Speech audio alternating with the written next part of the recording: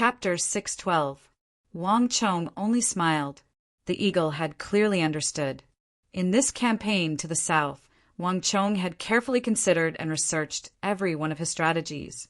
If he had not been certain that the sheep plague would be effective, he would never have made such an arrangement. Turning around, Wang Chong slowly vanished from the summit. Although Li Sai's surprise army had been effective, the Mengshi, Yusang army had not retreated. As long as the problem of water was not resolved, Wang Chong would not be able to relax. No one could help him in this matter. The imperial court could not help him, nor could Su Yiqin. No one could help him. He could only rely on himself to think of a solution. Let me tell you, my words are in order. If I say that you're not allowed to get close to the people of the Wang clan, then you're not allowed to get close to them. If you don't listen to my advice, be careful that I don't become merciless. The palm of a middle-aged man slammed heavily on the table with great force. Wang Chong could never have imagined that while he was in trouble in the southwest, in the distant capital, Su Yiqin, the future king of logistics that Wang Chong had predicted, was also in trouble. By the way, I've already ordered for those people sent by the Wang clan to be driven out. You're forbidden from leaving for 3 months. The middle-aged man had a stern expression, the veins on his forehead bulging. It was clear that he was in a state of rage. Big uncle. Su Yiqin raised her head to look at the middle-aged man, her expression as cold as ice. The matter between me and the Wang clan is my personal matter. It has nothing to do with the Su clan, and it has nothing to do with you. Don't meddle in my business. Bastard thing. Even at a time like this, you're still saying such things. Su Henian was infuriated, his hand raised and ready to strike. You dare! Su Yiqin was unafraid. She was not her big uncle's person. No matter what, today's matter had gone too far. Su Zhongyan, look at the fine daughter you raised. King Qi has already visited twice. Han, and Rong were stripped of their official titles because of you. Su Zhongyan, is this daughter of yours trying to destroy our Su family? Su Henian suddenly turned his head and harshly cursed the ashamed, middle-aged man behind him.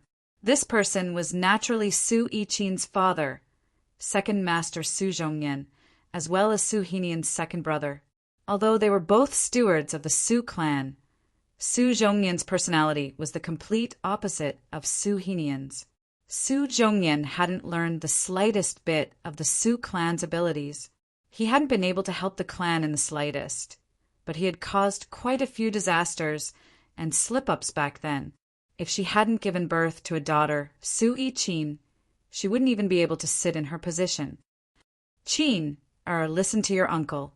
The Wang clan isn't related to us in any way. There's no need to offend His Imperial Highness Prince Qi for them. Su Zhongyan looked at his daughter, his voice soft and almost pleading. Big uncle, you dare speak of King Qi? Su Yiqin paid no attention to her father, Su Zhongyan.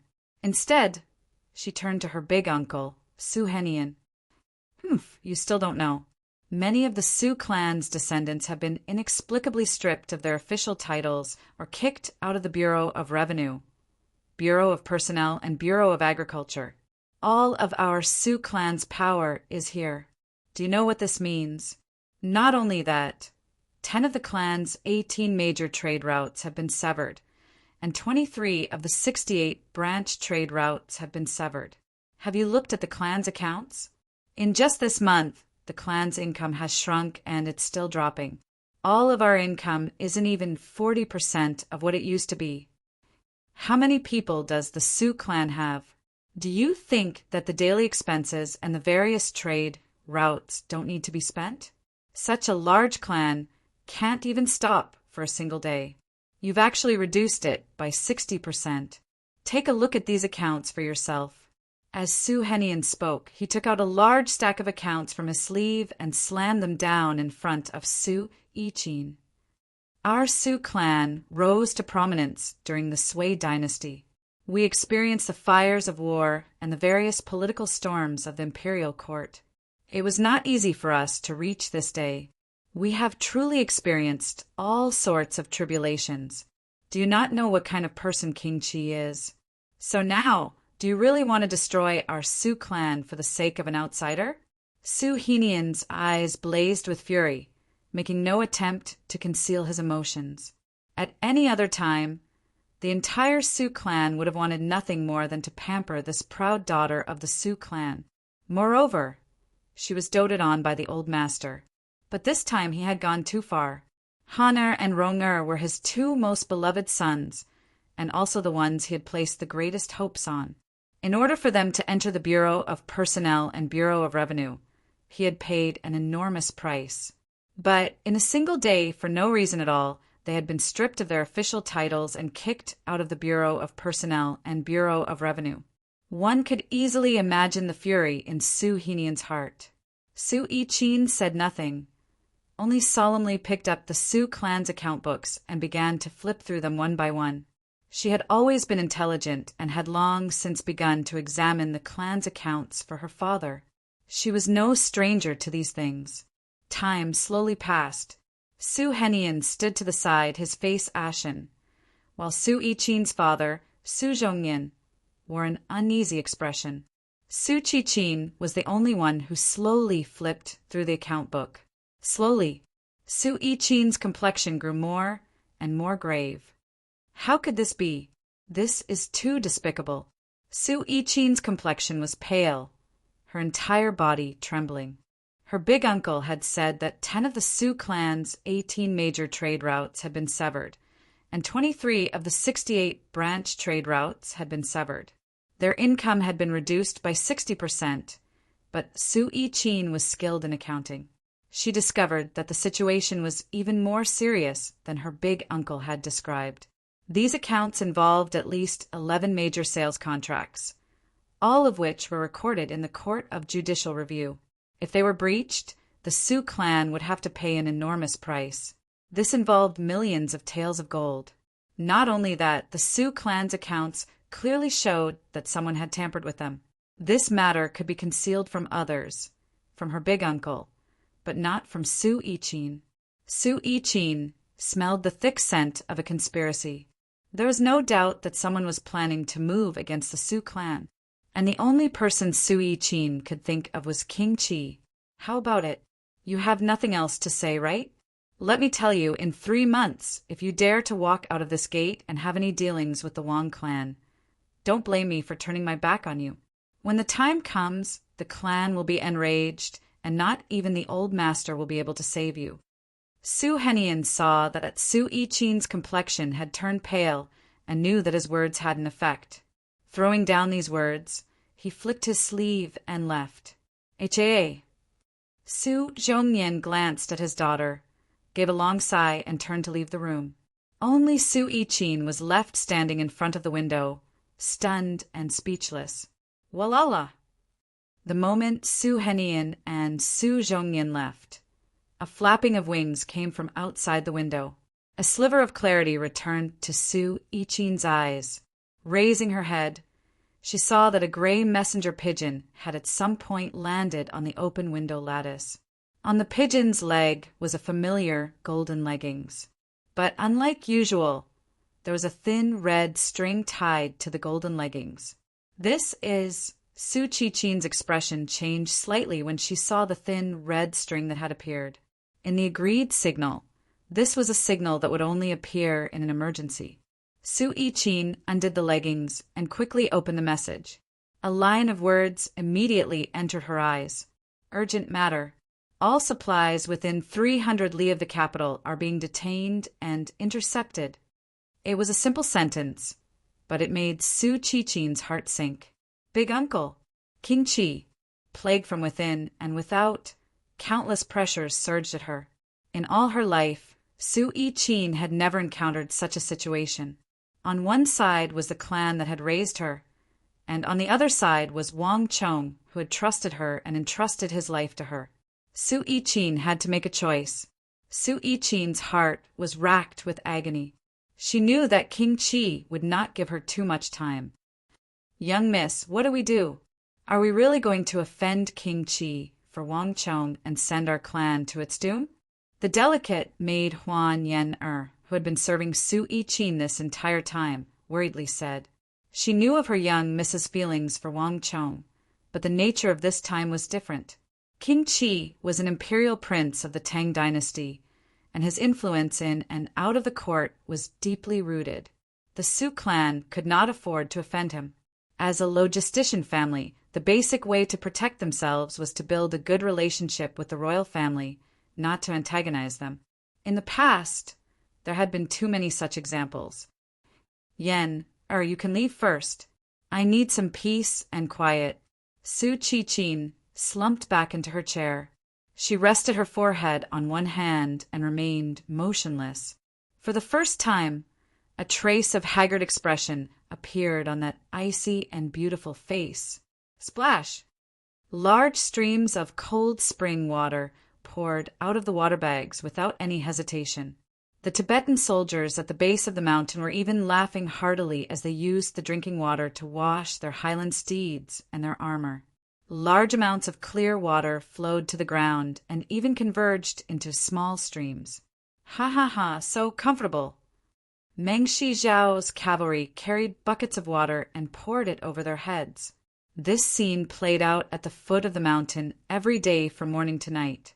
But every evening, the water on the ground would be buried or sprinkled with poison, leaving no chance for the Annam Protectorate. On the mountain range, a restless atmosphere was pervading. Young Master Daluan Ruozen is too despicable. He knows that we lack water, so he sends people to the foot of the mountain every day to disturb the army with water. If this continues, I'm afraid we will collapse without a fight. Chapter 613. The Annam Protectorate's water shortage was already quite serious. Daluan Ruozen's surprise attack was effective. On the same day, Wang Chong's army ran out of water. Now, even high-ranking generals like Luoji had rough skin and cracked lips. It was obvious how serious the Annam Protectorate's water shortage was. The Annam Protectorate had less than a tenth of its original number of stoves, and the war horses' drinking water was restricted to the limit. The morale of the army had long fallen. Everyone was panicking. At this time, Daluan Ruozen still used drinking water to disturb the Annam Protectorate. Although this move is simple, it's quite effective. We don't have a good solution at all. The eagle looked at the foot of the mountain worriedly. The Tang dynasty's water shortage was no secret. Even the low-ranking soldiers knew that there was not much water left in the barracks. Every day, Daluan Ruozen would have people come to the front of the formation and wantonly use water to bathe and wash the horses, provoking everyone. They were already severely dehydrated. Under such circumstances, everyone felt their lips becoming increasingly dry and cracked. Their hearts were getting more and more thirsty. This was a completely uncontrollable instinctive reaction. Even though everyone knew that this was a battle of life and death, they still had this uncontrollable reaction. The eagle could feel the restlessness and restlessness even from the top of the mountain. One could imagine how they felt. "Kill the horses," Wang Chong suddenly said. "What?" The eagle was stunned. He couldn't react in time. "Kill some of the war horses and use their blood to temporarily quench our thirst. This is the only expedient for now," Wang Chong said in a low voice. "But without the war horses, what will happen to young Master's plan? Moreover, the Annam Protectorate doesn't have many war horses now." The eagle was stunned. He never expected Wang Chong to suddenly suggest such a strategy. In the previous battles, the mountaintop cavalry that Wang Chong had set aside had played a huge role. It could even be said that they had played a key role in turning the tide of the battle. Fenjie had led Meng Shi Zhao's most elite Dragon Sun Corps and had almost pierced through the Tang dynasty's defensive lines, killing their way to the summit. In the end, it was Wang Chong's cavalry who used a surprise attack to seize an opening and cut off the Dragon Sun Corps from the front to the back, breaking his edge. More than a third of the Phoenix Sun Corps had died in battle, and even Fenjie had almost died on the mountain. if it wasn't for his subordinates escorting him as he fled for his life. Without war horses, the Tang dynasty would lose a lot of room to maneuver. Just kill some of them. Every day that he could delay was one day at a time. Now, they were competing to see who could last longer. Pass down the order. Now, the daily consumption is calculated by the drop. Unless it's absolutely necessary, you absolutely can't waste a single drop of water. Wang Chong said, for an army of 60,000 to be supplied with water by the drop every day, this was simply unimaginable for a regular army. But right now, there was no other way. If it were in the past, this sort of thing would absolutely cause a massive panic. But now, after Daluan Ruozen's incessant embellishment, there was actually nothing to worry about. This could be considered a wrong move. This subordinate understands. The eagle nodded. In addition, Daluan Ruozen's current situation isn't any better than ours. Under the banner, Wang Chong looked across from him and suddenly laughed. Daluan Ruozen had done his best, pouring pot after pot, bag after bag, bucket after bucket at the base of the mountain in front of all the Annam Protectorate soldiers, washing horses, bathing. But in his own situation, Wang Chong didn't even need to do anything, didn't need to imitate him, and it was already chaotic enough. There was a shortage of water, so he just had to conserve a little. Previously, he used to take 1 bag a day, but now he took 5 or 6 drops twice a day. 7 or 8 drops was enough, and he could endure it for a while. But without beef and mutton, what if he couldn't get used to the food of farming tribes?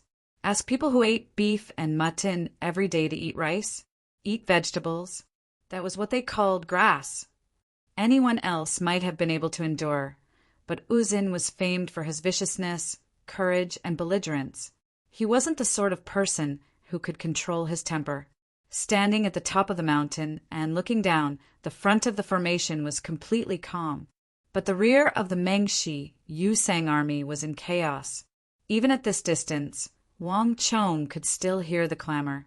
In a single day, Wang Chong had seen 17 or 18 fights, all of them between Mengshi Yusang soldiers. Wang Chong could easily guess that Uzin's men were running low on food, so they had definitely turned their attention to Uzin's men. After all, Mengshi Yusang were nominally allies, and Uzin had only sent soldiers for Mengshi Zhao's sake. Alas, the two sides didn't speak the same language, so this became pure and unreasonable quarreling, intentionally finding fault with each other and even starting to fight. The gap between them only grew deeper and deeper.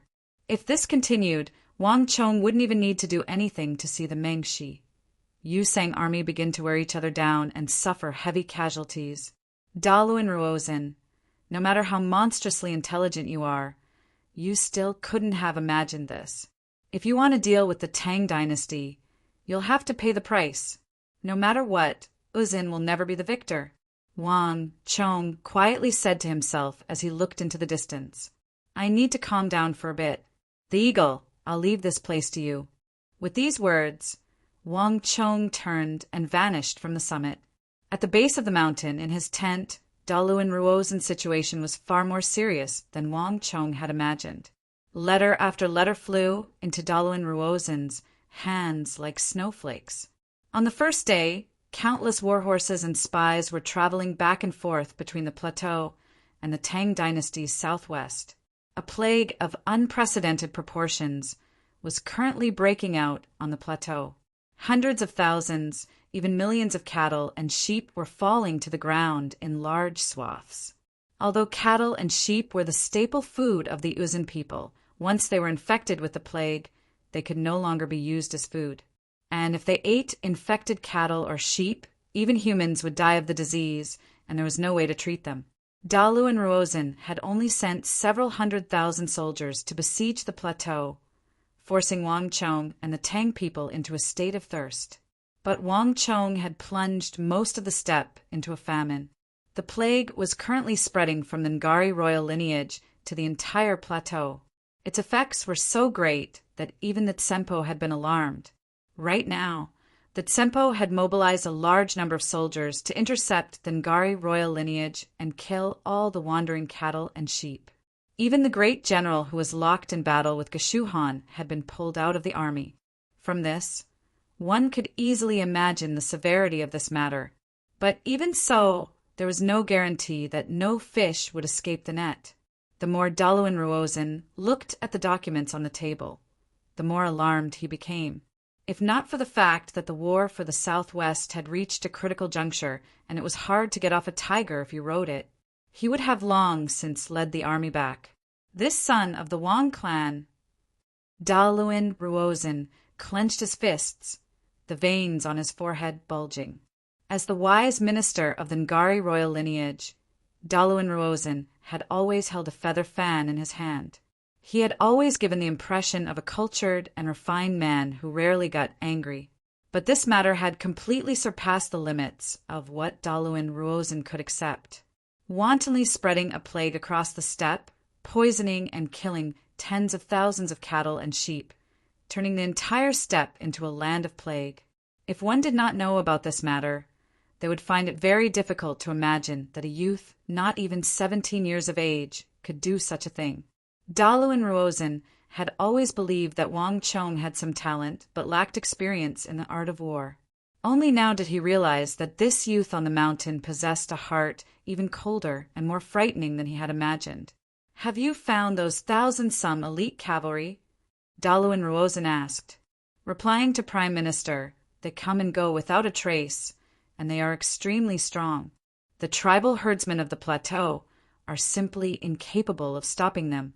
Moreover, their weapons are also very sharp. When our weapons touch them, they easily break." A messenger had been kneeling at the entrance to the tent for some time. "Sharp?" Daluin Ruozin closed his eyes, vaguely recalling something. "By the way, Prime Minister, the experts of the Great Snow Mountain Temple are already tracking them." The messenger raised his head and said, as he recalled something, "Got it." Daluin Ruozin raised his head and looked at the top of the tent, but his expression did not change in the slightest. After such a long time, the cavalry still had not been dealt with.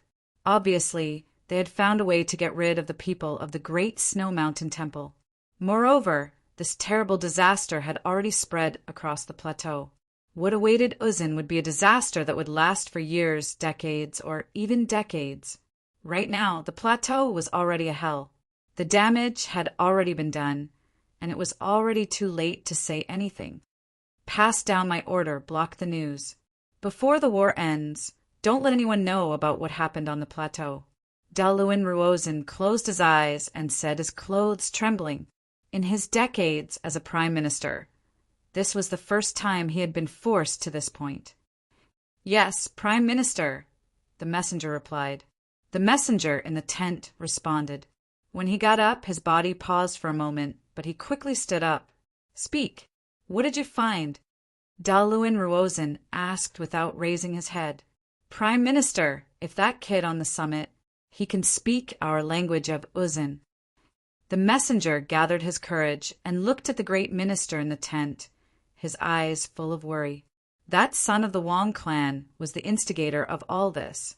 This was the best time for him to spread the news. "Impossible," Daluin Ruozin denied without hesitation. He raised his head and closed his eyes, making it impossible to discern the slightest emotion on his face. Even though he's the one who spread the plague, if he's a smart person, he won't say anything. No one will believe him either. Many people knew that the logistics of the Uzin army had encountered a problem, but no one could have guessed that this was related to the unprecedented plague on the plateau.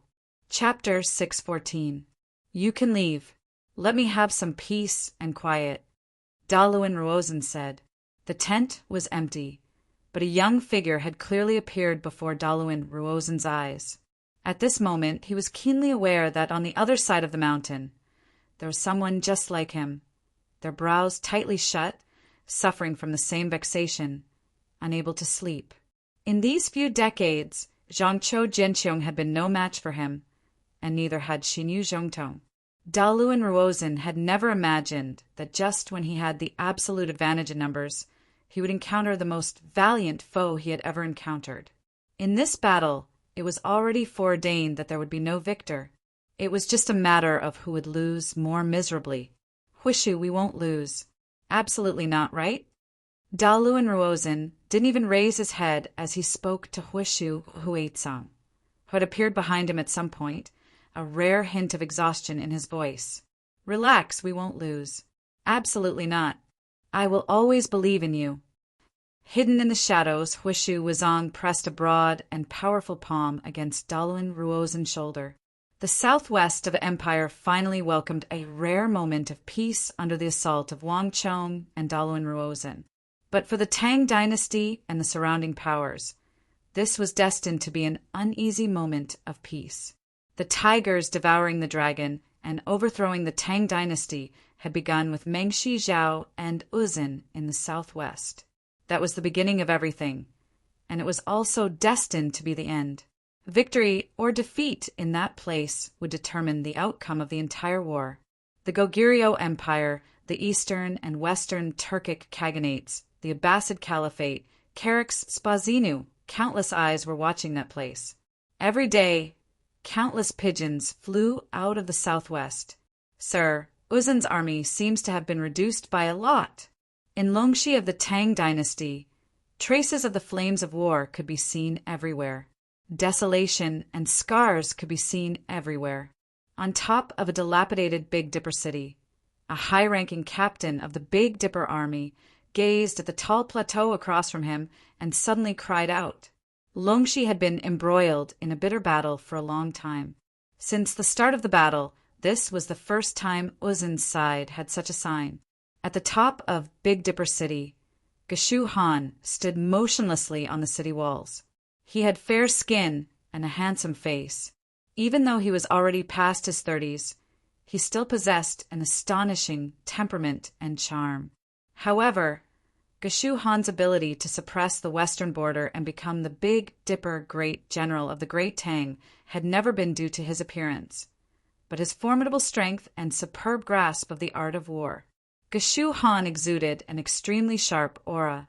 Just by standing on the walls, he was like an unsheathed saber, standing guard over the city walls and blocking wave after wave of attacks from the Yuzin. But not even Geshu Han could understand this change in the Yuzin.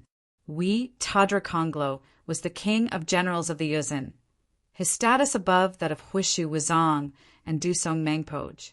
Logically speaking, this sort of mistake should not have occurred. There's a problem on the plateau. As Geshu Han was furrowing his brow in thought, a heavy, mellow, and dignified voice came from behind him. Behind the city gate tower, a middle-aged man dressed in court attire and wearing a jade python belt, with a square face and an honest look on his face, appeared to be extremely wise and far-sighted. Although his appearance was gentle and his facial features were not particularly handsome, this middle-aged man exuded an aura as boundless as the sea. Geshu Han was the Big Dipper Great General, presiding over the western border and possessing peerless strength, but he was still a head lower than this middle-aged man. Teacher! Geshu Han's expression flickered, and he excitedly bowed in respect. Geshu Han's status as the Big Dipper Great General meant that only the Crown Prince's junior guardian, the former commander of the Big Dipper Army, the war god of the Tang dynasty, Wang Zhongxi, could make him lower his head and call his teacher. In the Tang dynasty, everyone knew that Geshu Han had once been Wang Zhongxi's subordinate and had been promoted by Wang Zhongxi. It was precisely because of Wang Zhongxi that he had reached his current level. But very few people knew that the relationship between Geshu Han and Wang Zhongxi was far from that of an ordinary subordinate and commanding officer. In truth, Geshu Han had been raised single-handedly by Wang Zhongxi. Rather than saying that Geshu Han was Wang Zhongxi's subordinate, it would be better to say that Geshu Han was Wang Zhongxi's student. In private, in Longxi, Geshu Han had never addressed Wang Zhongxi as lord, but as teacher. He had long ago learned that the Crown Prince's junior guardian Wang Zhongxi had left the capital. But Geshu Han had not expected Wang Zhongxi to arrive so quickly. In the face of a major war, Tadra Konglo will not easily mobilize his troops, unless something unexpected happens on the plateau. A gentle breeze blew as Wang Zhongxi stood on top of the city gate tower. He gazed at the fluttering war flag in the distance, as well as the white warhorse beneath it. In terms of understanding of Uzin and Witadra Konglo, no one understood it better than Wang Zhongxi. The two of them had always been formidable foes. Alas, Witadra Konglo had still lost to Wang Zhongxi by a single move. High primordial transformation. Geshu Han slightly creased his brow. Because of the unique geography of the plateau, Uzin could be considered the most comfortable country outside of the Tang dynasty. Other than the Tang dynasty, which had fought its way to the plateau several times in its wars with Uzin, no other faction had been able to invade the plateau.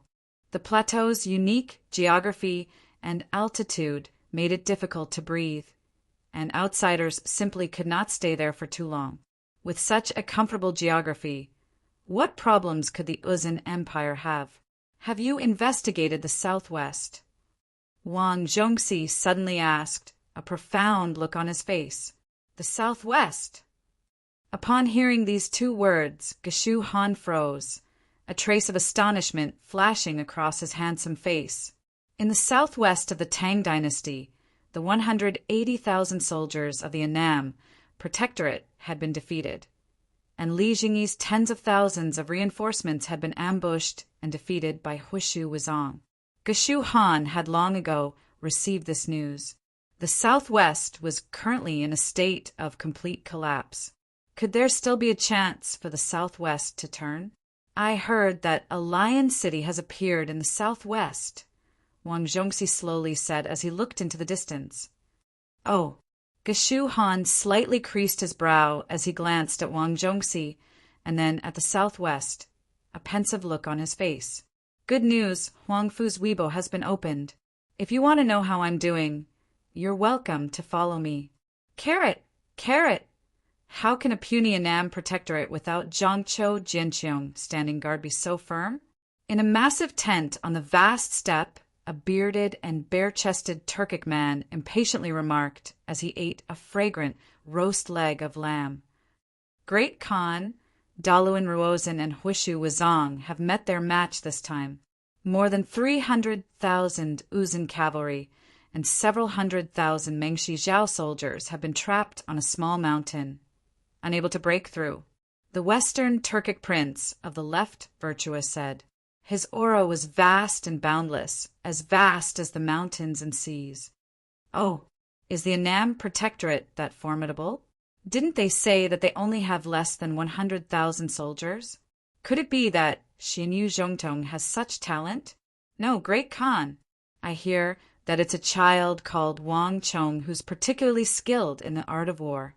Before Mengshi Zhao and the Tang dynasty even began fighting, he built the Lion City on the Arai Plains, and he's currently in command of the Annam Protectorate. Oh, Osmish Kogan put down the leg of lamb in his hand, a grave look finally appearing in his eyes. Great Khan, the Tang dynasty is still our enemy. Should we help them now? The prince of the left virtuous probed. The tent was deathly still, the only sound being emitted by the flickering of the fire. The Western Turkic Khaganate was currently doing its utmost to attract the armies of the Tang dynasty's biting Protectorate and Qixi Protectorate. If they wanted to help Mengshi Zhao and Uzin, it meant it was very quiet in the tent. No one spoke. We'll do as you say. After a long while, Osmish Kogan finally nodded. In addition, investigate that Wang Chong. I want to know everything there is to know about him. The Eastern Turkic Khaganate, Goguryeo, the Abbasid Caliphate, Karak-Spazinu, the Tang dynasty's prolonged war in the southwest had attracted everyone's attention. No one had expected that, without Zhangqiu Jinqiong, the Annam Protectorate would be able to hold out for so long against the frenzied assaults of Jelifang and Daluin Ruozin. Each empire was taking their own actions to help Mengshi Zhao and Uzin.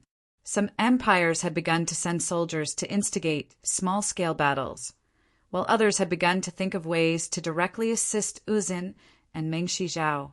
The night wind blew. It was already the second day after the armistice.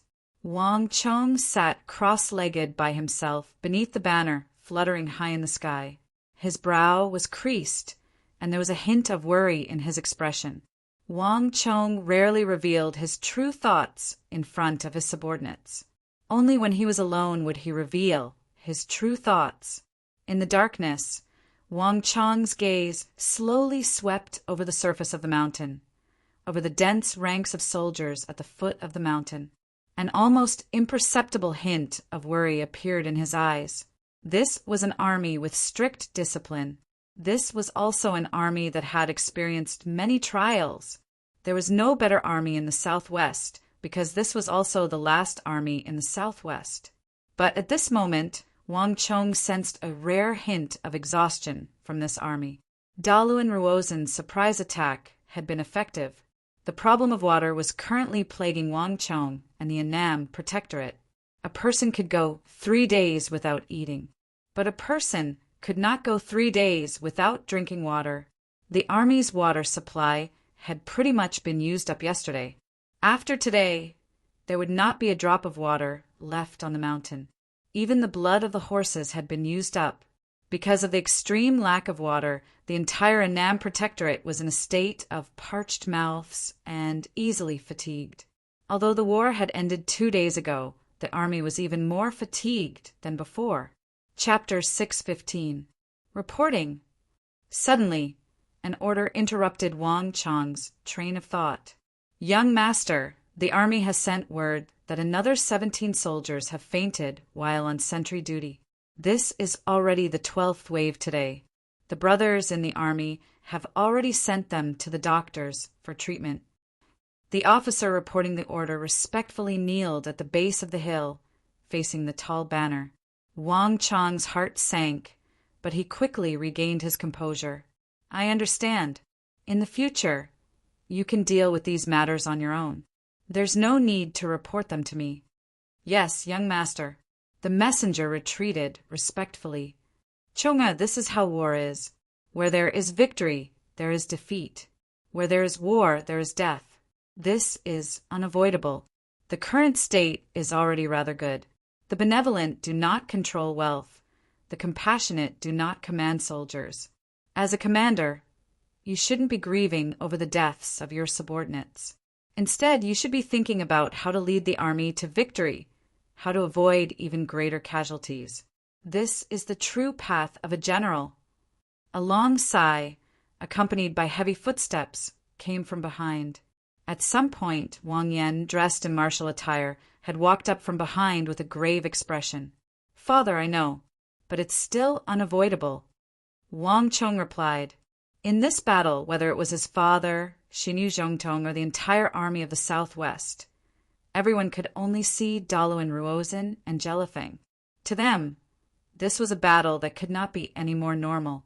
But to Wang Chong, this was not the only thing he saw. A dike of 1,000 li can collapse because of an ant hole. The fate of the massive empire that was the Tang dynasty depended on this battle. The Tang dynasty could not afford to lose this war of the southwest, nor could it afford to lose, because this war involved the future of the entire Tang dynasty. Young Master has a benevolent heart. It is all thanks to Young Master that we were able to reach this step. Right now, the casualties of the Mengshi, Yusang army, are even greater than ours. As for what will happen in the future, Xinyu doesn't really care. Another voice came from the dark night. Xinyu Zhongtong walked unhurriedly from another direction and finally sat down on the left side of Wang Chong. Young Master, are you looking for us? Chongar, if you have something to say, just say it. Wang Yan also walked over. As the commander-in-chief of the army, the two of them could not easily leave the camp. However, if it was Wang Chong's intention, everything would be different. In fact, the two of them had been here for a while. Seeing that Wang Chong was sitting there in deep thought, neither of them disturbed him. You really have grown up. Wang Yan glanced at the flagpole and saw Wang Chong, who had clearly lost a lot of weight. He sighed in his heart, feeling very gratified. From that unfilial son who had caused him so much worry to now, For the sake of the Tang dynasty, for the people of the Central Plains, for the people of the Southwest, he had traveled a great distance to reinforce them, even putting himself in danger. Wang Chong had changed significantly. Even now, Wang Yan still didn't really understand how Wang Chong had suddenly become so skilled in the art of war. But at this moment, none of this was important. Wang Yan's heart was filled with the pride of a father. Father, Lord Xinyu, we don't have much time. In a few days at the latest, Uzin and Mengshi Zhao will begin their operation. This time, Uzin will not leave any leeway. This might be the final decisive battle between us and Uzin and Mengshi Zhao.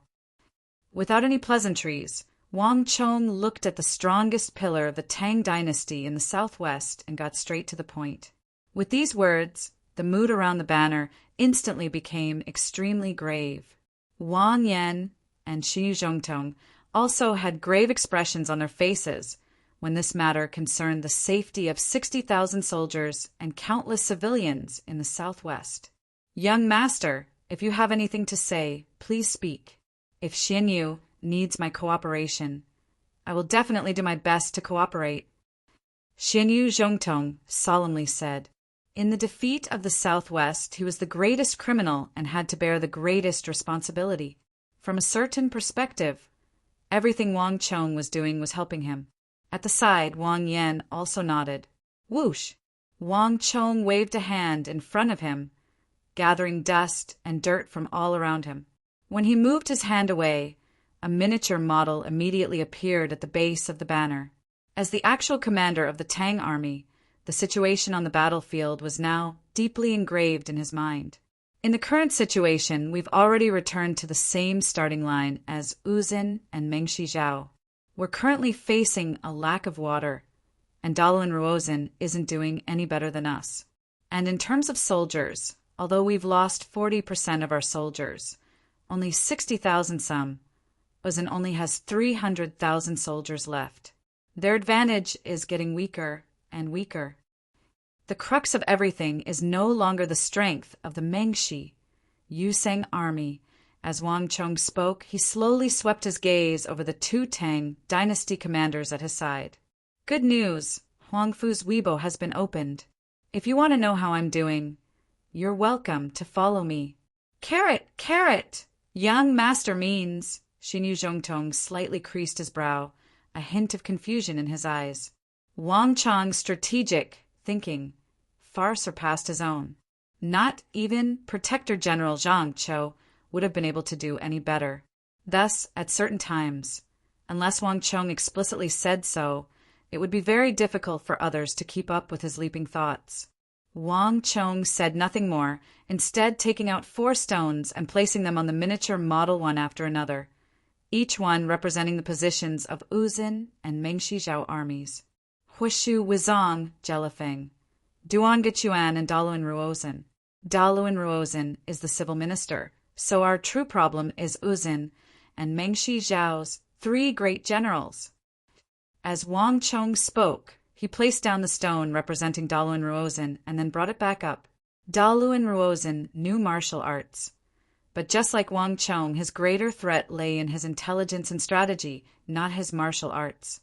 The greatest threat to the Tang dynasty was still Huishu, Wizong, Jelifeng, and Duan Gechuan, these 3 supreme experts. Young Master Wang, I understand what you mean. Xianyu, Zhongtong frowned. In the current situation, Huishu Wizong has General Wang Yan's mighty miracle god, and I can use the Vajra god to deal with Duan Gechuan. As for Jelifeng, as the ruler of the Mengshi Zhao Empire, he won't easily enter the fray. Thus, we won't have too many problems for the time being. Just because he won't enter the fray doesn't mean that he won't. Wang Chong said.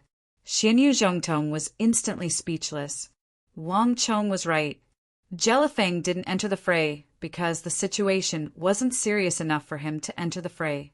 Once he did enter the fray, the Annam Protectorate wouldn't be able to withstand him at all.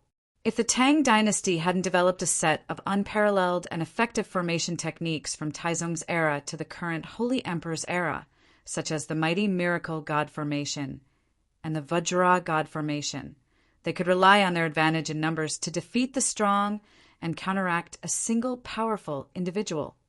If we don't solve this problem, we'll always be on the defensive, waiting for Dalu and Ruozhen to attack, and we'll never be able to get out of this predicament, Wang Chong said in a low voice. Hearing Wang Chong's words, Wang Yan and Xinyu Zhongtong's eyes lit up. The Annam Protectorate's top-notch fighting force couldn't compare to Uzin and Meng Shizhao. This point was clear, and without a doubt. Thus, from the start, their strategy was to stall for time and wait for the imperial court's reinforcements. But from Wang Chong's words, it was clearly not the case. Young master, is there any other way? Xinyu Zhongtong was skeptical as he probed. He had no doubt that Wang Chong was very skilled in the art of war. But if Wang Chong could even intervene in a battle between top-notch fighting forces, Wang Chong really didn't dare to believe it. Wang Yan didn't say anything, but his eyes were also filled with doubt. Father, you fought with Huishu Wuzong. What do you think of him? Wang Chong didn't say it directly, but asked a question instead. Huishu Wuzong is very powerful. His golden Buddha avatar is very powerful and has a strong defense. I gathered 50 to 60 top-notch generals and used the mighty miracle God avatar, but I still couldn't suppress him. Wang Yan said thoughtfully, although the Tang dynasty had a lot of people, it was still just one country. It couldn't possibly fight against all the foreign countries in the world at the same time. This was like fighting against the world alone. Thus, formations like the mighty miracle god and the Vajra god to gather the power of the army to fight against the top-notch fighting force of the other side became very necessary. In fact, this was the result of countless experts of the Tang dynasty thinking and researching together. Wang Yan was also bestowed with the mighty miracle god because he was born in a family of generals and ministers and was the son of Duke Jiu of the Tang dynasty. Father, if you fight with Huishu Wuzong again, aim at his organs or Jingfu acupoint. In the darkness, Wang Chong's eyes glistened as he suddenly spoke. Oh, Wang Yan stared at Wang Chong in surprise. Chong, where did you hear this from? Huishu Wuzong was an Uzin great general, and this was the first time even Wang Yan had seen the Vairocana golden body mantra. Even an old general like Wang Yan didn't know about the weaknesses in the armpit or Jingfu acupoints. This was only the first time Wang Chong had come to the southwest, so Wang Yan had no idea how he knew. Father knows that when your child was messing around outside, I learned a little of the Uzin language, so I became very close to some of the Uzin people in the capital. Your child also accidentally heard that the martial arts in the Great Snow Mountain Temple are mostly in the armpit or Jingfu acupoint. If Father fights with Huishu Wuzong again, there is no harm in giving it a try. Perhaps you will gain an unexpected harvest. Wang Chong sincerely said. Wang Chong naturally did not associate with any of the Uzin people in the capital. If the scions of noble clans were to get too close to these barbarians, they would very easily be ostracized by others. But in order to convince his father, Wang Chong could only say this. There are 8 major schools of martial arts in the Great Snow Mountain Temple, and their weaknesses would naturally not be concentrated in the armpit or Jingfu acupoint. In the battle 2 days ago, although Wang Chong had not fought with Huishu Wuzong, he had already gained a basic understanding of his martial arts. Chapter 616. If that's the case, I can give it a try when the time comes. Wang Yan was skeptical, but at this time there was no better way. This was also a temporary, stopgap measure. That's right, Father! I once heard some information about the mighty miracle god formation from Senior So Young-sun. It might be useful to Father. Wang Chong pretended to suddenly remember something and continued. War god! Wang Yan and Xinyu Zhongtong trembled as they stared in shock at Wang Chong. Young Master Wang, you actually know the war god. Xinyu Zhongtong grabbed Wang Chong's arm, his expression agitated. He knew that Wang Chong was very talented, but he had never imagined that Wang Chong would know the legendary war god of the Tang dynasty. That person was a godlike existence in the current Tang dynasty, and many people even said that he was dead. Yet Wang Chong was saying that he had a relationship with that lofty war god. Chong-er, is what you say true? Even Wang Yan had a shocked expression on his face. Wang Yan had left the capital a long time ago, so he had no idea of So Yung-sun's situation. As for Xinyu Zhongtong, he had always lived in the southwest, far from the capital, so he had no way of getting news. In truth, even in the capital, the relationship between Wang Chong and So Yung-sun was only known to an extremely small circle. Your child speaks no lies, Wang Chong said. It was fated that he could not speak of the events of his last life. Wang Chong could only use So Yung-sun's name to explain. So Yung-sun had always remained in his residence, refusing all visitors. Outsiders had no chance of meeting him, not even his father Wang Yan. No wonder young Master Chong is so skilled in the art of war. Xinyu Zhongtong's eyes lit up, as if he had found the reason behind Wang Chong's astonishing talent. Although Wang Chong was young, everything could be explained if he was the heir of the war god. Chong-er, just what did Senior Su say? Wang Yan frowned slightly and said, compared to Wang Chong's shocking identity, he was more concerned about what So Yung-sun had said. Wang Chong pondered for a moment, then quickly explained a set of advanced mental cultivation methods regarding the mighty miracle deity formation. In the future, when that calamity descended, tens of thousands of foreign invaders swarmed in, mountains and rivers shattered, the great earth collapsing. All of the martial art secret manuals were no longer secrets. Wang Chong, as the supreme grand marshal of the world and the supreme war saint, had studied several sets of top-notch battle formations of the Tang dynasty for the sake of war. Although time had been limited and he hadn't been able to study them all, he had still managed to produce some results. As for the mighty miracle deity formation, as the formation that Wang Chong's father was most skilled in, it was the first to produce results. Although it was impossible to greatly increase the power of the mighty miracle deity formation by making a last-minute effort, it was completely possible to increase the formation's power by a small amount and increase its offensive power. As Wang Yan listened to Wang Chong recite the mental cultivation method, he became more and more alarmed. He had been practicing the mighty miracle deity formation for 6 or 7 years now, and he had memorized all the details. But it was precisely for this reason that Wang Yan knew that this mental cultivation method was of an even higher level. Rather than calling it a mental cultivation technique, it was more accurate to call it a technique called Mighty Spirit Strike.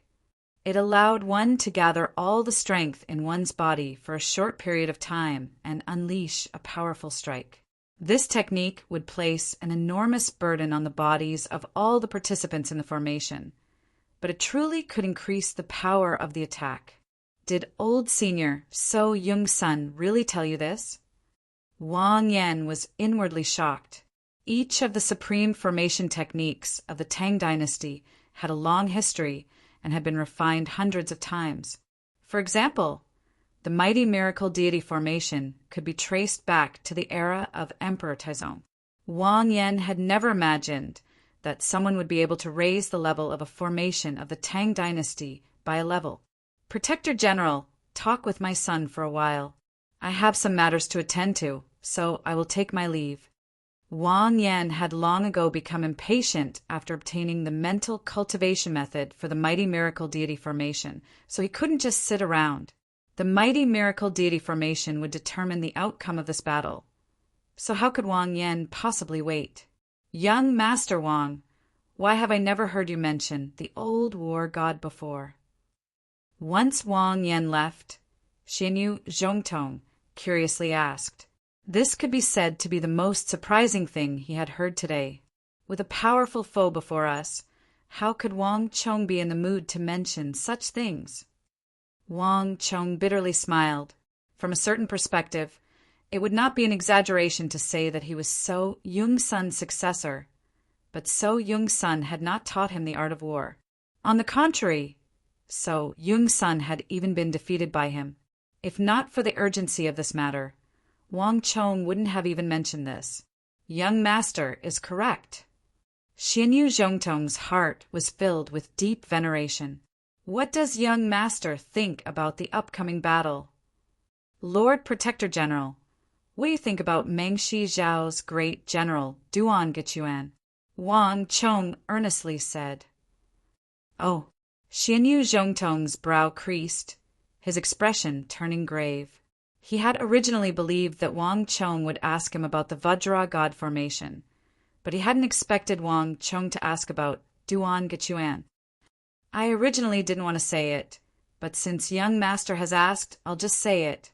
In this battle, the one I'm most worried about has never been Hushu Wizong, but Duan Gechuan.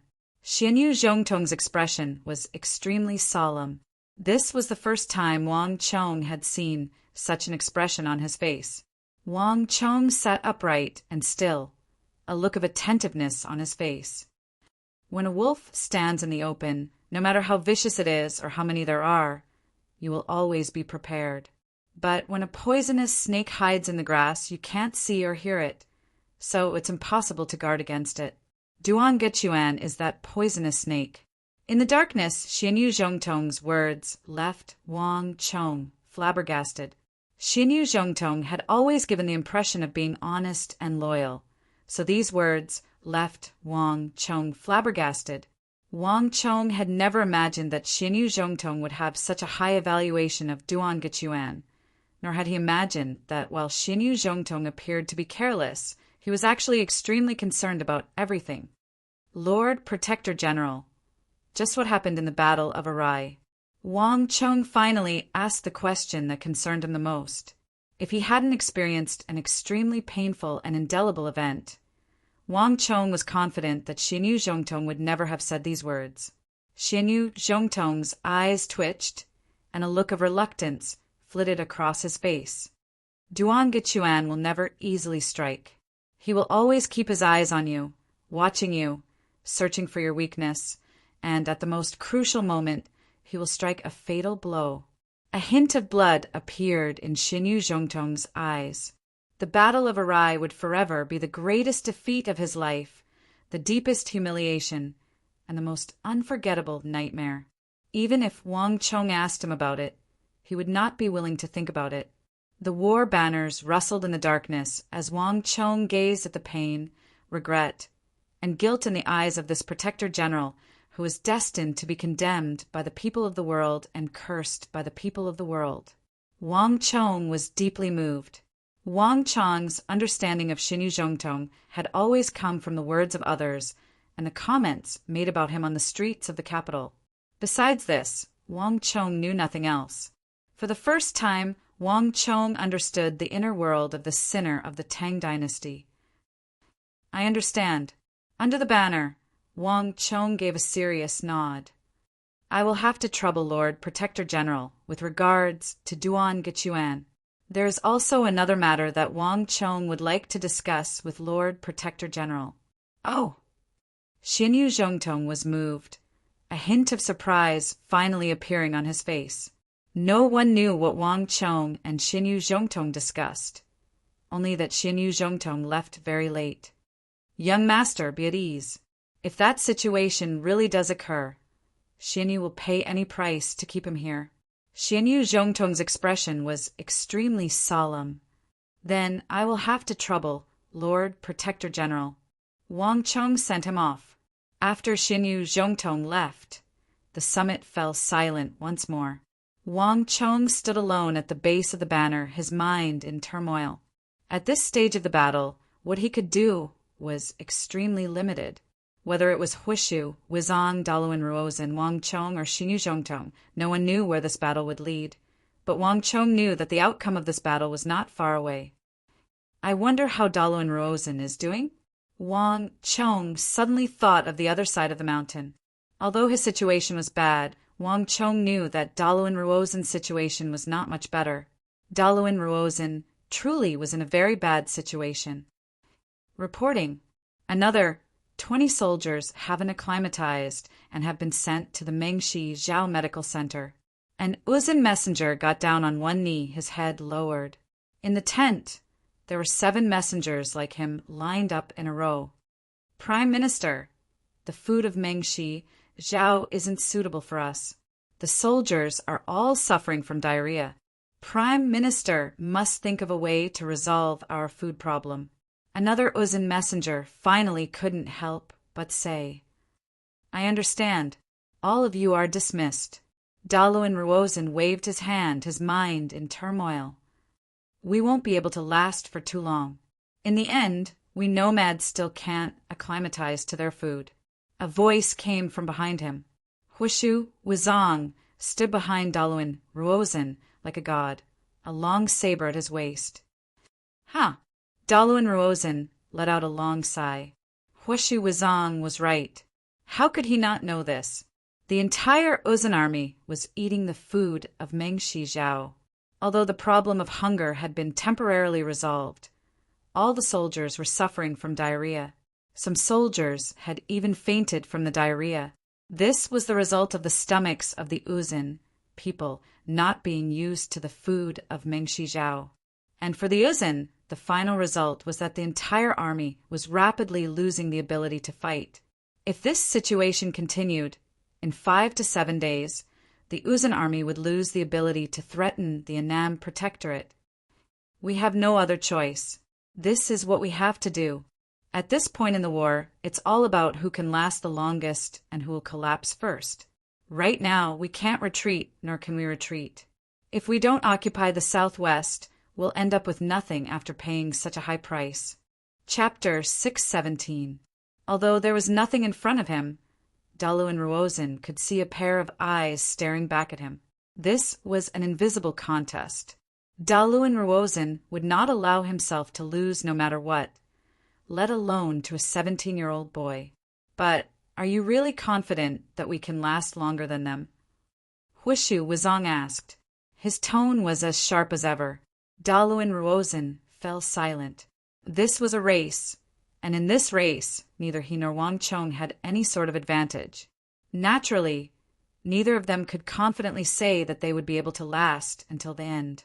No matter what, we will not lose. We will not lose. Daluin Ruozin clenched his fist tightly. What a pity.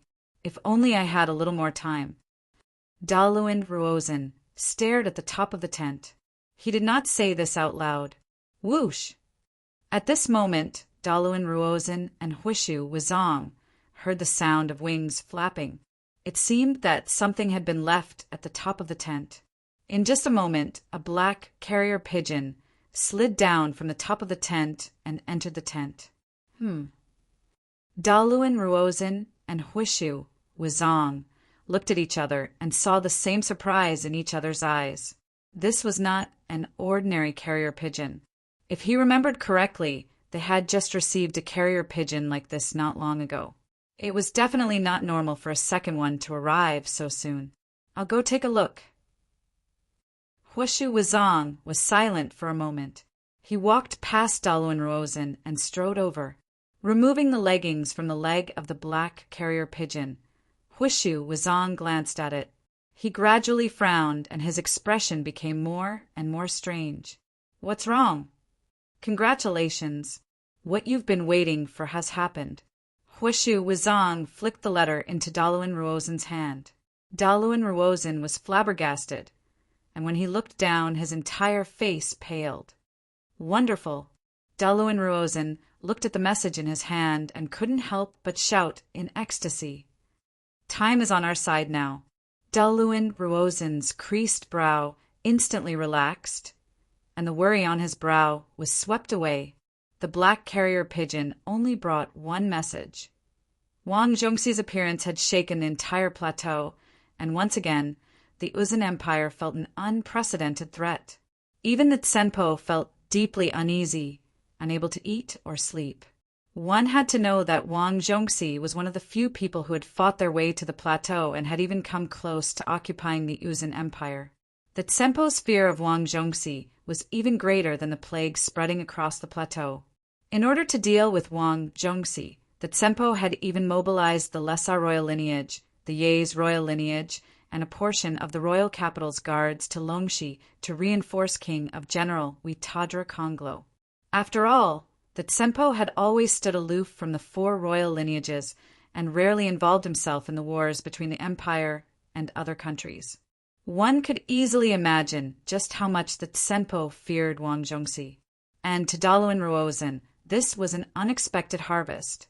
There was no question that he had won even more time. Ha ha ha, pass on my order.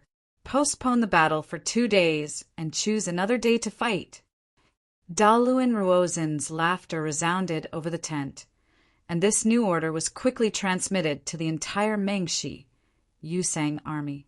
Let's go, Wishu Wizong. Let's go eat the rice of the Arai. Daluin Ruozhen laughed as he walked out of the tent, his face flushed. The situation isn't good. The Uzin have begun to light fires to cook. On the mountain, several generals of the Annam Protectorate had gathered together. Lin Wushou looked down the mountain, his brow furrowed into a deep frown. Uzin and Mengxi Zhao had sent scouts every day to keep an eye on the mountain. But how could the soldiers of the Annam Protectorate not keep a close watch on them? The number of cooking fires in the Uzin camp had been far less than this in the past few days, but in a short period of time, the number of cooking fires had increased tenfold. The Uzin are eating the food of the Mengxi Zhao. Lin Wushou's expression was grim. It was no secret that the Uzin had run out of food, and they had long since begun to eat the food of the Mengxi Zhao. But the situation this time was completely different. The fact that the number of cooking fires had increased so much meant that the Uzin had completely accepted the food of the Mengxi Zhao.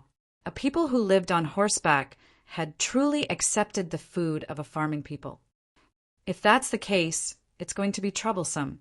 The Uzin can accept the food of the Mengxi Zhao to solve their food problem, but we have no way of solving our water problem. If this continues, we'll lose for sure. Luaji stood at the side, his face fraught with worry. We must inform young master of this matter. Zhao Hong turned to look at the eagle. The eagle, you have the closest relationship with young master, so you should inform young master. No need. A light breeze blew past. The eagle stood on the summit, his expression calm and unmoving. Young master already knows, so there's no need for us to say anything. And young master already has many things to worry about. In the future, there's no need to bother him with these things. 60,000 soldiers, all of the southwest, including the imperial court, had placed all their hopes on Wang Chong. The eagle spent every day at Wang Chong's side. Only he knew how much pressure Wang Chong was under right now. If not for the fact that he was limited by his own abilities, the eagle truly wished that he could replace Wang Chong and share some of the pressure. And in the end, young master was only 17. The eagle's words caused the crowd to fall silent. Luaji, Lin Wushou, and Zhao Hong all turned to look at the mountain. There they could faintly make out the back of a figure sitting cross-legged, motionless. Water source, water source. Is there really no other way? Wang Chong sat alone, his mind in turmoil. He had long ago noticed what was going on with Daluin Ruozhen and Wishu Wizong. The problem of food for the Uzin was not so easy to resolve. Acclimatization and differences in food culture were not things that could be resolved by Daluin Ruozhen expressing his stance. But Daluin Ruozhen had undoubtedly used his actions to express his resolve. At the very least, he would be able to persist for a few more days in this situation. But Wang Chong no longer had the time. The Annam Protectorate's water supply had been completely used up, and warhorses could no longer be killed. Otherwise, if the Mengxi Yusang army attacked, the Tang dynasty would surely lose. The Tang dynasty was besieged on all sides and on the verge of collapse. Water, water, there has to be a way. Wang Chong sat cross-legged on the ground and racked his brains, thinking through everything he knew about water in his past and present lives. But he still found nothing. The mountains. When Wang Chong had chosen this place to set up camp, he had determined that water would be an unsolvable problem. As time slowly passed, Wang Chong sat cross-legged on the ground, his mind blank. In truth, The fact that he had been able to last this long in this war had already surpassed his expectations, but he could not lose no matter what. Walala! Suddenly, he heard the sound of a rock rolling. Careful! Wang Chong raised his head and saw a disturbance in the distance. It seemed like a war horse of cavalry had accidentally kicked off a large rock, causing it to roll toward a spearman at the base of the mountain. Buzz! As Wang Chong's gaze followed the movement of the rock, an idea suddenly flashed through his mind. That's right. Ha ha ha! How could I have forgotten? Wang Chong excitedly laughed. I've thought of a way. Dalu and Ruozen, you've lost for sure. Bang! The sword swung down heavily, and with a crack, the rock was peeled off, revealing a smooth section. But nothing happened. The group of people looked at Wang Chong, who had given the order, in confusion. Young master, what are we looking for this time? One of the generals asked. An hour ago, Wang Chong had given this strange order, but he had never mentioned the reason. Don't think too much. Just do as I say. Wang Chong flicked his sleeves and turned to leave. Bang! A second, a third, a fourth. Wang Chong brought his men and dug around the mountain. No one knew what Wang Chong was trying to do. Even the eagle was confused. Only Wang Chong knew what he was looking for. He was looking for a water source. All mountains had a certain water storage and interception capacity. This was a shallow water on the surface. If it flowed out through the cracks in the rocks, it would be a drinkable water source. Although it was not much, to the current Annam Protectorate, it was extremely precious. A little water source was enough to change the current situation of the Annam Protectorate, greatly boosting their morale.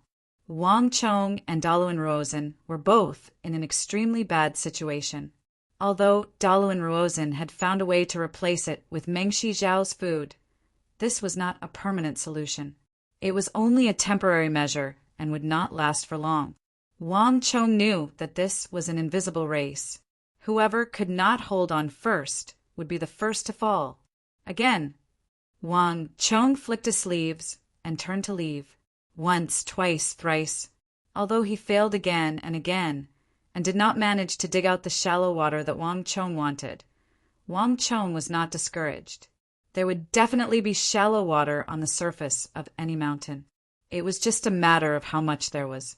Moreover, the water would gather and flow in different directions under the surface of the mountain. In Wang Chong's memory, even a place like the western region had Kerez wells formed by shallow water. There was no reason that a place like the southwest did not have such a tall mountain range. More importantly, not long ago, there had been such a heavy rainstorm that it was hard to tell friend from foe. In such a short period of time, there was no reason that no water could be intercepted on this mountain range. Even if the mountain could not intercept the water, there was no reason for it to flow so fast. No matter what, there must be water here. Chapter 6:18. Bam! Another loud sound rang out. God knew how many times he had tried to dig here and there on the mountain. When he was about to dig all over the mountain, he finally swung the long sword down, and a stream of clear mountain spring water gushed out from the cracks in the stone. The shining white water danced in the air, sprinkling around the crowd. In that instant, everyone was stunned. Even the messenger who was wielding the woozy steel sword was still holding his sword high. He was drenched all over and stood there in a daze, stunned. Water! It's water! It's actually water! Young master actually dug out water on the mountain. Luoji, Lin Wushou, Zhao Hong the eagle, and everyone else were stunned. The surrounding soldiers couldn't help but exclaim in excitement. Everyone knew that young master had given a strange order to dig around the mountain. But no one had ever thought that it had something to do with water. Even the eagle hadn't expected it to be like this. Digging out a water source on a dry, rocky mountain without much vegetation was like a miracle to everyone. Boom! In an instant, the surrounding soldiers all rushed forward, scooping up the spring water gushing out from the cracks in the rocks and gulping it down madly. As they drank, they trembled in excitement. The Tang Dynasty's water source had been completely depleted a few days ago, and before the water was depleted, everyone had to go through a long period of water restriction. Everyone's daily water consumption was calculated by drops, and the water in the rice was extremely little. As early as a few days ago, the rice cooked by the stove was already half cooked. The reason was simple: there wasn't enough water. Under such circumstances, everyone was already dizzy from hunger, and their mouths were dry. More importantly, because of the lack of water, everyone was severely fatigued and tired easily. No one could imagine the feeling of someone who had been thirsty for a long time suddenly coming into contact with a pool of clear water. That kind of feeling was driving them crazy. What are you waiting for? There's so many soldiers. Is one look enough? Wang Chong stood on the mountain and said, "Yes, young master." The messenger was startled, as if he had just woken up from a dream. He hurriedly followed Wang Chong with a joyful expression on his face. For an army of 60,000, a clear spring was obviously not enough. He waved his sword again and again, not knowing that he was doing such an important thing. If he had known, he would have been more diligent than anyone else. "Young master, tell me, I'll do it." One mouthful, 2 mouthfuls, 3 mouthfuls. Rocks were split open one after another. Between the cracks of the rocks, a shallow layer of cold water continuously flowed out. As the clear spring water flowed out, rumbling sounds could be heard as the entire army boiled over. War horses, soldiers, all the soldiers were drinking to their heart's content. After such a long time, this was the happiest and most exciting day for everyone. Even the mountains were lit up with cooking fires in advance to celebrate. The war horse neighed and neighed, overflowing with joy and excitement. "Chong-ah, how long can these springs last for?" At the summit of the mountain, Wang Yan, Xinyu Zhongtong, and Wang Chong stood side by side with their banners fluttering in the wind. At the base of the mountain, the soldiers and their horses were all drinking, many of them using their armor and water skins to receive the spring water. Many of them were so excited that their faces were red. This could be said to be the best sight that Wang Yan and Xinyu Zhongtong had seen in a long time. "I also don't know." A faint smile appeared on Wang Chong's lips, but his words left Wang Yan and Xinyu Zhongtong greatly surprised. Just how much shallow water was on this mountain and how long the water could last was something that no one could estimate. In this regard, Wang Chong said nothing. But it definitely won't last too long. Wang Chong said there was a limit to the shallow layer of water. Although there was no way to estimate it, one could basically determine that it wouldn't last too long. Then why is young master allowing everyone to drink, cook, and water the horses so wantonly? Xinyu Zhongtong turned his head, his complexion slightly changing. A general's duty was on the battlefield: how to arrange troops and defeat the enemy. Logistics and command, digging up water in the mountains, geography and geology, forging steel city walls. These weren't Xinyu Zhongtong's strong points at all. Xinyu Zhongtong had originally believed that Wang Chong dared to allow the army to enjoy the water because there was enough to drink. He had never imagined that Wang Chong's answer would be this. Everyone on the mountain was drinking, and the horses were also swollen. The water that had not been collected was spilled all over the mountain. This was already a waste. "Young master, the problem of water is related to the army. It's not too late to control it now," Xinyu Zhongtong said seriously, his expression incomparably stern. Wang Yan said nothing, but his brow slowly creased. It was clear that he was inclined to agree with Xinyu Zhongtong. If the spring was limited, then controlling the water supply was necessary. This was something that a general had to understand. "No, there's no need to control it." Wang Chong shook his head and smiled, his expression calm and relaxed. He gave off the feeling that everything was within his grasp and that nothing was out of his control. "Father, Lord Xinyu, in the current situation, not only should we not control it, we should let loose and let them enjoy the water without restraint and waste it." Wang Yan and Xinyu Zhongtong were both dumbfounded. As the highest-ranking commanders of the Southwest, The two had experienced countless battles and possessed rich experience. But Wang Chang's answer had left them bewildered. Why is that? Wang Yan frowned. The two of them stared at Wang Chong. In the current situation, wasting water was not a wise decision, but the two were confident that Wang Chong had a good explanation.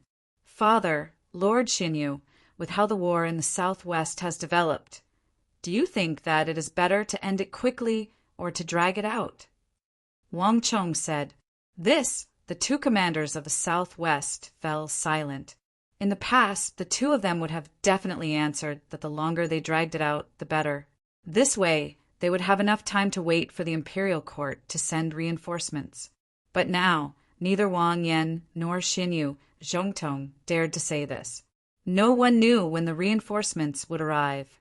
If the reinforcements did not arrive and there was not enough water, the longer the war dragged on, the more disadvantageous it would be for the army. After all, people could go 3 days without food, but they could not go 3 days without water.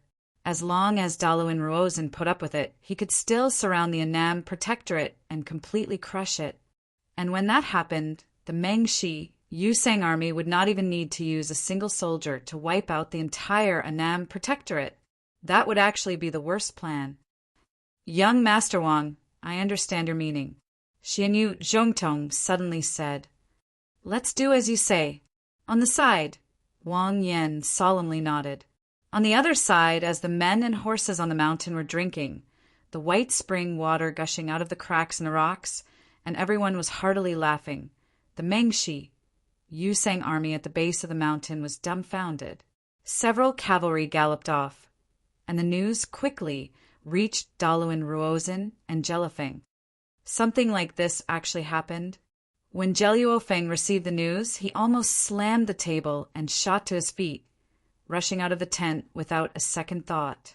However, by the time Jelio Feng arrived at the scene, 2 tall and sturdy figures were already standing in front of him.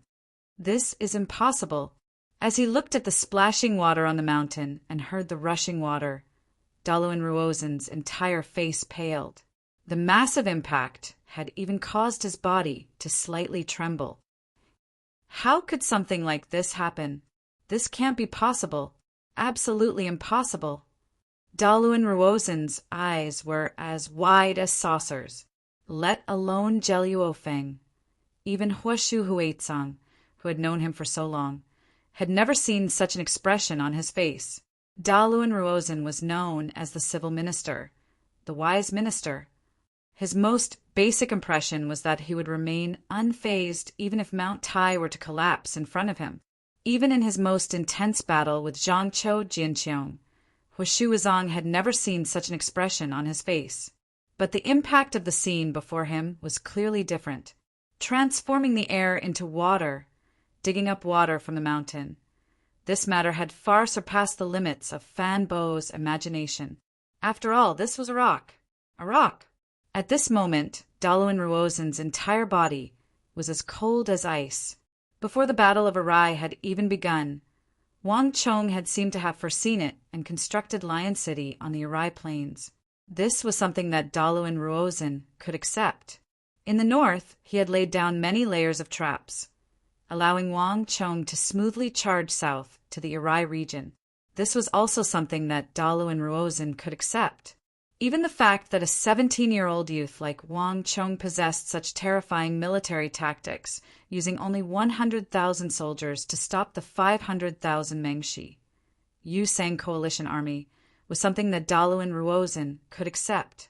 But Daluin Ruozhen could not accept that Wang Chong had actually dug up a clear spring on a barren, treeless mountain. Ever since he was a child, Daluin Ruozhen had been well versed in literature, astronomy, geography, divination, and all the books of the Central Plains. He had read all of them, and he was extremely familiar with them. But he had never seen any of them mention how one could dig up water from a mountain. If he had not seen with his own eyes how that shining white water flowed from the mountain all the way to the foot of the mountain, completely wasted, Daluin Ruozhen would never have believed that such a thing was possible. Prime Minister, what should we do now? Jelifeng and Daluin Ruozen stood side by side as they spoke. He had been fully aware of Daluin Ruozen's plan, but everything had changed. Wang Chong had actually produced clear water out of thin air, instantly resolving the problem of the Annam Protectorate's water supply. Thus, the premise of the Mengshi Yuseng coalition's plan no longer existed. If this continued, the diarrhea of the Uzun soldiers would only worsen, and their fighting strength would plummet. On the other hand, the Annam Protectorate would slowly recover its strength. The scales were subconsciously tipping in favor of the Annam Protectorate. There's no other choice. Advance. Forward. Open. Fight. Daluin Ruozen's complexion was incomparably nasty, and he had to enunciate each of his last words through clenched teeth. He had never imagined that in this battle, when he had the advantage in numbers, he would be forced into such desperate straits. Prime Minister, perhaps the situation isn't as serious as we think.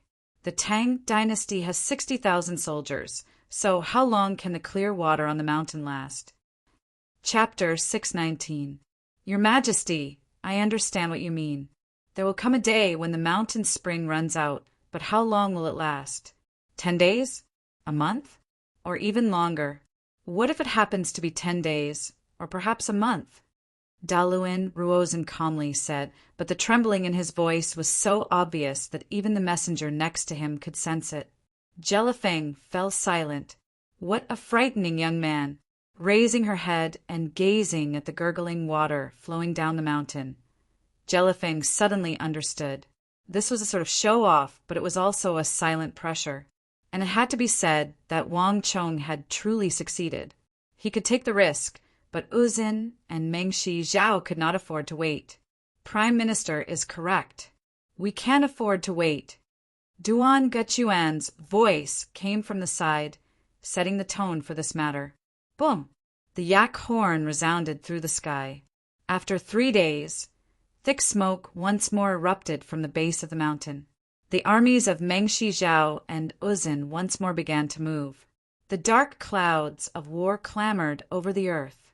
This was another battle between the Tang dynasty and Mengshi Yuseng, and it was also foreordained to be the last. This time neither side could retreat. This was destined to be a battle to the death, a battle that would be fought to the last soldier, to the last drop of blood, a decisive battle. Bong, bong, bong. High up on the mountain, a deafening sound of war drums suddenly rang out, followed by 2, 3, 4. The dense sounds of the war drums gradually spread over the entire mountain, like raindrops, reaching hundreds of miles away. The dark clouds of war once more rose into the sky. The remaining 60,000 soldiers of the Tang dynasty in the southwest once more began to work like a massive war machine. At this stage in the War of the Southwest, both the Annam Protectorate and the armies of Mengshi Zhao and Uzin were showing deep exhaustion.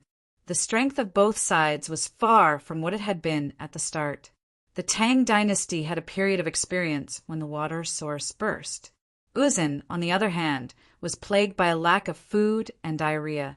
But even so, the tension between the two sides was much stronger than the first day. Whether it was Uzin, Mengshi Zhao, or the Tang dynasty, both sides deeply understood that this confrontation between the three countries in the southwest was about to reach its end. There would be no more probing and decisive battles. This would be the most important battle between the three sides. Back. 1. Fight. Wang Gongzi, before the battle begins, may I ask you a question? In front of the Mengshi Yuseng army, 2 ornate golden carriages stood side by side. In one carriage stood Daluin Ruozen and Huishu Wizong, while in the other carriage stood Jelifeng and Duan Gechuan. Daluin Ruozen and Huishu Wizong were slightly in front, while Jelifeng and Duan Gechuan were slightly behind. Compared to at the start, Daluin Ruozen had lowered his feather fan. He was no longer as relaxed as he had been on the first day. Instead, he seemed a little more sincere and calm. At this stage of the battle, both sides had used all their methods and abilities. Daluin Ruozen had nothing to say. Wang Chong was a qualified opponent. Moreover, it was a formidable opponent who could stand on equal footing with him and was not inferior in the slightest. In his heart, Daluin Ruozhen had already disregarded his age, treating him as an existence on the same level as himself. "Prime Minister, please speak." On top of the mountain, Wang Chong stood calmly in front of the flagpole. On his left and right were his father Wang Yan, Xinyu Zhongtong, and other generals of the Tang dynasty. In the final battle, all the commanders and upper echelon generals of the Tang dynasty stood together, facing off against the Mengxi, Yusang commanders across the void. At this stage of the battle, everyone had a kind of awareness in their hearts. A conversation like this would be the last one between them. At the age of 17, I don't have the same level of attainment in the art of war as young master. All kinds of decisiveness, breadth of mind, boldness, foresight are not things that a person of this age should have. Daluin Ruozhen believed that he was familiar with the classics, all the classics of the Central Plains. There was not one that he did not know. There was not one that he did not know. There was not one that he did not know. In this aspect, very few people could match him. But young master's art of war, Daluin Ruozhen has never seen it. Before the decisive battle, young master, can you not be stingy and tell me where you learned these military strategies from? Daluin Ruozhen looked up at the mountain, his voice resounding. Wang Chong's appearance had been like a comet streaking across the sky, changing the entire situation of the southwest, dragging out a battle that should have been certain victory for Uzin and Mengxi Zhao into the state. And the art of war he had used was even more enigmatic. The insight and insight he had displayed in the art of war were simply unparalleled, making him even more enigmatic. Just what sort of person could raise such a disciple? Just where did this art of war come from?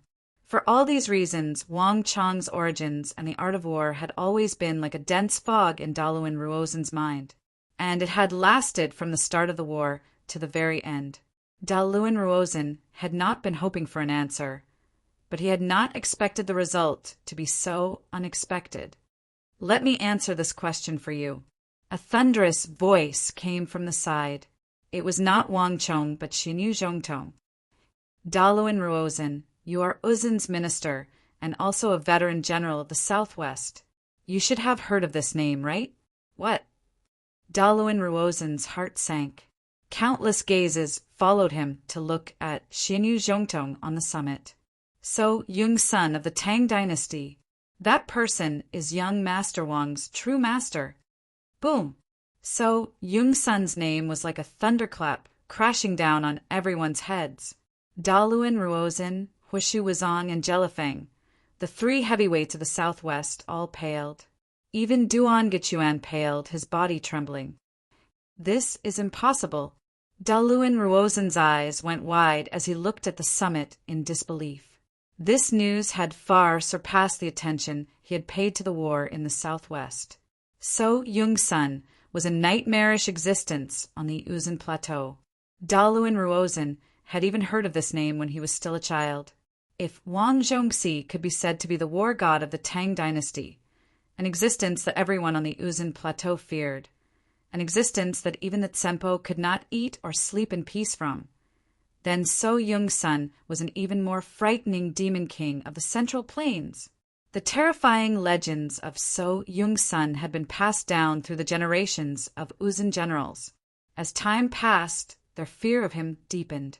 He was the source of the deepest nightmarish mark left on the Uzin Plateau. His story could even be traced back to the Tsempo of several generations ago. This was an existence that made everyone pale at the mention of his name.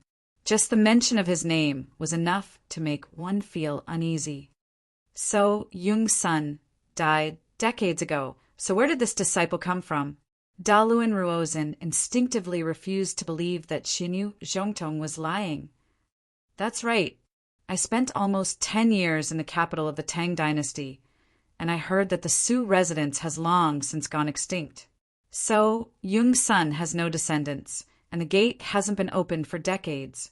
Even the ministers of the court say that So Yongsun is dead. So where did this So Yongsun come from?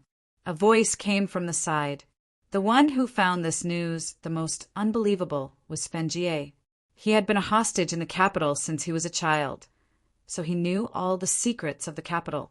Now that Wang Chong said that he was war god, so Yongsun's successor, how could Fengier possibly believe him? Ha ha ha, Daluin Ruozhen, I've already told you the answer you wanted to know. As for whether you believe it or not, that's up to you. But there's one thing I can tell you. The capital has already confirmed that old Senior Su is still alive. Xianyu Zhongtong heartily laughed. He had presided over the southwest for a long time. So how could he not know that the Uzun people feared So Yongsun? How could he let go of this chance to strike a blow to the morale of the Uzun people? Moreover, Daluin Ruozhen, who else do you think besides So Yongsun old Senior Su could raise a student like young Master Wang? And who else could be worthy of being his master? The base of the mountain was deathly still. Daluin Ruozhen, Huishu Wuzong Jelifeng, and Duan Gechuan were all silent. That's right. Wang Chong was only 17, but his grasp of the art of war was already on par with Daluin Ruozhen's, perhaps even superior. No ordinary person could become his master, but So Yongsun just so happened to be one of them. If one said that Wang Chong's master was So Yongsun, then everything could be explained. Young Master Wang comes from a prestigious clan, and Daluin Ruozhen admires you. But I have something that I wonder if young Master is willing to listen to. Daluin Ruozhen took 2 steps forward and continued. Prime Minister, if you have something to say, please say it directly. Wang Chong faintly smiled. At this point in the battle, both sides had used up all their trump cards. No matter what schemes Daluin Ruozhen had up his sleeves, they were all useless at this point. Young Master is quite talented. Even Daluin Ruozhen is far inferior to you in the art of war. What's even rarer is that you're still so young. It's a pity that you're too vicious. I heard that the Tang dynasty ruled the country with benevolence and filial piety, and Confucianism advocated etiquette. Young Master, for doing such a thing, aren't you afraid of retribution in the future? At the last sentence, Daluin Ruozhen's pupils constricted, and his eyes shone with extreme hatred. When the 2 countries were at war, Wang Chong had actually taken a roundabout route and sent an army to invade the plateau to spread the plague. The current Ngari royal lineage was like hell, with corpses, plagues, and deserted tribes everywhere. An unprecedented war was spreading on the plateau. What was even more terrifying was that the plague was still spreading, and no one knew when it would end. Even Daluin Ruozhen was secretly alarmed by Wang Chong's viciousness and ruthlessness, as well as his decisiveness and boldness. And this massive loss made Daluin Ruozhen clench his teeth, his hatred seeping into his bones. To have persisted until now, before speaking up, was already a display of self-restraint. Upon hearing these words, Wang Chong actually smiled. Righteousness does not wield wealth. Benevolence does not command troops. This was all Wang Chong said. As long as we can win this war, what does it matter if we suffer the retribution that Prime Minister speaks of? The civil officials did not love wealth, and the generals did not care about death. Daluin Ruozhen had still underestimated him. If it was for safety, for comfort, for reputation, he would never have used up all his wealth to travel thousands of li and participate in this war in the southwest, where he was doomed to be outnumbered. When he left the capital, he had never thought that he would be able to return alive.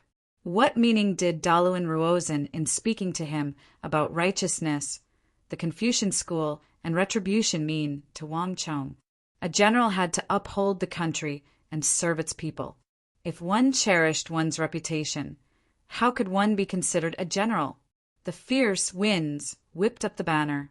Wang Chong stood at the base of the banner, his expression clear and devoid of fear. At this moment, even Daluin Ruozhen was taken aback. Chapter 620. I don't know why, but I suddenly feel that you're right. Huishu Wuzong's eyelids twitched as he looked at the peak of the mountain and said, If we can't kill him in this battle, This person will become a great threat to our Uzin.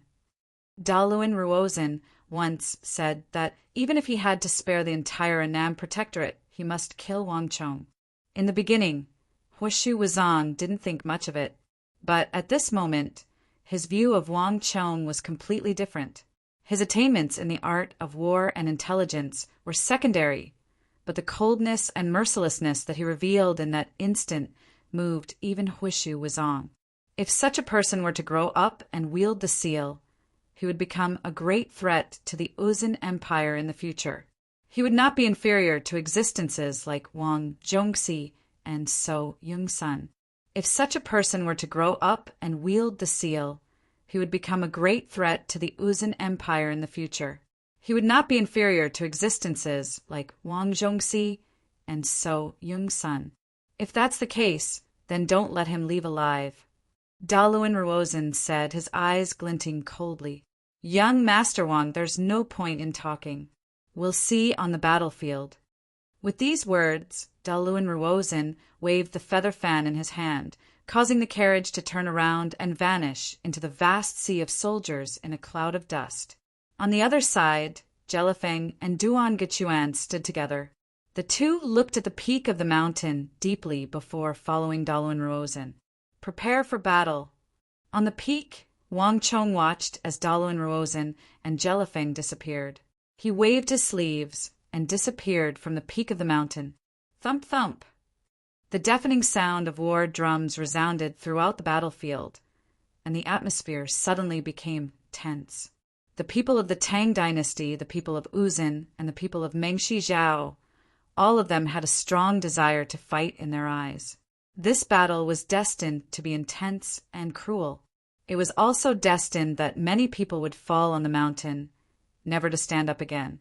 It was a battle for survival. No one had a way out. Everyone had to fight for themselves. It's finally begun. In a place where the naked eye couldn't see, in the middle of the vast Mengshi Zhao army, a pair of eyes was hidden in the shadows, secretly watching the mountaintop. Gu Quan, the rest is up to you. Jelifeng looked at the burly figure beside her, her eyes filled with anticipation. Others can lose, but our Mengshi Zhao can't. Uzin's people have already failed. We can only rely on ourselves now. The plague had completely disrupted Daluin Ruozin's state of mind, but Jelifeng didn't say it in front of Daluin Ruozin. Mengshi Zhao no longer had a way out. They had lost so many soldiers and paid such a heavy price.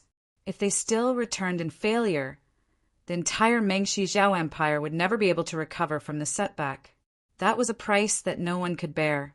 At this point in the battle, both Jelifeng and Duan Gechuan had no way out. I have indeed miscalculated this battle. I didn't expect that child of the Wang clan to be so powerful. But Your Majesty, don't worry. I have already grasped that child's weakness and arranged everything. No matter what, that child will not be able to leave here alive. The history of the Annam Protectorate should also come to an end. Duan Gechuan's voice was very soft. If one was a little further away, they wouldn't be able to hear it at all. Gu Quan, I will now entrust the fate and future of Mengshi Zhao to you. I believe in you.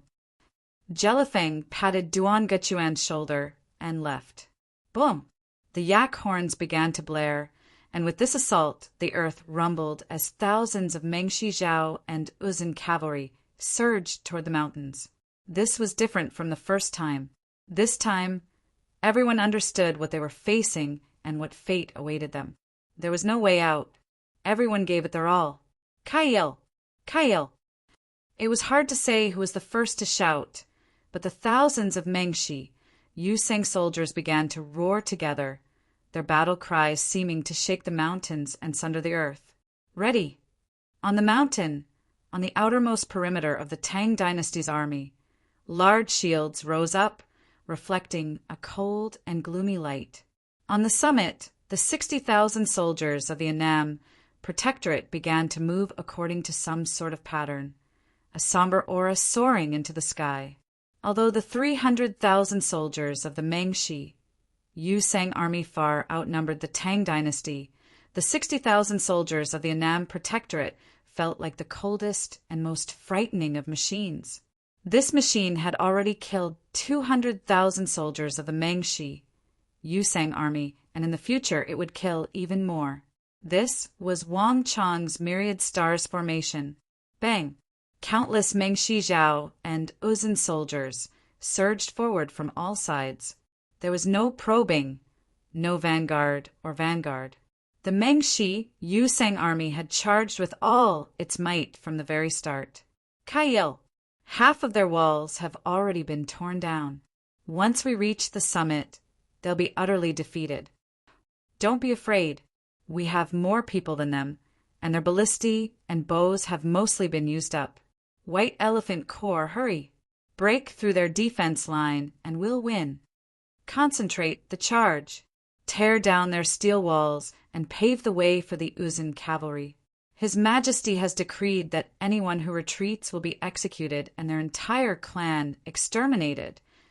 The eyes of all the Mengshi Yusang soldiers were red, their veins bulging. Brandishing their sabers, spears, swords, and halberds, they charged up the mountain with all their might. Huangfu's Weibo has been opened. If you want to know how I'm doing in real life, you're welcome to follow me. Carrot, carrot, boom! Wang Chong stomped down, causing the air to tremble. An invisible ripple spread out from the summit. The bane of the battlefield halo, now at the 3rd level, was like countless chains binding the bodies of all the Mengshi Yusang soldiers. In an instant, all the soldiers of the Mengshi Yusang army had been weakened by 3 levels. Wang Chang's bane of the battlefield halo had already reached a level where it could greatly influence the outcome of the battle. Pung! A right foot stomped heavily on the ground, causing the earth to shake and the mountains to shake. In the face of Wang Chang's terrifying bane of the battlefield halo, Hushu Wuzong could no longer resist, stepping forward and unleashing the Saint Martial halo in his body. A dazzling golden halo swept out like a gale, enveloping the entire army. If one looked down from the sky, one would see that the tens of thousands of Mengshi Yusang army halos were like steel halos. They flickered and flickered, going from extremely dim to almost instantaneously recovering. But in the end, they still did not reach their original level. A Saint Martial realm expert's greatest strength was still their terrifying martial arts and martial skills. However, one that could force an Uzun great general like Hushu Wuzong to use his own energy to weaken Wang Chang's bane of the battlefield halo. One could easily imagine the threat of this halo. Fire! In the rear of the army, a messenger fiercely waved the flag in his hand. Roar! The giants of the Skyquaking army roared as they lifted up massive boulders and placed them on the massive siege weapons. Bang, bang, bang. The mechanism loosened, and huge rocks weighing thousands of kilograms flew into the sky, smashing into the mountain peak opposite them. At the back, beside the huge war machines, rows of huge rocks were densely packed together, covering the ground. They were boundless. In the last few days of the ceasefire, the Skyquaking giants raised by Uzun and the Arabs from the distant Sin had not been idle. Under the supervision of Mengshi Zhao's men, these Skyquaking giants had taken up the role of stonemasons. Their great strength made them the best laborers for cutting stones. In the last few days, the Skyquaking giants had accumulated a large number of boulders around the siege weapons. Boom! A huge rock fell on the summit of the mountain, heavily smashing a steel wall that was several zhang tall into the ground. People were thrown up and horses neighed. 1 rock, 2 rocks, 3 rocks. The huge rocks were densely packed like rain, continuously smashing down. Careful! On the top of the mountain, screams could be heard as the soldiers dodged the rain of stones falling from the sky. But in the blink of an eye, one figure after another flew into the sky, shattering boulder after boulder. The eagle called General Sun Luiwe, Luaji, and General Lin Wushou over. Let them deal with the Skyquaking giants' stone rain. As Wang Chong spoke, he took out 3 woozy steel swords and handed them over. Massive boulders fell from the sky with enormous force. Purely using brute force against them would consume enormous amounts of energy. But Wuzi's steel weapons were different. These weapons could easily divide boulders into several pieces, allowing the user to conserve as much energy as possible while also dealing with the threat of the boulders. Order the ballista army to prepare to attack. Wang Chang's eyes flashed with cold light as he continued to issue orders.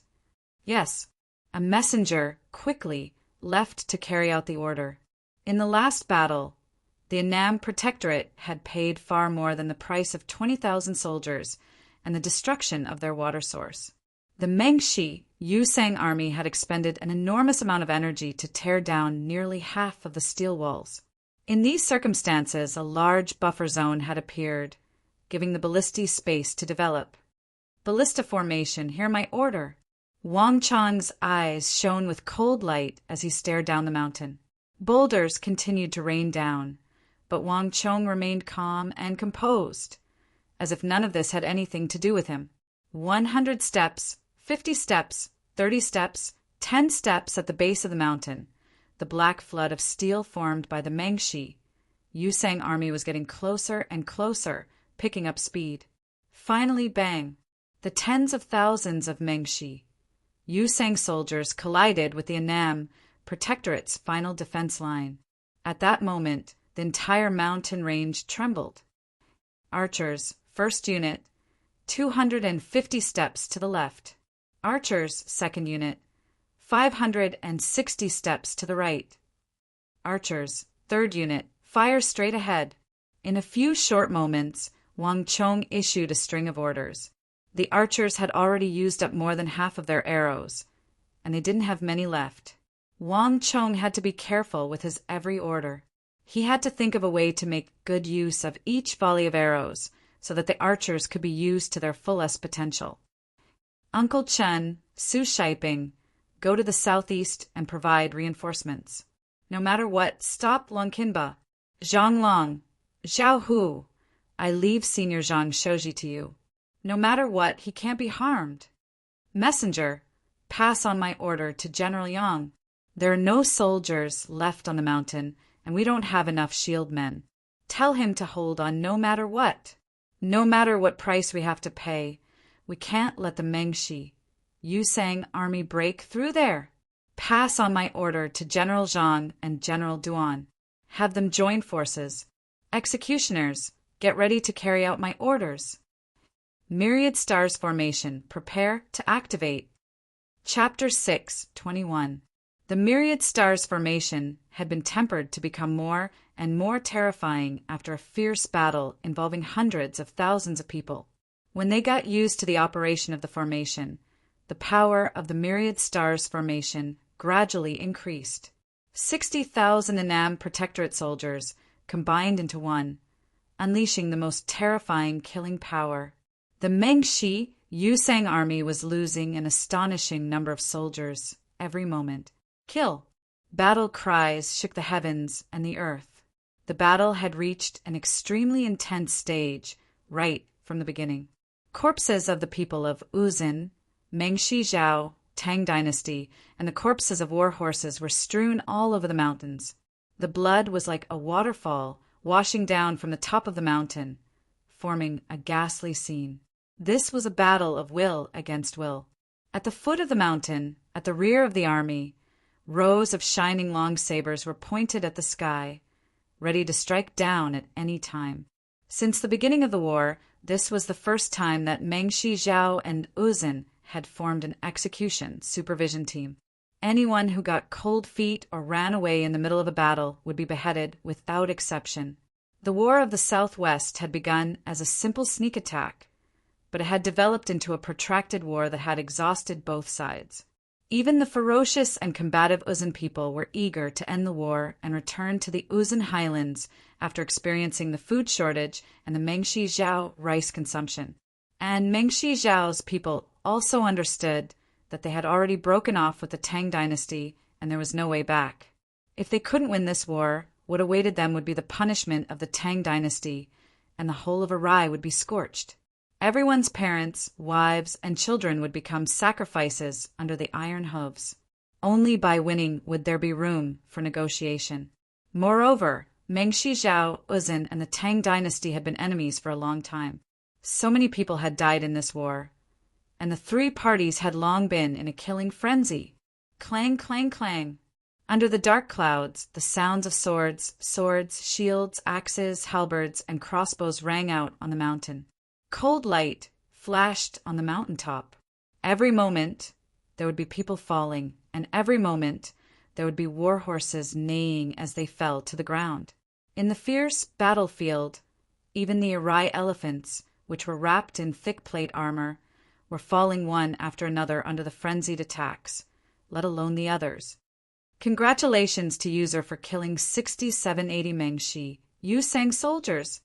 Warning: 1,327 Tang dynasty soldiers died in battle. Congratulations to user for killing 12,400 Mengshi Yusang soldiers. Warning: 2,100 soldiers of the Tang dynasty died in battle. The number of people is decreasing rapidly. Congratulations to user for killing 25600 Mengshi Yusang soldiers. Warning: 3,500 soldiers of the Tang dynasty have died in battle. Their numbers have been further reduced. On the mountaintop, the winds were howling, causing the flags to rustle. As for the Stone of Destiny, the congratulatory and warning voices in Wang Chang's mind were interwoven together, rushing down like a waterfall. But at this moment, Wang Chong had no mind to pay any attention to them. The battle had already reached an extremely tense and intense state, and Wang Chong's entire body was tense to the extreme. A string of orders was constantly issued from his mouth, and a messenger was rushing in and out of the mountain, passing down order after order. Have General Lin Yan and General Zhang Chao reinforce the front lines. Use sound waves to stop those Arai elephants. No matter what, those elephants cannot be allowed to reach the summit. Have Chen Bo lead the saber and axe camp to deal with the Uzun camp. Tell him to first cut off the legs of the horses, then the horses. Cavalry, hear my order. Prepare to move out at any moment. Pass on my order. Anyone who retreats will be executed. With this final order, Wang Chong's eyes turned red. He was not a cold and cruel general who viewed the lives of his soldiers as nothing more than grass, but the fate of the Tang dynasty for the next 100 years, the millions of lives of the Central Plains, and the people of the Southwest all depended on this battle. Wang Chong had no other choice. There were times when one had to learn to choose. Hold! The eyes of all the Tang dynasty generals on the mountain were red, all of them using all the strength they had in their lives to madly shout. In this final battle, everyone's lives depended on it, and all of them could sense the intense aura of death. This aura was so thick that it made one's scalp go numb and their entire body tremble. But no matter how they fought, the Mengshi Yusang army at the base of the mountain was like an endless tide. Charge! The Tang people are already an arrow at the end of its flight. If they charge to the summit, only death awaits them. His Majesty has decreed that the first to reach the summit will be made a marquis of 10,000 households. The Prime Minister has decreed that whoever breaks through the Tang people's defenses and is the first to reach the summit will be made Great Warrior Satoru, personally conferred by the Tsempo. In the vast black flood of steel, Mengshi Zhao and Uzun Empire generals stood on the mountain, constantly roaring and shouting as they supervised the battle. An Uzun horseman's war horse stumbled over a stone and was forced back several steps before being cut in half by a saber. This sort of frenzied aura permeated the entire mountain. Everyone felt like swords and sabers were pressed against their bodies, urging and forcing them to rush up the mountain crazily. Good news! Huangfu's Weibo has been opened. If you want to know how I'm doing in my daily life, you're welcome to follow me. Carrot, carrot, boom! Another yak horn sounded out from the base of the mountain. This horn had a metallic clanging to it, completely different from the previous ones. Rumble. The earth sank as a storm of energy soared into the sky. At the base of the mountain, a highland steed that was taller than a human stood proudly. On the back of the steed, a burly figure stood as straight as a spear.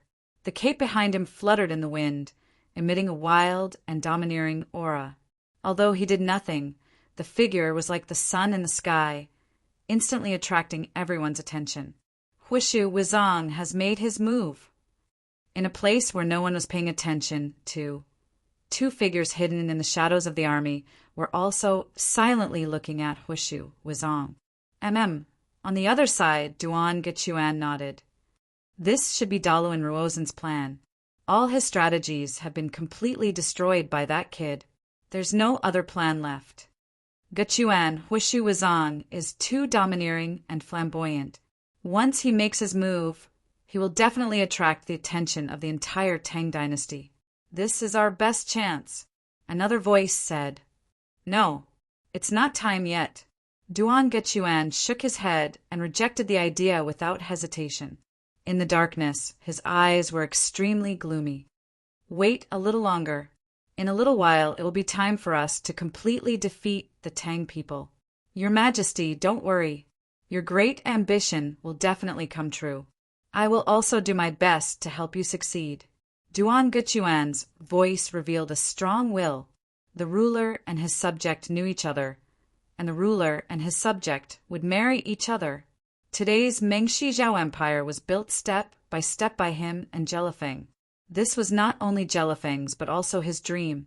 Back then, by the banks of Arai, he had promised that he would definitely help him grow this small country that had been bullied by the banks of Arai into a powerful overlord on the continent. No matter what, he would never let this empire fall here, let alone allow his dream to collapse here. 15 minutes. In at most 15 minutes, I will let your Majesty see the scene of the Annam Protectorate completely ending here. Duan Gechuan looked into the distance, his eyes shining brightly. This was a promise made by a great general to a king. As soon as he finished speaking, everything returned to silence. Kaboom! The earth shook and the mountains shook. Huishu Wizong had finally joined the battle. A beam of golden light bloomed on the mountain like the sun. Along with this golden light, a huge Vairocana Buddha appeared, majestic and domineering, standing tall in the mountain range. Endless chanting of Buddhist chants came from the void. Ma, and I, Ba, me, The endless light made the Vairocana Buddha that Huishu Wizong had transformed into look incomparably tall. Just looking at it from afar, it was enough to make people tremble and feel a deep sense of reverence. Roar! However, the mountain shook. Huishu Wizong could not advance at all. An even bigger god in golden armor roared like an ancient sleeping god. It raised one palm and stood up from the mountain, fighting fiercely with Huishu Wizong. Boom! Boom! Boom! The shock waves from their battle stirred up a huge gale on the mountain. Even the rocks were blown into the air. A battle of this level had already surpassed the imagination of ordinary people. Everyone was retreating. Duan Gechuan still hasn't made his move. While Wang Yan was fighting with Huishu Wizong with the mighty miracle god formation. On the other side, Xinyu Zhongtong was dressed in martial attire. He was as calm as ice, staring at the bottom of the mountain. The place where Wang Yan and Huishu Wizong were fighting wasn't too far away from him, but Xinyu Zhongtong didn't move, showing no intention of interfering. To Xinyu Zhongtong, he only had one opponent from the start of this war. Arai General Duan Gechuan, Mengshi Zhao's Arai General. The grudge between Xinyu Zhongtong and this Arai General didn't just start today. Back when Zhangqiu Jianqiong was still overseeing the southwest, Xinyu Zhongtong already had a grudge with him. But no grudge could compare to that crushing defeat on the Arai Plains. This was destined to be a pain that would haunt Xinyu Zhongtong for the rest of his life. Reporting to General, not yet. So far, only Huishu Wizong has made a move. A voice came from the side. Those who could follow Xinyu Zhongtong were the elites of the Annam Protectorate. Their hatred for Duan Gechuan was no less than Xinyu Zhongtong's. Duan Gichuan has been hiding behind Jelifeng all this time. He hasn't made a move yet. At Xinyu Zhongtong's side were the armored generals of the Annan Protectorate Army, all of them clustered around him like stars surrounding the moon. With just a breath's worth of movement, they would be able to activate the Vajradiri formation and ambush Duan Gichuan with the strength of the entire army. But before that, no one was allowed to participate in any battle. This doesn't make sense. Under the fluttering black war flag of the Annam Protectorate, Xinyu Zhongtong looked at the powerful figure standing behind Jelifeng on the carriage in the distance. His brows slowly furrowed. This is the final day of the war. The fate of the three countries will be decided here. Duan Gichuan has already been silent for quite a few days. There's no reason for him to remain hidden on the final day of the war. Of the three great generals of the Mengshi Yusang side, Jelifeng, Huishu Wuzong, and Duan Gichuan, only Huishu Wuzong had taken action. Because Jelifeng was the ruler of Mengshi Zhao, she did not rashly enter the battlefield. From the start of the war until now, Duan Gichuan had remained hidden behind the curtains, not taking action even once. If this had happened before, it would have been fine, but for him to do so now was definitely not normal. Chapter 6:22. Someone, tell young master to be on full alert.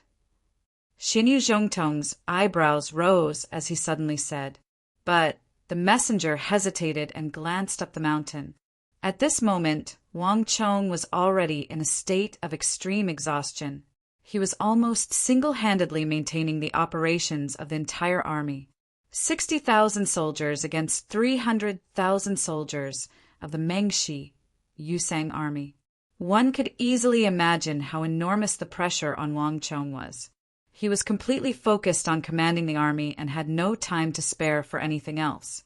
At a time like this, no one could bear to disturb him with any miscellaneous matters. There's no time to worry about that. If there's a problem on any of the fronts, we can still make up for it. But if Duan Gichuan takes action, all that awaits us is a complete wipeout. I have a feeling that Duan Gichuan is about to take action. That viper of the Arai won't be able to endure for that long. Xinyu Zhongtong said. As his mortal enemy in the southwest, Xinyu Zhongtong had an intense intuition about Duan Gichuan. Duan Gichuan's patience was not a sign of retreat. On the contrary, it was a sign that he was about to explode. The messenger nodded and quickly left. Meanwhile, Xinyu Zhongtong's surroundings fell silent once more, as if this life and death struggle and the intense battle on the battlefield had nothing to do with him. Duan Gichuan, no matter what you're planning, no matter what you want to do, I'll keep my eyes on you. I won't give you the slightest chance. These thoughts flickered through Xinyu Zhongtong's eyes, but he quickly calmed down. In this battle, Duan Gichuan was fated to be his. Time had become meaningless in this place. The battle on the mountain range was extremely tragic, and intensity had reached an extreme point. Every moment, a large number of Mengshi, Yusang, and Tang dynasty soldiers were falling. There were so many corpses that they were even rolling down the mountain. The originally brown mountain had long ago been dyed scarlet. The air was suffused with the thick stench of blood. Almost there, far away at the foot of the mountain, a pair of eyes blinked and then quickly disappeared without a trace.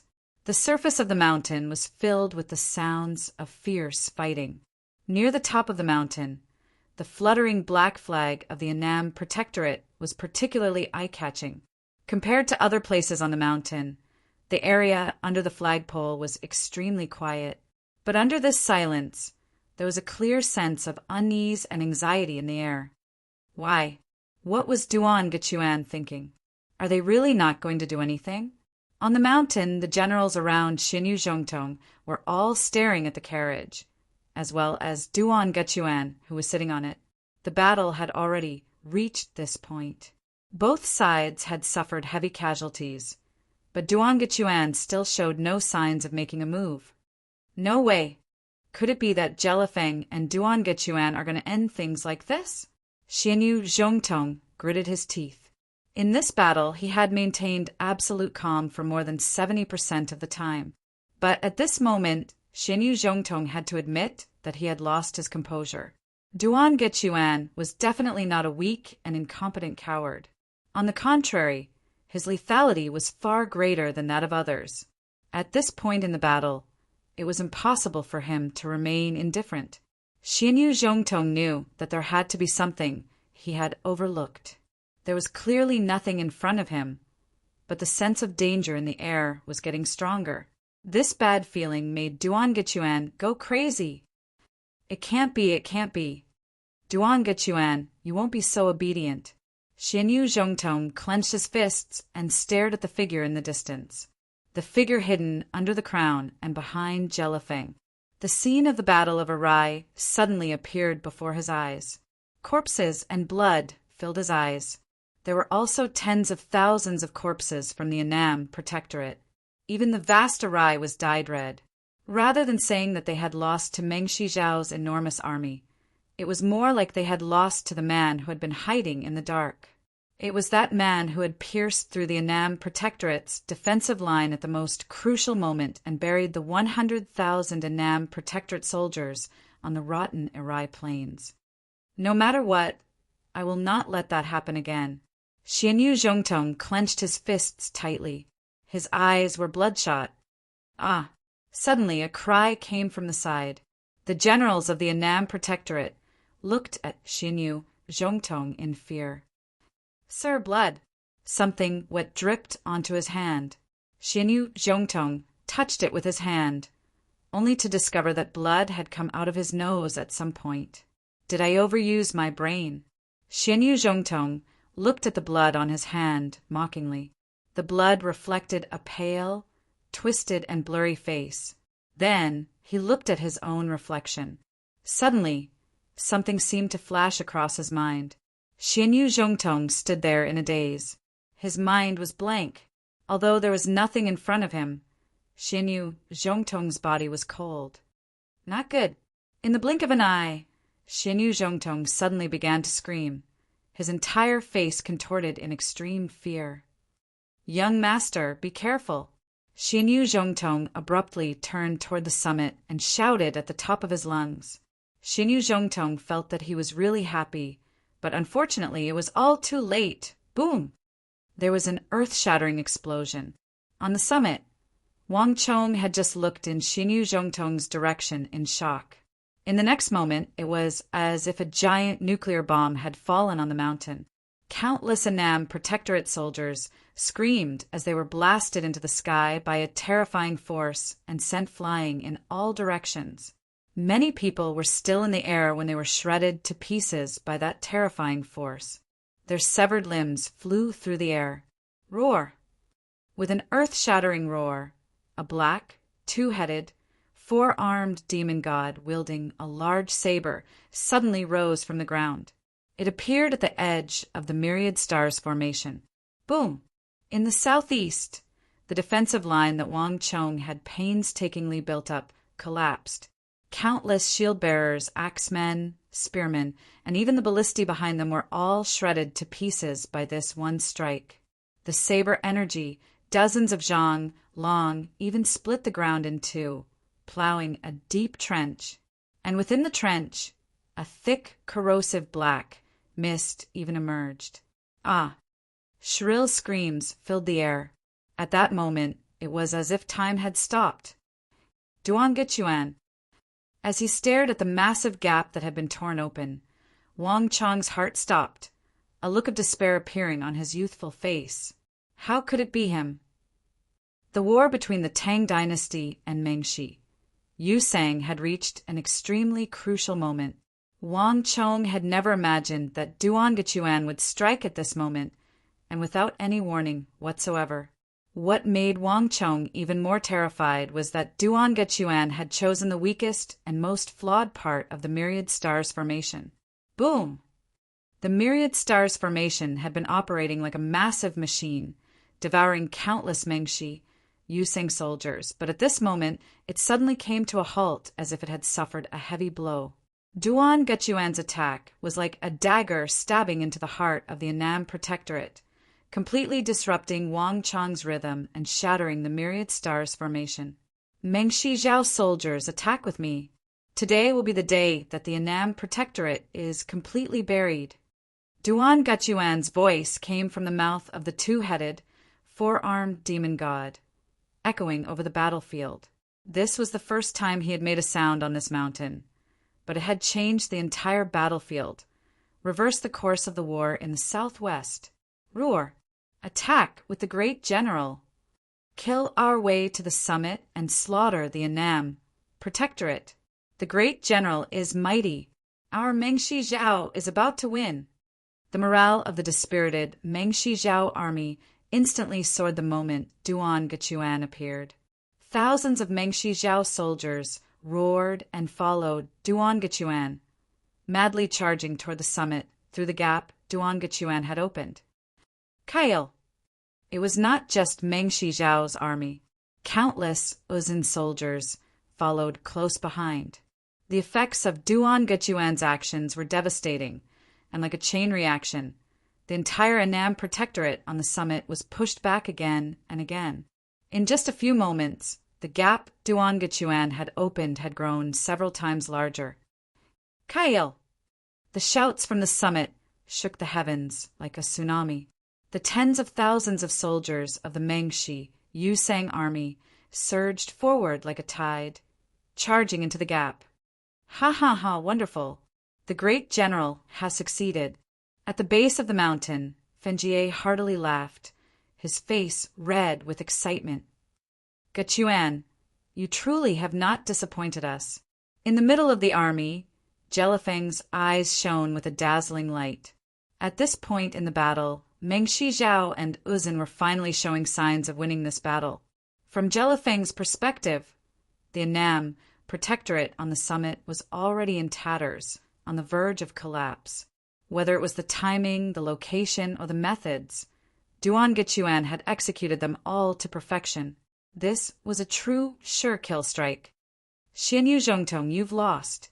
Jelifeng couldn't help but smile as she gazed at the summit where the black banner was fluttering. From start to finish, Xianyu Zhongtong and his generals had not moved at all. How could Jelifeng and Duan Gachuan not understand what he was thinking?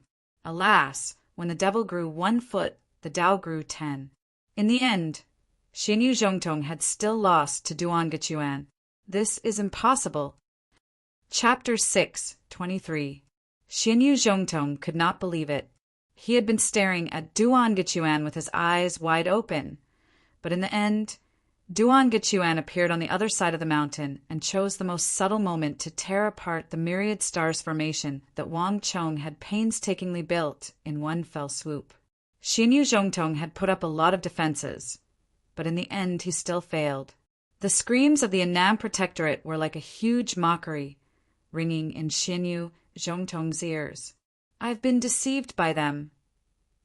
Xianyu Zhongtong fiercely clenched his fists. After his initial shock, no matter how slow Xianyu Zhongtong's reactions were, he still understood that Duan Gachuan had used a trick to steal the sky and switch the sun in front of him. The figure standing on the carriage, hidden in the darkness, was definitely not Duan Gachuan. Jelifeng! A thought appeared in his mind, and Xianyu Zhongtong's mind became clear. In the entire Mengshi Zhao Empire, only Jelifeng could release the same aura as Duan Gachuan. And if Jelifeng was playing the role of Duan Gachuan, then there was no doubt that the Jelifeng on the carriage was fake. Xianyu Zhongtong knew that he had made a huge mistake. He had been focusing on Duan Gachuan and had neglected Jelifeng, the ruler of Mengshi Zhao. Despicable. In a flash, this thought flashed through his mind. In the next moment, Xianyu Zhongtong instantly cast the strongest Vajra formation, an entire Annam Protectorate. Roar! An earth-shattering roar of fury rang out, and before everyone's eyes, a gigantic heavenly god, whose entire body shone with a metallic luster, rose from the mountain with a loud rumble. Duan Gachuan, you shameless villain, fight me to the death! Xianyu Zhongtong's angry voice was like thunder, echoing in the sky above the mountain peak. Even the whole mountain range trembled and buzzed in his angry voice. Boom! A huge foot traversed the space of over 100 feet, quickly stepping in Duan Gutuan's direction. Duan Gutuan was quickly blocked by Xinyu Zhongtong. The two huge clones were locked in a fierce battle on the mountain. From the beginning until now, this was the first time that a battle between the commanders of the two teams had appeared.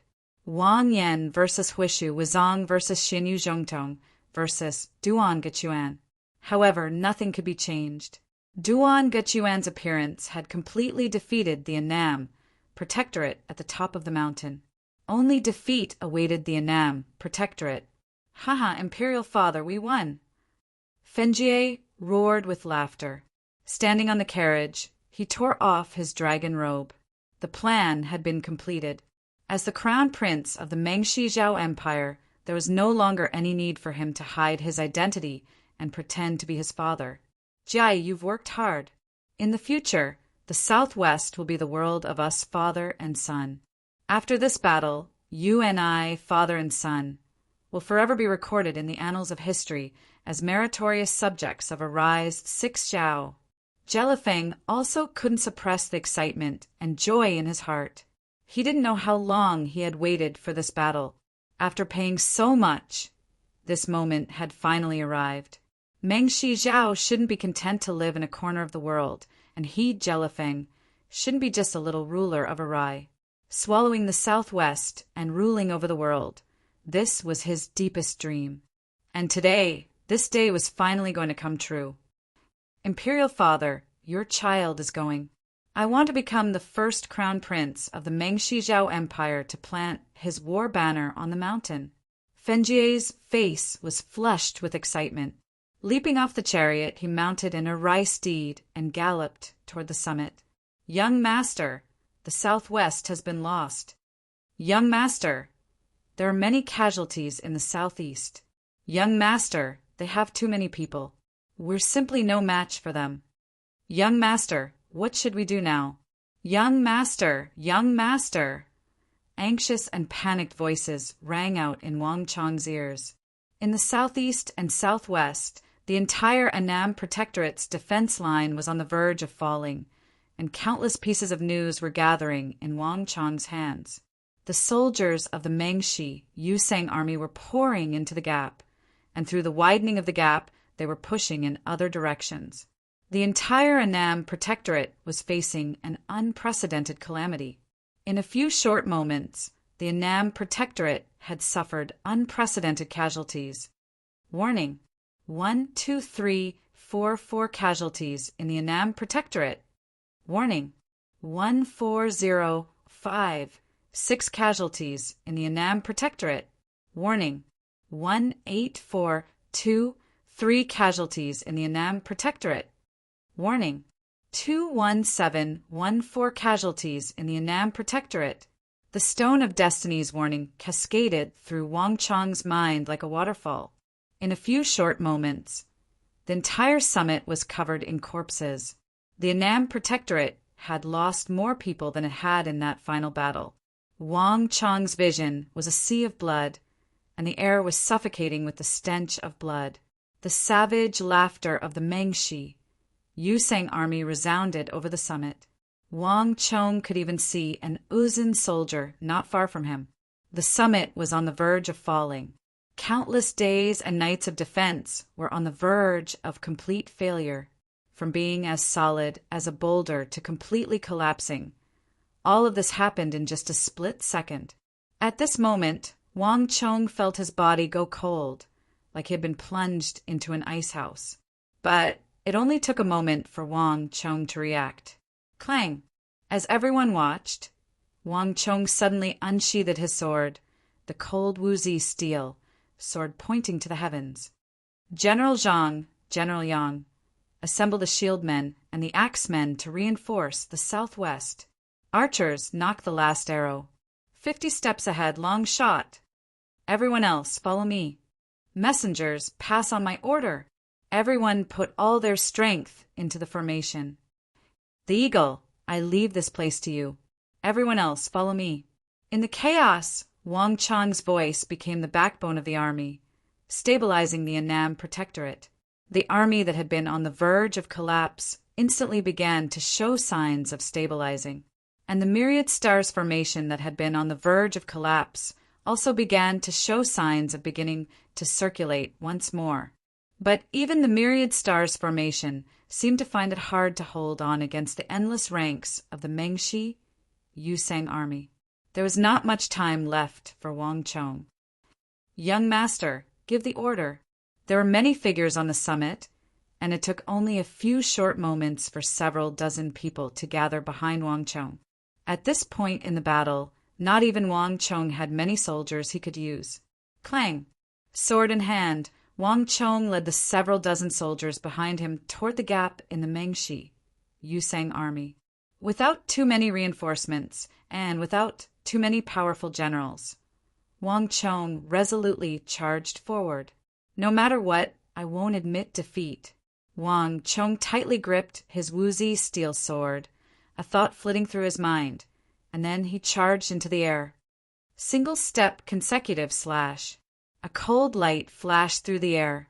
A moment later, Wang Chong descended from the sky, his sword slashing through an Uzun horseman. Squelch! A fountain of blood sprayed into the air. The horseman was still seated on his horse, but his head was sent flying into the air. Bang! In another flash, Wang Chong charged at another Uzun horseman, a second head flying into the air. A third, a fourth, a fifth. Wherever Wang Chong passed, heads would roll. "Kill him! He's Wang Chong!" A Mengshi Zhao soldier shouted, his eyes brightening when he saw Wang Chong. In an instant, countless soldiers surged forward. If there was one person in the Mengshi Yusang army that everyone wanted to kill, it was definitely Wang Chong. Not just the commanders, but even the lowest-ranking soldiers knew that the War of the Southwest had dragged on for so long and had suffered so many casualties because of a person called Wang Chong. Kill! Kill Wang Chong! Make him a marquis of 10,000 households. Countless soldiers began to change directions and charge at Wang Chong. Leaping dragon spear. Bang! Wang Chong's body flickered as he shot into the sky like a bolt of lightning. As everyone watched, the air howled as a massive azure flood dragon descended from the sky, its might as it floated in the air. But before anyone could react, the azure flood dragon had already vanished. Boom! A massive fissure appeared in the sky, its power so great that it even left a massive gorge in the ground. Behind Wang Chong, corpses were strewn all over the ground, heads flying everywhere. Wang Chong's Wuzi steel sword was practically unstoppable in this dense army. But Wang Chong's slaughter had not only failed to restrain the Mengshi Yusang army, but had instead attracted even more soldiers to charge at him. "Kill Wang Chong, and we'll win." "Avenge our brothers." "Kill him. Don't be afraid." At this moment, all the soldiers of the Mengshi Yusang army became extremely fierce. Death and blood only served to stimulate the savagery and bloodthirst in their hearts. But Wang Chong could no longer see any of this. At this moment, Wang Chong's heart was dripping with blood, and there was only one thought in his mind. Kill! Kill! Kill! Die! Die! Die! Die!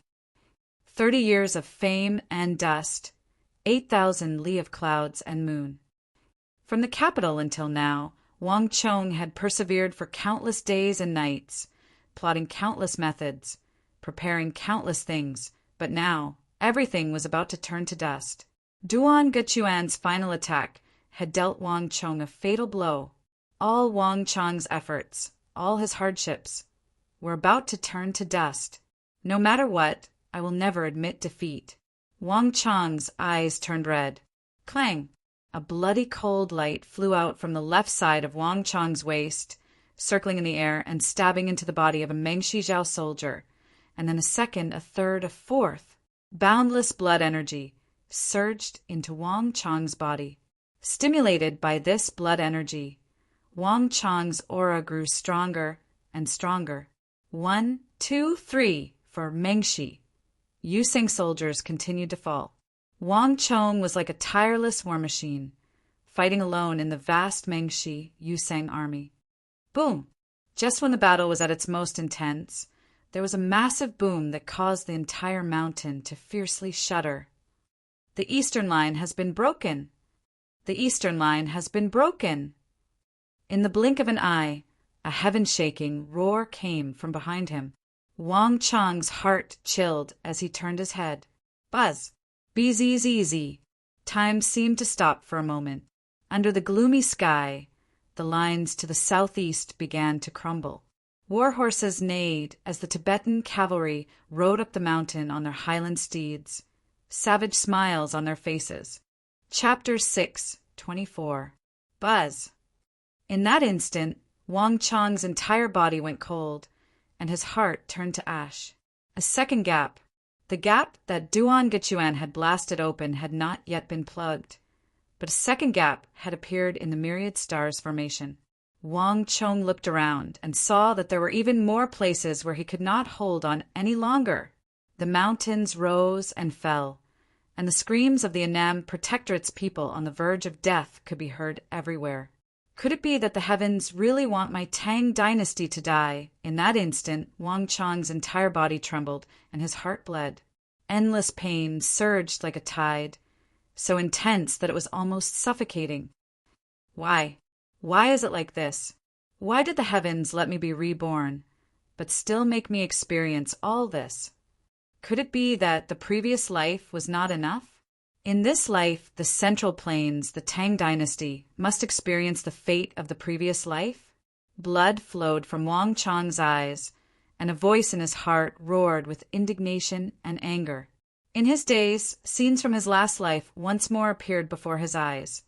The Central Plains scorched by the flames of war, the tattered and broken dragon banners, the crumbling Great Tang, the tens of thousands of terrified corpses strewn across the plains, the common people reduced to bones, and the foreign invaders galloping through the rivers of steel and horses, spreading death and despair. All of this had begun with the collapse of the Southwest.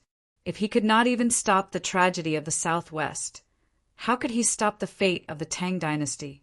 At this moment, Wang Chong was in so much pain that he could not breathe. The pain, indignation, powerlessness, and remorse from his previous life, when he was about to die, once again surfaced in his heart. No, even if I die, I will not let this happen again before my eyes. Wang Chong fiercely gripped the Wuzi steel sword in his right hand and the little yin-yang sword in his left hand. The veins on the back of his hand bulged, and he suddenly let out an earth-shattering roar in the formation. Bang! As if in response to Wang Chong's call, a massive bolt of azure lightning suddenly shot through the dark clouds. War horses neighed in the neigh, and the sudden appearance of this lightning bolt left all the Mengshi, Yusang soldiers, dumbfounded. At the foot of the mountain, even Daluan Ruozhen was surprised.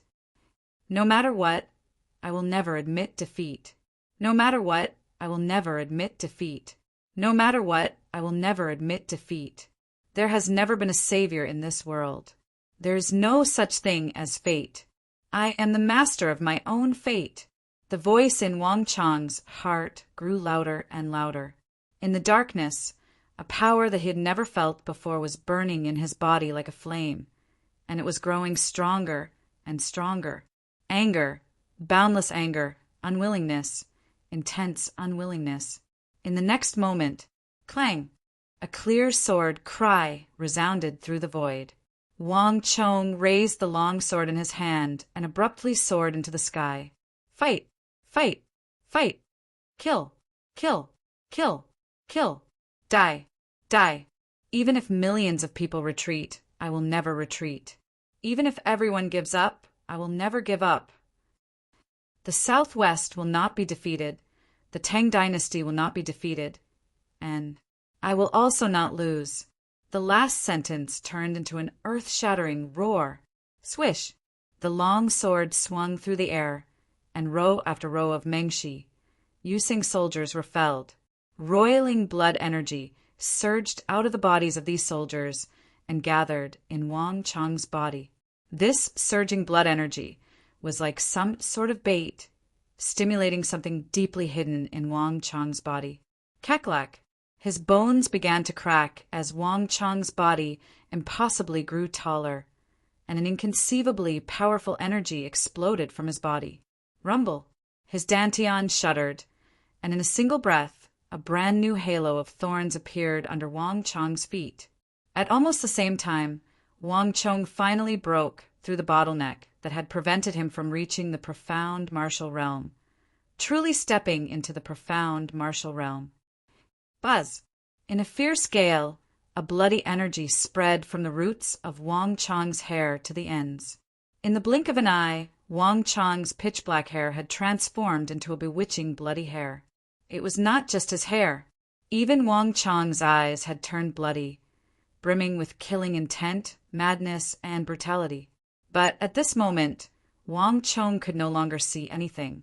Everything in front of him was a bloody red. No matter what, I will never lose.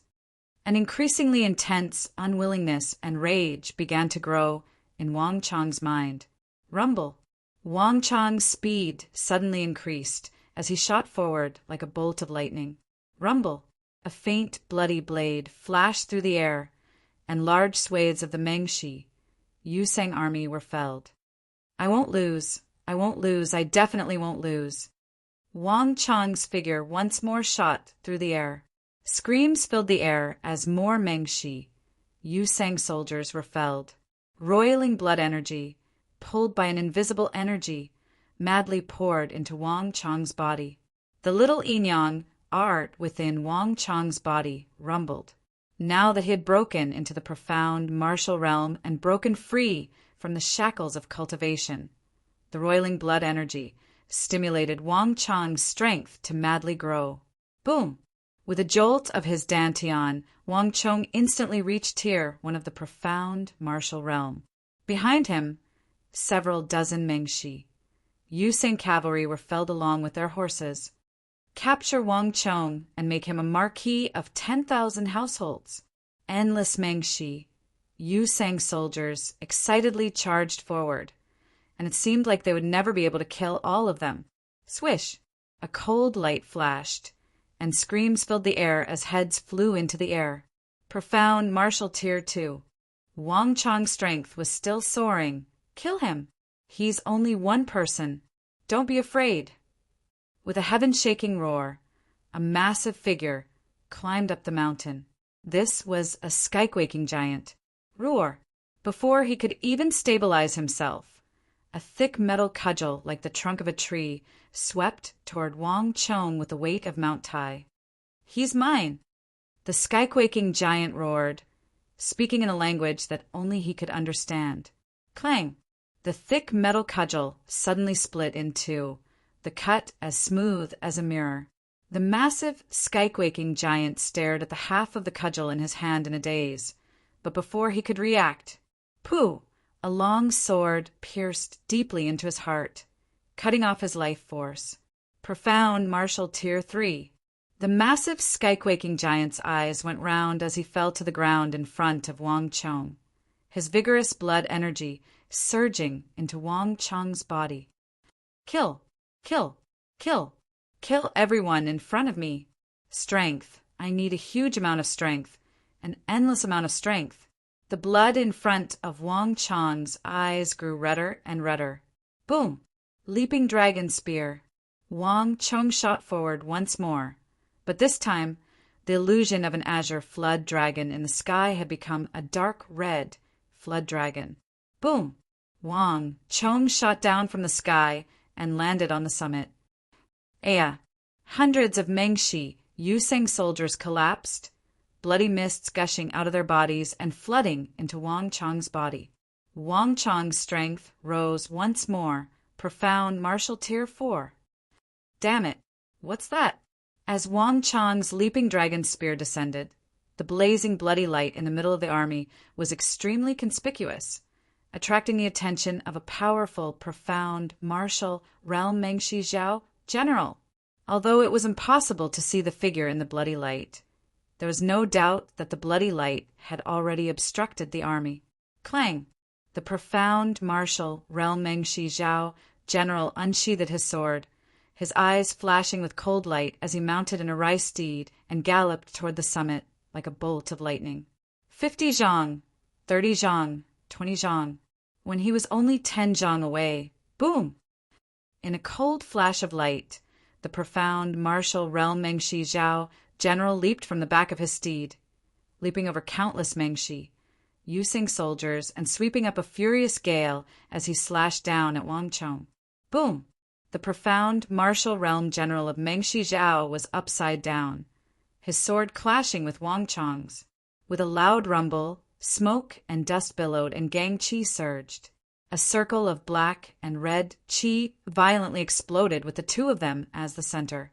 Wang Chong's frenzied slaughter had finally been stopped by the appearance of this general. "Humph, brat, you're dead for sure." The Mengshi Zhao general roared, his eyes fiercely staring into the depths of the bloody light. But a moment later, squelch! A sword was thrust into his heart. The Mengshi Zhao general's eyes went wide as he stared in disbelief at the sword thrust into his heart. Then, with a swing of Wang Chong's sword, he was thrown to the ground, where he lay motionless. Profound martial realm tier 5. After absorbing the energy of the Mengshi Zhao general, Wang Chong's strength had once more swelled. Kill! Kill! Kill! Power! I need limitless power. Kacha! Wang Chong's joints swelled, and his originally tall body suddenly grew even larger. Around him, a thick fog gathered and did not dissipate. The little Yinyang art's power was at its greatest in this intense battle. The more Wang Chong killed, the more energy he absorbed, and the more terrifying his strength became. His strength, speed, and dexterity all increased, completely incomparable to before. This was the first time that the little Yinyang art had displayed its terrifying might on a proper battlefield. Congratulations to host! You have killed a Mengshi Zhao general on the battlefield. You have fulfilled the second condition to activate the Bane of General's halo. A voice resounded in Wang Chong's mind, but it was quickly drowned out by the stone of destiny's warnings. And Wang Chong didn't hear it at all. Boom! Wang Chong pressed close to the ground and charged forward. Boom! A powerful energy exploded. Aya! Screams filled the air as countless Mengshi, Yusing soldiers and their horses were thrown into the air. Kill him! 2 Mengshi, Yusing generals rushed forward, one on the left and one on the right, attacking together.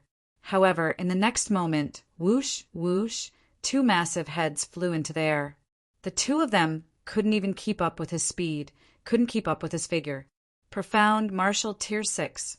With the energy of these Mengshi, Yusing generals, Wang Chong's strength had risen by another level. Chaos, slaughter, blood, all of this had become nourishment for Wang Chong's strength. Even more frightening was that there was an even more powerful energy in Wang Chong's mind, urging him to get stronger. Kill, kill, kill. Fight, fight, fight. An intense killing intent began to madly swell in Wang Chong's mind, so intense that the veins in Wang Chong's body began to bulge and twist under the pressure of this killing intent. Chapter 6, 25. Who is that? Mengshi Zhao's great general has already opened a gap. So why hasn't he charged in yet? On another battlefield at the base of the mountain, the eyes of an Tier 7 profound Marshal Uzin general chilled at the sight of the thousands of Mengshi, Yusing soldiers exploding into the air, an astonishing killing intent flashing through his eyes. Clang! Unsheathing a peerless scimitar that gleamed with a cold light, the Uzin general exuding a powerful aura flew toward the summit. A few moments later, bang!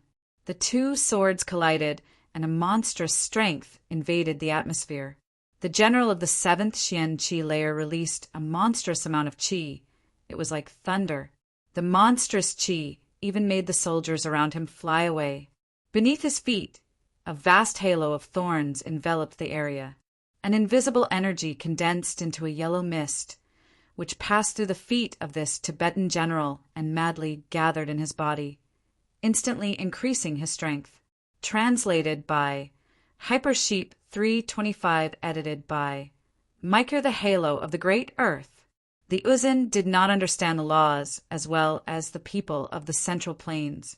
Although this Tier 7 profound martial general did not have a very high understanding of the laws, it was enough for him to absorb energy from the earth and increase his own strength. But this lightning-like strike that could split a boulder had collided with the strength of a mountain. Boom! An explosion of energy almost flattened the entire mountain. Wang Chang's bewitching red hair danced in the wind, his entire body red like a brand. With just his two swords, he had managed to block the full-strength strike of the Uzin general.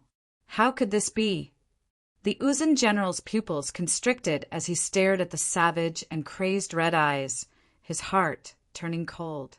He had put all his strength into this strike, but his opponent's two hands were raised, his feet seemingly rooted to the earth, not moving at all. The power of this strike was enough to split apart steel, but Wang Chang's body was like a mountain. Not only did it not budge, it even sent a powerful force back at him. How could his body be this powerful? General Uzin's eyes were wide open. His face was filled with disbelief. Wang Chang's strength definitely didn't exceed the 7th stage of the profound martial realm. But under the same cultivation, Lin Yun didn't even move an inch after taking his attack head-on. Lin Yun's internal organs would definitely be heavily injured. Even he couldn't do this. No, it was impossible for any cultivator in the 7th stage of the profound martial realm, unless their physical body was strong to an inhuman level. However, what shocked General Uzin had yet to begin. The sound of gears turning could be heard coming from the void. The light behind Wang Chong changed, and a gigantic and mighty 6-armed king, Kong, vaguely appeared. There were also faint sounds of Buddhist incantations. 6-armed Ksitigarbha Vajra. Isn't this the unique skill of our great snow mountain temple? General Uzin was shocked. It was one thing for this fellow's body to be so powerful that he could block one of his swords. But he also knew a supreme skill of the Uzin Plateau's great snow mountain temple. Boom! Supported by the 6-armed Ksitigarbha vaguely, Wang Chong struck out with both hands. Boom!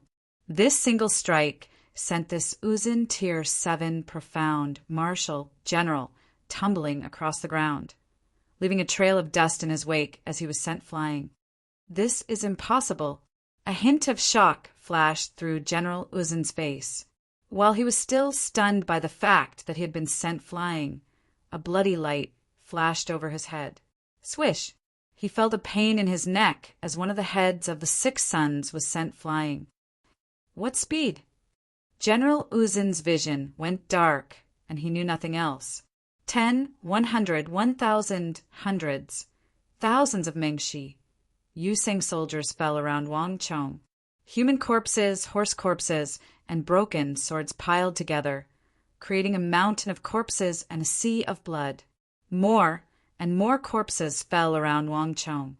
He was like a tireless machine, madly slaughtering his way through the summit.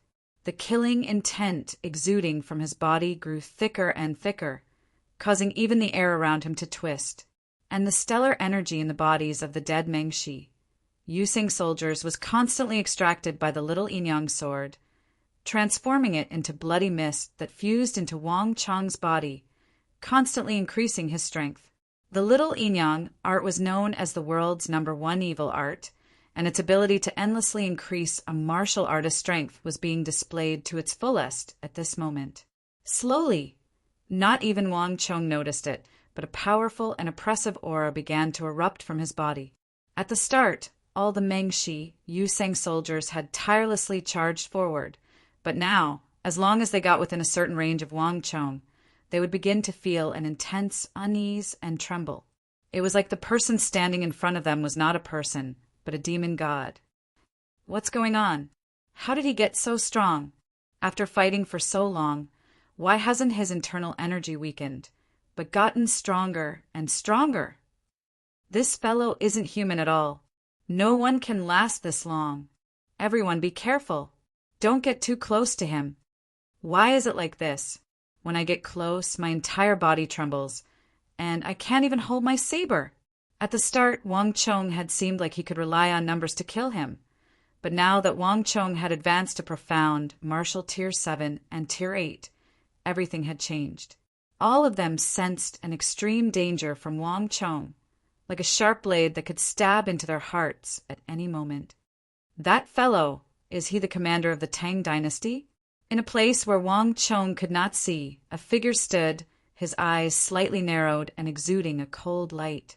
Wang Chong's appearance had greatly changed, but Tumi Sangza was still able to determine his identity from his thin figure. After fighting for more than half a month, that youth forever standing beneath the banner on the high mountain had been deeply branded into the minds of every Mengshi, Yusang commander. Uzin's side was particularly different. Everyone now knew that the prime minister hated the youth of the Tang dynasty to the bone. He had even said that even if the entire Annam protectorate was to be let off, that youth called Wang Chong could not be spared. If I kill him, I'll be the #1 warrior of the plateau. Tumi Sangza leaped onto the massive metal giant next to him and stood on its left shoulder. A moment later, the earth rumbled as the black metal giant raised one of its massive feet and began to stride up the mountain with Tumi Sangza. Behind him, another steel giant followed, closely with countless iron men. Out of the way! An Uzin voice thundered over the summit. All the Uzin soldiers retreated like the receding tide. Only Mengshi Zhao and the others had no idea what he was talking about. However, before they could react, the sky darkened. 2 mountain-sized iron fists, one on the left and one on the right, brought along gusts of strong winds as they smashed towards the bloody light on the mountain peak like lightning. Bang! The earth sank and shuddered like a deck encountering a hidden wave. Under everyone's shocked gazes, the fists of the 2 metal giants smashed down on Wang Chong's head. Hiss! There was a gasp. On the summit, Wang Chong raised his head to the sky, his 2 red-hot arms firmly blocking the fists of the metal giants. The 2 fists that could shatter mountains had failed to injure him in the slightest. At this moment, everyone's eyes were suffused with deep apprehension. Take my saber. An icy voice came from above. As Wang Chong was doing his best to block the 2 metal giants, Tumi Sangza leaped down from the metal giant's shoulder. Boom! A saber glow-tore through the air. Tumi Sangza had become one with his saber, leaving behind a saber energy 10 samzhong in the air as he slashed down at Wang Chong. Boom! A blood-red shroud of light erupted from Wang Chong's body. Within the shroud of light, Wang Chong raised his 2 swords to block Tumi Sangza's sure-kill strike. But Tumi Sangza's strike contained boundless strength that sent Wang Chong's saber crashing into the earth. The rocks beneath his feet shattered, and in the end, only half his body was left on the ground. Damn it! He didn't die even after this. Tumi Sangza's pupils constricted as he stared at the ground in shock. He had used the 2 metal giants to restrain Wang Chong so that he could use his final strike to kill Wang Chong. But he hadn't expected that Wang Chong would still be alive. Bzzz. Tumi Sangza swung his scimitar, preparing to strike while the iron was hot with a furious storm of attacks. But in a flash of bloody light, Wang Chong suddenly vanished from in front of him. This was completely outside of Tumi Sangza's expectations. But before he could react, he heard an indistinct but sharp whistle. It was faintly discernible, but it was incredibly sharp. It was so fast that even Tumi Sangza was inwardly alarmed. Not good. Tumi Sangza was alarmed. Without thinking, he leapt into the air towards the nearby metal giant. Boom! At almost the same time, there was a flash of bloody light as a sharp sword energy swept past where Tumi Sangza had been standing. The sword energy missed, but the metal fists of the 2 metal giants were cleaved in 2 and sent flying high into the air, the cuts as smooth as a mirror. Even Tumi Sangza was secretly alarmed at this sight, goosebumps rising all over his body. If he had been just a little slower, The one cleaved in two would not have been the metal giants, but him. But this was not the end. The bloody arc of light flashed as it once more slashed at Tumi Sangza. Boom! Tumi Sangza had just raised his hand to block this sword when another bloody light swept past him. But this time it was not in front of him, but behind him. How could he be so fast? Tumi Sangza was stronger than Jiao Sero, let alone those ordinary commanders. In terms of martial arts, not even Wang Chong was a match for him. But the speed and dexterity Wang Chong displayed was something not even an expert of Tumi Sangza's level could achieve. Fast! Too fast! Too fast! Chapter 6:26. Clang! Clang! Clang! Tumi Sangza pushed his strength to the limit, his scimitar impenetrable as he put all his strength into each attack. But in the face of Wang Chong's furious barrage of attacks, he could only parry, unable to counterattack. Wang Chong's speed had completely surpassed the limits of his cultivation, and not even Tumi Sangza could keep up. When Wang Chong reached profound martial tier 7 and tier 8, his phantom steps had undergone a qualitative transformation, reaching a new level. The more Tumi Sangza fought, the more alarmed he became. In the end, he couldn't help but shout, "Uzun soldiers, hear my order! The one prime minister wants to kill Wang Chong is here. Everyone, come and kill him." Tumi Sangza's panicked roar exploded over the summit, his voice echoing over the entire battlefield. Not only did it attract the attention of the generals of the Uzun Ngari royal lineage, it also attracted the attention of Daluin Ruozin at the base of the mountain. Wang Chong! At the base of the mountain, Daluin Ruozin's eyes chilled as he turned like a bolt of lightning toward the source of the voice. Wang Chong's name was like a curse that instantly stimulated Daluin Ruozin. If there was one thing that Daluin Ruozin was more concerned about than the outcome of this battle, it was Wang Chong's life or death. Pass on my order. Ignore the Annam Protectorate. First kill Wang Chong. No matter what, he can't be allowed to leave alive. Longkinba and Sirin Shangxiong, have them go as well. Daluin Ruozin stared at the summit where the bloody light had come from, making no attempt to conceal the naked killing intent in his eyes. Buzz! Daluin Ruozin's order quickly spread to the entire battlefield, and with this order, the Uzun army on the mountain immediately began to transform. The Prime Minister has ordered us to kill Wang Chong. Everyone, listen up. Southeast direction. Kill your way to the top. From the top of the mountain, there was a roar that sounded like a landslide or a tsunami. Looking down from the sky, one could only hear the neighing of war horses. Countless Uzun cavalrymen were charging towards the mountain top in the southeast. Kill Wang Chong there. He will be conferred the title of the strongest warrior of the plateau. One by one, the war horses leaped up the mountain peak. The Uzun general on the back of the horse had a gaze as sharp as a knife, and a powerful aura burst out from his body like a hurricane. Compared to ordinary soldiers, these Tibetan commanders were much more valiant and ferocious. Rumble. The steel trembled, and one after another, great thorny halo descended. Each great thorny halo represented an Uzun profound martial realm general. Nay, amidst the shocking neighing of the war horses, more than 10 Uzun generals had ferocious looks in their eyes. They became one with their horses, and they swung their scimitars towards Wang Chong from all directions. Bang! Bang! Bang! One by one, the war horses fell to the ground, and huge bloody holes appeared on their bodies. Before they could even get close, all the Uzun generals were attacked like lightning. Nay, one of the Uzun generals was riding on the back of his horse, and his body was still in the position of leaping forward. In the next moment, a bloody light flashed, and this Uzun general was instantly cut in half along with his horse. Bang! Bang! Bang! A second, a third, a fourth. Before the Uzun generals could get very far, they were cut down by Wang Chong on the summit.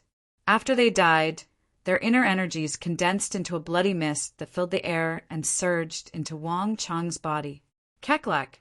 In just a few short moments, Wang Chong's strength once more rose. From profound martial level 7, profound martial level 8, all the way to profound martial level 9, and then to the peak of profound martial level 9. Not good. Tumi Sangza paled. No matter how slow he was, he now realized that he had made a massive mistake. His original intention had been to summon more top-class experts to help him out of his predicament and attack Wang Chong with him, killing this mortal malady of the Uzun Empire on the summit. But Tumi Sangza had forgotten that with Wang Chong's current cultivation, many of the Uzun generals were no longer a match for him. If these low-level Uzun generals charged onto the summit, they would only become nourishment for Wang Chong. With their cultivation stripped away, Wang Chong would become even more terrifying. When Wang Chong was only at profound martial level 7 or 8, he had already been able to threaten him, even make him feel like he was hovering on the edge of death. Now that he had obtained the inner energies of these Uzun generals, wouldn't that mean, just as this thought flashed through his mind, Tumi Sangza's body went stiff. A faint, bloody mark as thin as a hair suddenly appeared on his forehead, spreading from his forehead to his nose, mouth, chest in the end. It spread to the metal giant's body, cleaving the metal giant in two. I didn't think that I would die to his hand. Tumi Sangza's eyes went round, his entire body freezing. Wang Chong was too fast, too fast. He didn't even have time to unsheath his saber before he was slain by Wang Chong. Bang! As countless people watched, Tumi Sangza, standing on the shoulder of the metal giant, exploded. At the same time that he died, the Iron Men and Iron Men summoned under the effect of the halo of black iron also fell heavily and turned into countless iron filings and fragments. Kill! Kill! An unending stream of Uzun soldiers charged up the mountain, drowning Wang Chong in a massive wave. In this sort of situation, any general, no matter how powerful, would be doomed to death from exhaustion. But Wang Chong was different. He was like an inexhaustible killing machine, constantly unleashing attacks from the summit. More and more corpses piled up, the corpses of the Mengshi, Yusang soldiers piling up into a sea. In this slaughter, Wang Chong grew stronger and stronger. In the end, under countless fearful gazes, he charged toward the imperial martial realm that countless martial artists looked up to. I won't lose. I definitely won't lose. I'll never lose. The shouts in Wang Chong's mind were getting louder and louder. He could no longer feel any pain. Countless sabers and swords slashed at his body, but they were either blocked by his tough armor or bounced off by his boundless bloody stellar energy. 1 quarter, 2 quarters, 3 quarters, time had lost all meaning to Wang Chong. He had already forgotten the outside world, forgotten himself, forgotten everything. The only thought left in his mind was to fight. The corpses piled higher and higher on the mountain. After some time, a majestic and scorching energy, like the lava of a volcano, erupted from Wang Chong's body. Rumble! Wang Chong only heard a heaven-shaking boom in his mind. In a flash, the entire world seemed to fall silent. For the first time, the Mengshi, Yusang soldiers who seemed to never fear death, showed fear and panic on their faces. The Imperial Martial Realm. He's reached the Imperial Martial Realm. How? We're just true Martial Realm warriors. We can't possibly deal with an Imperial Martial Realm expert. Retreat. Hurry and retreat. Prime Minister has given the order. Anyone who retreats will die. If we can't reach the summit, only death awaits us. Countless gazes stared at Wang Chong in fear and shock, some of them even trembling in fear. From the very start, Wang Chong had killed tens of thousands of Mengshi Zhao and Uzun soldiers. Everyone believed that he would die of exhaustion, but in reality, not only had Wang Chong not fallen, he had only grown more and more frightening, even breaking into the Imperial Martial Realm in one fell swoop. Wang Chong stood atop the thousands of corpses, his hair blowing against his face, but it could not conceal his vicious, cruel, crazed, and bloodthirsty eyes. Wang Chong looked down from his vantage point. With a simple glance, Cries of alarm rang out around him, the boundless and terrifying killing intent causing all the war horses and soldiers to retreat in fear. "Stand aside. I'll kill him." An icy and callous voice came from the sky, and then a massive figure descended from the sky, landing in front of Wang Chong. Clang! A massive 10-armed Bodhi appeared on the summit. Its 10 arms pointed at the sky like sharp swords. At first glance, it looked like a dark, golden sun. The 10-armed Bodhi was slightly bowed as it looked down at Wang Chong, its entire body exuding waves of thunderous energy.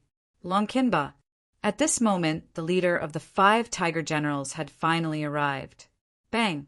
Before anyone could react, a dark, golden saber chi, 10 samjang tall, suddenly descended from the sky. At this moment, Longkinba's body hadn't even moved. In terms of speed and strength, Longkinba could show disdain for all his peers. He was only above Wang Chong, not below him. Bzzz. Longkinba was fast, but Wang Chong was no slower. Wang Chong swiftly raised his arms to block Longkinba's saber. Rumble. The mountain range trembled. In front of the dark, golden, 10-armed Bodhi tree, a 10-meter-long ravine appeared on the ground. Billowing smoke and dust soared into the sky and filled the mountain top. But the area in front of Wang Chong was completely calm, the ground flat. There was no sign of saber chi. Longkinba's powerful attack had been completely blocked by Wang Chong. How could this be? He was actually able to block an attack from my Bodhi? Within the 10-armed Bodhi, Longkinba's pupils constricted, a look of shock on his face. Other than Wang Yan, Xinyu Zhongtong, Hushu Wizong, Duanga Chuan, and Jelifeng, the Meng, Yusang, and Yusang commanders, only Sun Luiwe could contend against him. But not even Sun Luiwe could use this sort of method to block his saber. He simply didn't dare to believe that a youth famed for his intelligence, like Wang Chong, could actually contend against him in martial arts. Just what sort of martial art does he cultivate? No one can contend against the martial arts of the great Snow Mountain Temple. This is impossible. Longkinba felt like he had been dealt a massive blow. Wang Chong had actually managed to advance by leaps and bounds in such a short amount of time. This completely defied the principles and common sense of martial arts. Not even the vast collection of martial arts manuals or the great Snow Mountain Temple could do this. Brat, just what are you?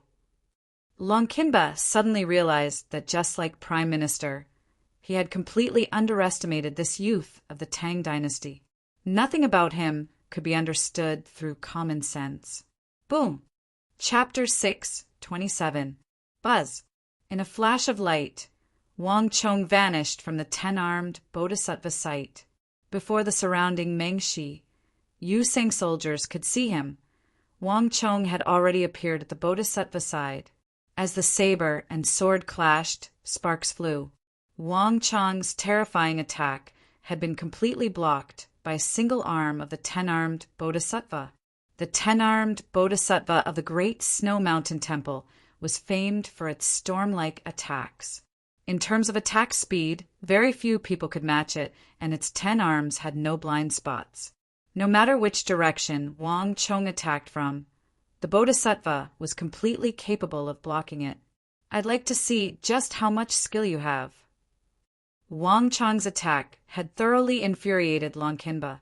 As the leader of the 5 tiger generals, Longkinba did not believe that he could lose to a youth of the Tang dynasty. Clang, clang, clang. The 4 sword-like arms of the Bodhisattva began to spin like gears, emitting a shrill metallic clatter. Rumble. A moment later, Longkinba and Wang Chong vanished from everyone's sight, both of them moving at their maximum speed. The entire summit was filled with their afterimages. Boom, boom, boom. Shock waves of energy exploded over the summit, filling the air with dust. Horse corpses, human corpses, and gravel were sent flying in every direction. This was the first time Longkinba had brought the Bodhisattva of the Great Snow Mountain Temple to such a level. The 10 sword-like arms of the Bodhisattva, combined with Longkinba's own strength, were like 5 or 6 imperial martial experts attacking Wang Chong at the same time. On the Uzun Plateau, Longkinba's offensive prowess was unparalleled. Not even Tsirin Xiangxiong or the experts of the other tribes could compare. But his opponent was Wang Chong. Longkinba's 10-armed bodhisattva was fast, but Wang Chong wasn't slow. Pushing the 6-armed art to its limits, it was like a person with 6 arms. The little Yinyang swords and Wuzi steel swords were also being used to their limits by Wang Chong. Although Wang Chong's 6 arms art was far inferior to Longkinba's 10-armed Bodhi tree, it was enough to contend with Longkinba. Boom! Boom! Boom! The 10 arms of the 10-armed bodhisattva were like 10 of the sharpest swords, and every single one of them was equivalent to a peerless expert. The 10 arms kept stabbing down, and the saber auras were like the horns of antelopes, leaving no traces behind as they slashed towards Wang Chong. The battle was nearing its end, and Mengshi, Zhao, and Uzun were on the verge of victory. Thus, even though pushing the 10-armed bodhisattva to its peak consumed a great deal of energy, and even though it would experience a period of weakness after the battle, Longkinba no longer cared. Wang Chong was at the top of Prime Minister's must-kill list. In truth, even Longkinba viewed him as a thorn in his side, a mortal malady to the Uzun Plateau. Although few outsiders knew of the plague outbreak on the Uzun Plateau, Longkinba did. No matter what, for the sake of the Uzun Empire, this sort of opponent, this sort of scheming, this sort of intelligence, this sort of skill could not be allowed to return. Boom! Boom! Boom! The more Longkinba fought, the more shocked he became. This bewitching Tang Dynasty youth was clearly in a state of madness and chaos, but the fighting strength he displayed was the complete opposite. Although he was in a state of madness, the fighting instincts Wang Chong displayed left even an expert like Longkinba feeling a chill. His speed was fast to the extreme, but every move was extremely refined, simple, quick, and effective. There was no superfluous technique in each move. Everything was for the sake of killing and wounding the enemy as quickly and efficiently as possible. Kill. Help General Long kill that brat. Go. Kill that brat, and you'll be richly rewarded. Lord General has already held him down. Let's go together and lend General a hand. Seeing Longkinba stop Wang Chong, the countless Uzun soldiers who had just arrived from the rear immediately sensed their chance and charged forward to assist. Buzz! A moment later, as if sensing a threat coming from another direction, Longkinba's eyes lost sight of Wang Chong in a flash of light. Before Longkinba could react, Aya! Screams filled the air as hundreds of Mengshi, Yusang soldiers were thrown into the air. Before they could even land, they were sliced into pieces, their severed limbs flying through the air. Not good. Even Longkinba, the leader of the 5 tiger generals of Uzun, paled at this sight. But it was all too late. The roars of fighting and the Mengshi, Yusang soldiers charging in from all directions were constantly provoking Wang Chong. Wang Chong seemed to have completely given up on Longkinba, turning his attention to the Mengshi, Yusang soldiers. A martial artist skilled in the little Yinyang art and wielding a Wuzi steel sword that could cut hair on the slightest touch made him virtually invincible on this chaotic battlefield. Even worse was that Wang Chong's little Yinyang art could constantly absorb energy from other people, and his growth seemed to be limitless. Aya! Screams rose and fell as the entire southeast front became Wang Chong's slaughterhouse. Rumble!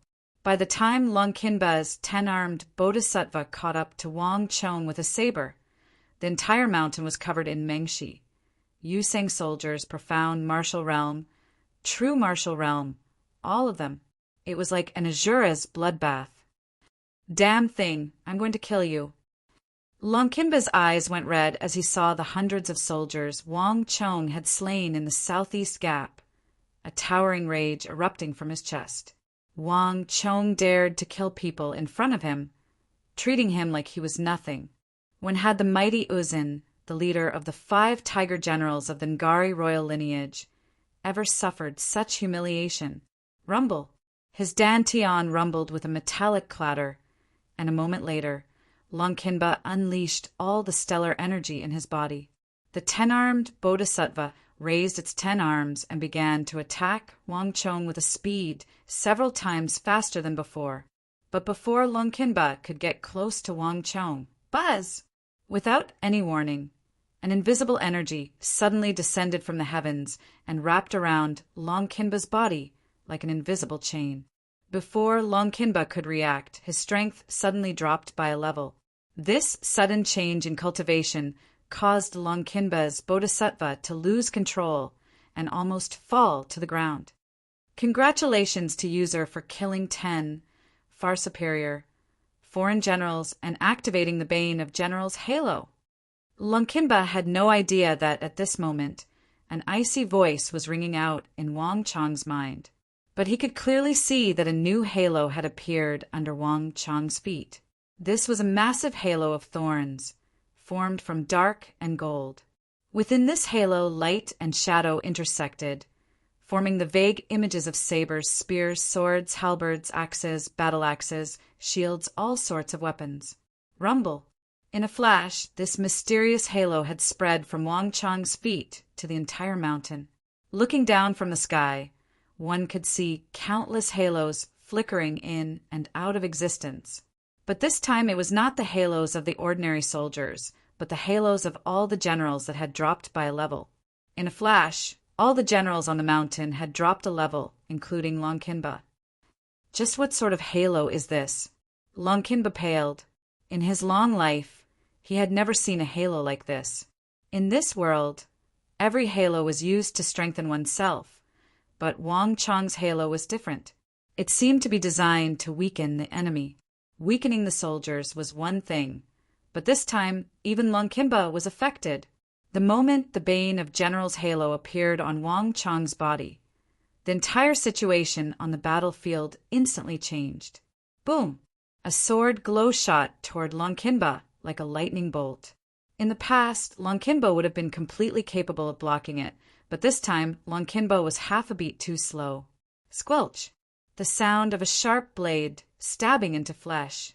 Longkinba had just thought of stopping it when a sharp blade pierced through the stellar energy around his body, pierced through his armor, and plunged into his heart.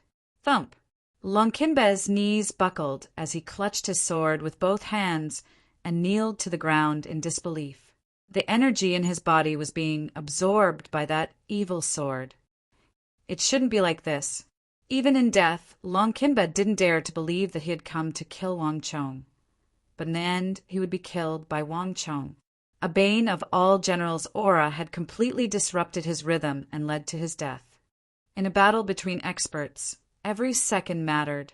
At Wang Chong's level and Longkinba's level, the slightest difference in speed could result in death, much less a halo like the Bane of Generals that could weaken a general.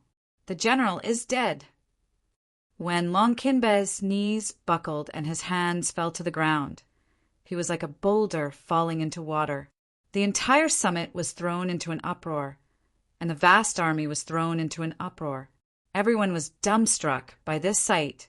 Countless pairs of eyes stared at Longkinba's kneeling corpse and the bewitching, crimson figure in front of him. Their eyes suffused with deep fear. It was like they were not looking at a person, but some inhuman creature like a demon god.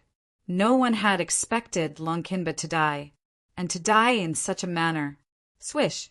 The moment Longkinba's head flew high into the air, a powerful wave of panic swept through the army. The Mengshi Yusang army that had been charging forward without fear of death finally felt a deep fear. Wang Chong was like an unkillable monster. No matter how he fought, no matter how many people came, he would never lose, never tire. Fight! Fight! Fight! Kill! Kill! Kill! Wang Chong continued to fight on the summit, fighting wherever there were people. Wherever that bloody light passed, it left behind a trail of terrified corpses. 10, 100, 1,000, 10,000, the wretched howls only stimulated the killing intent in Wang Chong's heart. He was like a god of death wreaking havoc on the mountain. For a long, long time, It felt like countless eons had passed. All was quiet. The entire world seemingly plunged into a deathly stillness. Finally, the blood in Wang Chong's eyes began to fade, and he gradually regained some of his consciousness. At this moment, he could no longer sense anyone around him. At this moment, that frenzied energy in Wang Chong's body that had been burning like a flame finally began to fade. Wang Chong finally began to feel a deep exhaustion. Little brother, faintly an anxious voice called out in his ear. The voice was very soft, and it was very far away. Chapter 6:28. Who was it? Who was calling out? In his daze, something seemed to be moving in front of him. Wang Chong instinctively slashed out with his sword. Clang! The sound of metal clashing reached his ears, shaking Wang Chong's chaotic mind like thunder. It also shook off the bloody world in Wang Chong's eyes. In his ears, the sound of metal clashing, the sound of war horses, and the battle cries came again. When Wang Chong opened his eyes, he immediately saw an anxious and handsome young face. Big brother. Wang Chong stared at the anxious young man in front of him in disbelief. The anxious, concerned, and worried young man in front of Wang Chong was Wang Chong's big brother, Wang Fu. His face was pale and he looked very weak. It was also at this moment that Wang Chong noticed that the sword in his hand was fiercely clashing with the wood steel sword in his big brother's hand. The two of them were still locked in a state of battle. His big brother was covered in blood and seemed to be injured. Some of the sword marks seemed to be made from woozy steel. What is going on? Wang Chong's mind was in a state of shock. He only remembered charging towards the southeast defense line. He could not remember anything else. What was going on? Little brother, how are you? Wang Fu's voice pulled Wang Chong back to reality. Although he looked calm on the surface, deep anxiety and worry could be seen in the depths of Wang Fu's eyes. I'm fine. Wang Chong panted heavily. Do you remember what just happened? Wang Fu cautiously asked. Wang Chong shook his head. He only remembered charging at Duangechuan and breaking the gap. He could not remember anything else. He could not remember why he seemed to be fighting with his big brother. Phew! Wang Fu heaved a sigh of relief. He looked much more relaxed.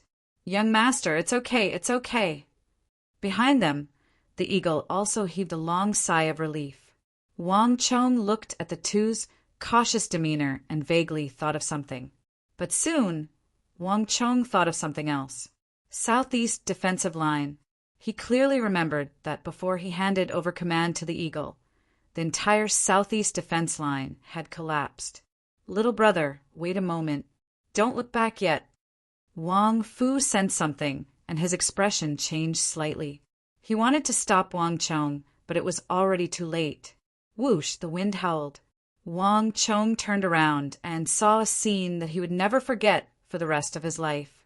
Beneath his feet was a vast expanse of corpses, thousands upon thousands, layer upon layer, covering the entire mountaintop. Horse corpses, human corpses, sabers, swords, war banners. There was no end to them. Scarlet blood flowed like a river, flowing past the deathly pale corpses like a waterfall. In a radius of 700 to 800 zhang, not a single Mengshi Yusang soldier was standing. All the soldiers of Mengshi Zhao and Uzin were pale. They stared at Wang Chong from a distance, like he was some demon god from hell, their eyes brimming with fear. Wang Chong only needed to turn around to glance at these valiant and fierce Mengshi Yusang soldiers and make them retreat in fright. As his gaze swept over the southeastern defense line, Wang Chong saw Tumi Sang's corpse, Longkinba's corpse, and the corpses of many other Mengshi Yusang commanders. Was I really the one who did all this? Wang Chong muttered to himself, his mind reeling in shock at this sight. This was a scene from the underworld of Azura. Even though he didn't dare to believe it, when he saw the Mengshi Yusang soldiers looking at him like he was some demon god, smelled the thick stench of blood, and sensed the extremely vigorous blood energy in his body despite his exhaustion, Wang Chong vaguely understood something. Little brother, Don't think too much. This is a war. Wang Fu, dressed in martial attire, walked up from behind him. And this war is far from over. Wang Fu was correct. Although Wang Chong had single-handedly reversed the tide and saved the southeastern defense line, driving back the tide of Mengshi, Yuseng soldiers, this war was far from over. Of the 8 defense lines of the Myriad Stars formation, Wang Chong had only saved the southeastern defense line, changing part of it, and although he had killed tens of thousands of Mengshi, Yuseng soldiers in his frenzied state, compared to the remaining 200,000 Mengshi, Yuseng soldiers, the 10,000 Wang Chong had killed was nothing. The southwestern defense line, the northwestern defense line, the northeastern defense line, the northern defense line, the western defense line, the southern defense line, these areas were still engaged in fierce fighting. On the massive mountain, Wang Yan's mighty miracle god and Huishu Wuzong's Varokanabuddha were still locked in battle, and so were Xinyu Zhongtong's Vajra god and Duan Gechuan's two-headed, four-armed demon god of darkness. Wang Chong had driven back the Mengshi Yuseng soldiers from the southeast, but he had also driven them back to the defense line. Good news! Huang Fu's Weibo has been opened. If there's anything you want to know, you can find me there. You're welcome to follow me. Carrot, little brother, everyone still needs you. The Tang dynasty still needs you. Wang Fu looked at Wang Chong, his eyes shining with deep anticipation. He had just woken up from his coma. To tell the truth, the fact that Wang Chong had been able to lead the army to this point and hold out for so long had left him very, very shocked. Although they were blood brothers of the same father and mother, Wang Fu had never known that this mischievous third brother of his was hiding such a powerful talent for war. In terms of skill in the art of war, there was no question that his little brother, Wang Chong, was far superior to him. At a time like this, only his little brother could lead them out of this predicament. Little brother, whether we fight or retreat, I will support you. Losing a battle is not the fault of a soldier. It's already quite impressive that we've been able to last this long. After all, Meng Shijiao and Uzun have far too many people. Wang Fu said. The battle was not over, nor had it reached the worst stage. Thus, whether the Annam Protectorate wanted to preserve its strength and retreat or choose to continue fighting, there was still time. Wang Fu decided to leave the decision to his little brother, Wang Chong. I won't retreat. I will not retreat from this battle. Wang Chong interrupted Wang Fu before he could finish speaking. The southeastern defense line had not been broken. If it was temporarily preserved, there was still a chance. Come! Wang Chong unsheathed his long sword. Without another word, he quickly walked towards the top of the mountain. The eagle, follow me. In his mind, the Stone of Destiny's warnings rang out continuously. The Annam Protectorate's numbers were at an extremely dangerous level. If they continued to drop, Wang Chong could be obliterated at any moment. But Wang Chong would never allow himself to retreat. The Annam Protectorate had no path of retreat. The Tang dynasty also had no path of retreat. As long as the Annam Protectorate retreated one step, it would fall like dominoes, leaving behind a crumbling central plains. One step back, one step back. When the time came, it would no longer be a matter of the Annam Protectorate's legacy, nor would it be a matter of the Southwest. Not even his big brother Wang Fu knew that no one on this mountain, including his big brother Wang Fu, had a path of retreat. And in Wang Chong's view, this war was far from a lost cause. There was still a chance to turn things around. Whoosh! The black banner fluttered in the wind. On the summit, that tall banner had long ago been cut in half, the cut left behind by Uzun Scimitar. But this flag that represented the Great Tang, the Annan Protectorate, had been forcibly replanted on the summit of the mountain after only half of it had been cut. The sky was overcast, and as Wang Chong looked down from the summit, he could see corpses piled up on the mountain. The Mengshi, Yuseng soldiers were fighting in various places. The eastern front that had collapsed had been patched up at some point. Big Brother. He had no idea what had just happened, much less when the eastern front had been patched up. But when he saw those familiar formations, Wang Chong understood everything. There was no question that his big brother had appeared at the crucial moment, leading the army to patch up the eastern gap. Axemen retreat. Shield soldiers advance. Pass on my order to the western front, General Zhang. Lead the spearmen and charge to the southwest.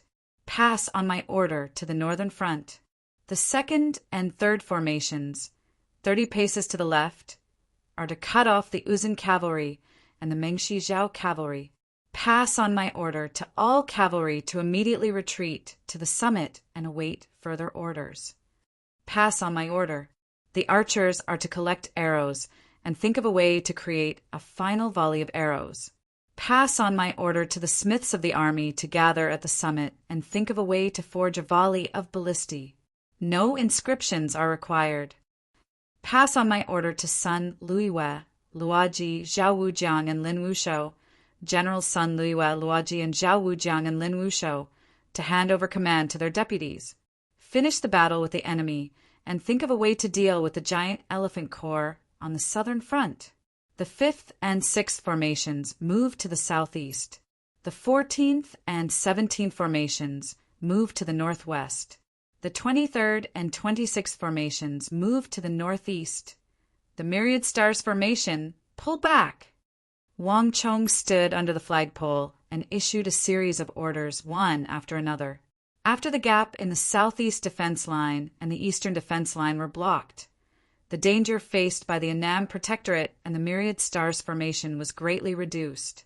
Although Duan Guchuan's fatal blow had caused the inexperienced Myriad Stars formation to collapse and a large number of Annam Protectorate soldiers to die, it had also caused a large amount of empty space on the summit, giving Wang Chong another chance to activate the Myriad Stars formation. Buzz! A series of orders were passed down one after another. When Wang Chong's orders were passed down, the entire Annam Protectorate seemed to have found its backbone and calmed down once again. When Wang Chong chose to retreat, shrink the defense line and gather at the summit, the originally stagnant Myriad Stars formation, after shrinking several times in size, actually began to move slowly again. And the more it moved, the faster it moved. Damn it! How is this possible? At the bottom of the mountain, Daluan Ruozen's expression changed when he saw this. Duan Guchuan was the Irai general, and his position was no lower than that of Huishu Wuzong. Huishu Wuzong had no jurisdiction over him at all. Naturally, he could not restrict or predict his actions. To be honest, even Daluan Ruozen was quite surprised when the Irai general suddenly launched a thunderous attack after holding back for so long. But he had to admit that his actions were quite effective. Now that Wang Chong's Myriad Stars formation had finally collapsed, there was no way Daluan Ruozen would allow Wang Chong to activate the Myriad Stars formation again. Having seen the damage of the Myriad Stars formation, Daluan Ruozen knew very well what it meant for Mengshi Zhao and Uzun. Chapter 6, 29. Pass on my order. No matter the cost, we must press forward. Send in the executioners and supervisors as well. No matter the cost, we can't let that fellow activate the formation again. At the end, Daluan Ruozen was almost roaring with anxiety. Daluan Ruozen had always been known for his elegance and composure. He couldn't remember how long it had been since he had been forced into such a state. But at this crucial moment, when facing an opponent like Wang Chong, he couldn't help but worry. Against an opponent of Wang Chong's level, the slightest mistake could result in a complete reversal of the situation. And Daluan Ruozen had no desire to be such a loser. Gallop, gallop. Under Daluan Ruozen's order, the entire Mengshi, Yusang army surged toward the summit like a tide. More than 70% of the steel walls on the summit had already been torn down by the Mengshi, Yusang army. The Annam Protectorate was no longer as much of a threat to the Mengshi, Yusang army as it had been before. Archers, fire! No matter how unwilling Daluin Ruozin and Jelafang's forces were, no matter how unwilling they were, the archers on the summit, picking up the arrows and adding on the volley of arrows forged by the craftsmen led by Zhang Shouji. These archers that Wang Chong had stubbornly guarded at the heart of the mountain had played their final and most crucial role. Thwish, thwish, thwish. As the dense rain of arrows fell from the sky, landing on the crucial points of the Mengshi Zhao and Yuseng armies to the southeast, they began to fall like dominoes. This little bit of chaos became widespread chaos, ultimately becoming a localized chaos. In the end, the rhythm of the Mengshi Yuseng assault was completely disrupted, and the Annam Protectorate now had its most crucial opportunity. Boom! The entire mountaintop shook. The Annam Protectorate's myriad stars formation, which had shrunk a lot, was activated again. Although the scale had shrunk a lot, it matched the unique narrow space of the mountain peak, causing this famous killing formation to once again unleash its terrifying power. Countless Mengshi Yuseng soldiers fell, and Mengshi Zhao and Uzin suffered several times the casualties of the Tang dynasty. In Wang Chang's mind, the constant warnings from the Stone of Destiny gradually weakened, and the frequency of its appearance was no longer as high. However, the Annam Protectorate situation was still far from being resolved. Young master, are we really not retreating? On top of the mountain, the eagle was anxious. The Annam Protectorate had once more displayed its formidable fighting power. For every Annam Protectorate soldier killed, 7 to 8 Mengshi Yuseng soldiers were buried with him. If this situation continued, the best-case scenario was that both sides would suffer heavy losses. The Mengshi Yuseng army would suffer heavy losses, but the Annam Protectorate would also fight to the last man. The eagle himself was not afraid of death. Even if he died here with the tens of thousands of Annam Protectorate soldiers, the eagle would have no regrets. But Wang Chong could not die here. Wang Chong possessed a talent for command that far surpassed all other generals, and this War of the Southwest was the best opportunity for him to make a name for himself. Wang Chong had already amply displayed his abilities to the famed generals of the Southwest like Daluin Ruozin and Hushu Wizong. To use 100,000 soldiers to fight against 500,000 soldiers of the Mengshi Yuseng army, with several 100,000 of them composed of the strongest cavalry of all soldiers. Not even Daluin Ruozin could do this. Purely in terms of the art of war, not even Daluin Ruozin could compare to him. In the future, given his talent, Wang Chong would assuredly become the hope of the entire Tang dynasty and a general that would shock the world.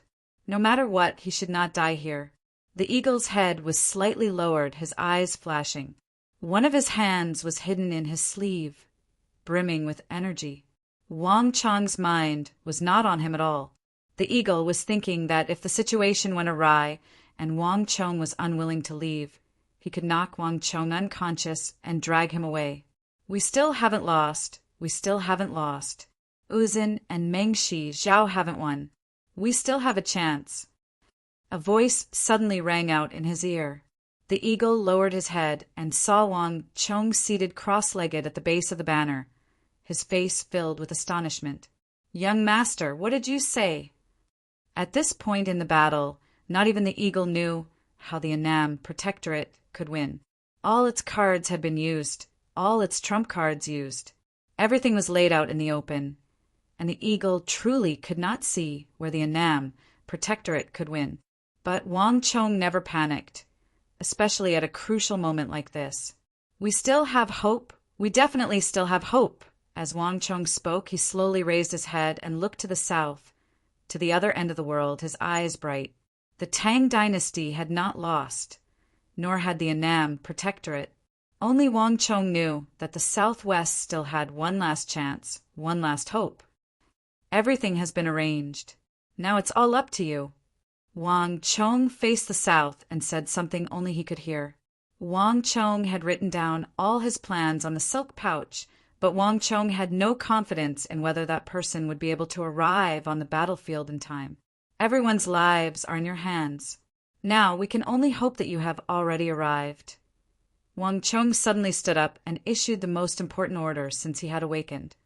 "The eagle, send the signal." "Ah." The eagle's face was full of astonishment, unable to react. "Have you forgotten the signal I told you 3 days ago?" Wang Chong said. He turned to look at the eagle, his expression incomparably grave. In a flash, a series of thoughts flashed through his mind, and the eagle suddenly remembered something. 3 days ago, Wang Chong had given him an important signal, but he hadn't said anything else. The eagle had never thought that the signal would be used at such a crucial time. Even now, the eagle did not understand what the signal represented. Screech! In the next moment, the entire battlefield suddenly heard the high-pitched cry of an eagle. Just below the dense, dark clouds overhead, a huge eagle flew down from the clouds and let out a series of rhythmic cries that no one knew what it meant. The high-pitched cry of the eagle traveled hundreds of miles and resounded throughout the sky. What is he doing? Wang Chong's sudden action attracted the attention of many people. At the foot of the mountain, Jelifeng and Daluin Ruozhen raised their heads to look at the giant eagle in the sky. In the midst of the intense battlefield, the sudden cry of the giant eagle was particularly abrupt. Although they did not know what this meant, based on their understanding of Wang Chong, the two commanders of Mengshi Zhao and Uzin instinctively maintained a high level of vigilance. But after the eagle's cry, nothing happened. In the distance, all was quiet and tranquil. On the battlefield, the tragic war was still going on, and nothing had changed. What is that fellow doing? Daluin Ruozhen narrowed his eyes as he looked at the giant eagle overhead. He could not understand the sudden appearance of this giant eagle and the fact that nothing had changed. On the other side, Jelifeng's confusion was no less than his own. Although he rarely participated in decision-making, he was no less wary of the youngest son of the Wang clan than Daluin Ruozhen. No matter what plan you have, it's all useless at this time. We don't believe that you can still play any tricks at this time. Jelifeng looked up, his eyes bursting with a sharp light. The war in the southwest had already been decided. He, Jelifeng, had already proved to everyone that the Tang dynasty was not unbeatable. Although they had suffered grievous losses, as long as Mengshi Zhao and Uzin's alliance remained, Mengshi Zhao could deal with the Tang dynasty's subsequent attacks. More importantly, as long as the Tang dynasty's southwest was obtained, Mengshi Zhao would truly be able to escape the predicament of the Arai. And now, in order to deal with a common enemy, Jelifeng would think of a way to obtain assistance from the other empires. In the end, Mengshi Zhao's losses would be recouped, and they would obtain even greater benefits. This was Jelifeng's position in the War of the Southwest. Jelifeng's thoughts did not last for long. A moment later, all his ambitions for the Southwest were shattered. "Your Majesty, look over there!" No one knew who spoke. Jelifeng subconsciously turned his head and looked in the direction of the voice. He saw a thick plume of black smoke rising from the horizon. The first plume was followed by the second, the third. In the end, the entire horizon was engulfed in flames and thick smoke. In the distance, one could even hear shouts and the sounds of fighting. In a flash, Jelifeng seemed to suffer a heavy blow, his face draining of blood and turning as white as a sheet of paper. For the first time, this emperor of the Southwest, who rarely revealed his emotions, revealed panic and unease in his eyes. The granary. Jelifeng's entire body trembled, only one thought remaining in his mind. That direction was where Mengshi Zhao stored his grain. In order to prevent the Tang dynasty from raiding the granaries at night and burning them down, Jelifeng had built the granaries in the rear of the army and had soldiers stationed to guard them. Uzin and Mengshi Zhao's daily consumption was enormous, especially in the later stages. Jelifeng was also responsible for all of Uzin's provisions, so Jelifeng had dispatched many peasants and laborers to build massive granaries. Jelifeng had never imagined that the granaries of more than 200,000 soldiers would be attacked at a time like this. Judging from the roaring flames and thick smoke, This conflagration was definitely not small. All the granaries were likely to be in danger. How could this be? Where did the soldiers guarding the granaries go? Jellyfing's eyes were bloodshot. He clenched his teeth and looked in disbelief into the distance. He clearly remembered that there were still 5,000 soldiers there. So why hadn't he received any news? But this was no longer important. All the soldiers had been thrown into the battlefield on the mountain, and the battle was at its most intense. But Jellyfing had no soldiers to send back to reinforce them. Wang Chong. Chapter 630. The army in Meng Shijiao's rear is on fire! On the summit, the eagle stared in disbelief at the blazing flames in the distance. To him, this was a miracle. The eagle had never imagined that the signal Wang Chong had discussed with him 3 days ago was for this. Ha ha ha, Li Sai, I knew that you wouldn't disappoint me. Wang Chong heartily laughed as he looked into the distance, his eyes bright and the dark clouds on his brow swept away. The most crucial moment of the war had finally arrived. After completing his mission of spreading the sheep plague on the plateau, Li Sai had followed the final order in Wang Chong's silk pouch and hurried to the southwest. Before departing from the capital, Wang Chong had already made his plans. The Tang dynasty would find it very difficult to win this war, and this was their last and only chance to defeat the Mengshi Yusang army. The Uzan Plateau was already rife with the plague, the corpses of cattle and sheep covering the ground.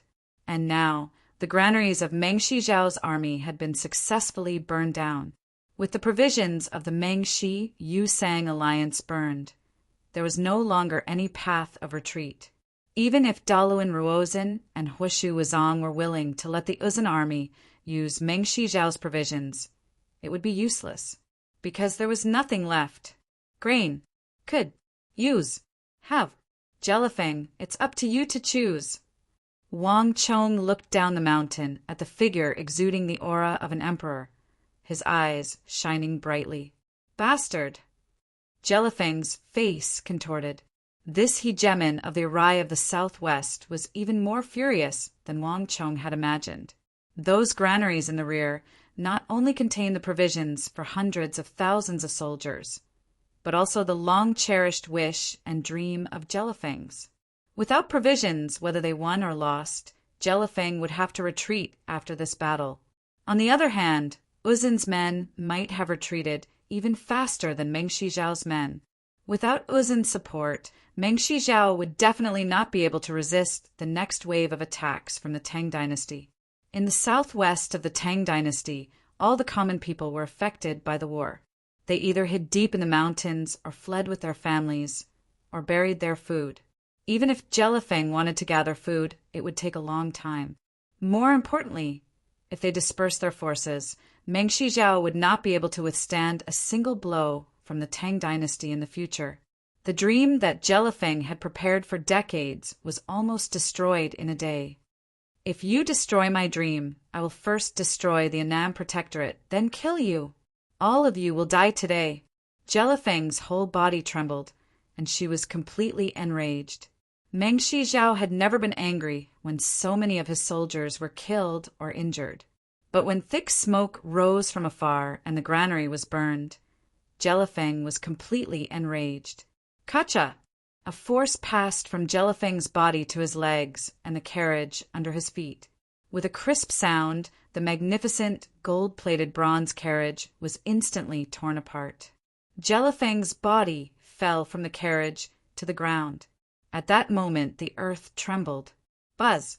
Jellyfing's face was twisted and his expression was ferocious. A thick, murderous aura condensed and exploded from his body. The air around Jellyfing's body was all twisted.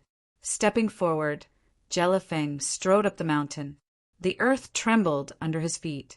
With every step Jellyfing took, the earth trembled violently, as if it could not bear his weight. The king of Arai no longer had the aura of an emperor. All that was left was the murderous intent in her heart. All of you die. Jellyfing stomped his feet, and with a bang, he suddenly soared into the sky. When he landed, he was already dozens of feet away. Buzz! When Jelifeng walked up the mountain, a golden flame rose from his body. This golden flame grew with the wind, and it expanded continuously. By the time Jelifeng reached the midpoint of the mountain, the golden flames had already transformed into a giant Buddha that was over 100 feet tall. Half of the Buddha's body was bright and pure gold, like fire and flame, while the other half was as black as ink, like iron and steel. 6 golden and black arms spread out like fans as he strode up the mountain. Rumble! Wherever the gigantic Buddha passed, the earth rumbled, and rocks split apart with a loud rumble. Those who block me will die. Wang Chong, you destroyed my granary. I will make you pay with your life. Jelifeng's thunderous roar reverberated over the battlefield. There were 3 great generals on the battlefield of the southwest. Huishu Wuzong and Duan Gechuan each counted as 1, while Jelifeng was the hidden 3rd. From the very start, Jelifeng, as the sovereign of Arai, had never taken action. This was the first time he had done so. The appearance of great generals Huishu, Huizong, and Duan Gechuan had already placed an enormous pressure on the Annan Protectorate Army, and now that 3 top-class great generals had appeared in the Mengshi Yusing army, it was like a storm had arrived, and everyone felt a suffocating pressure. Young master, it's not good. Run.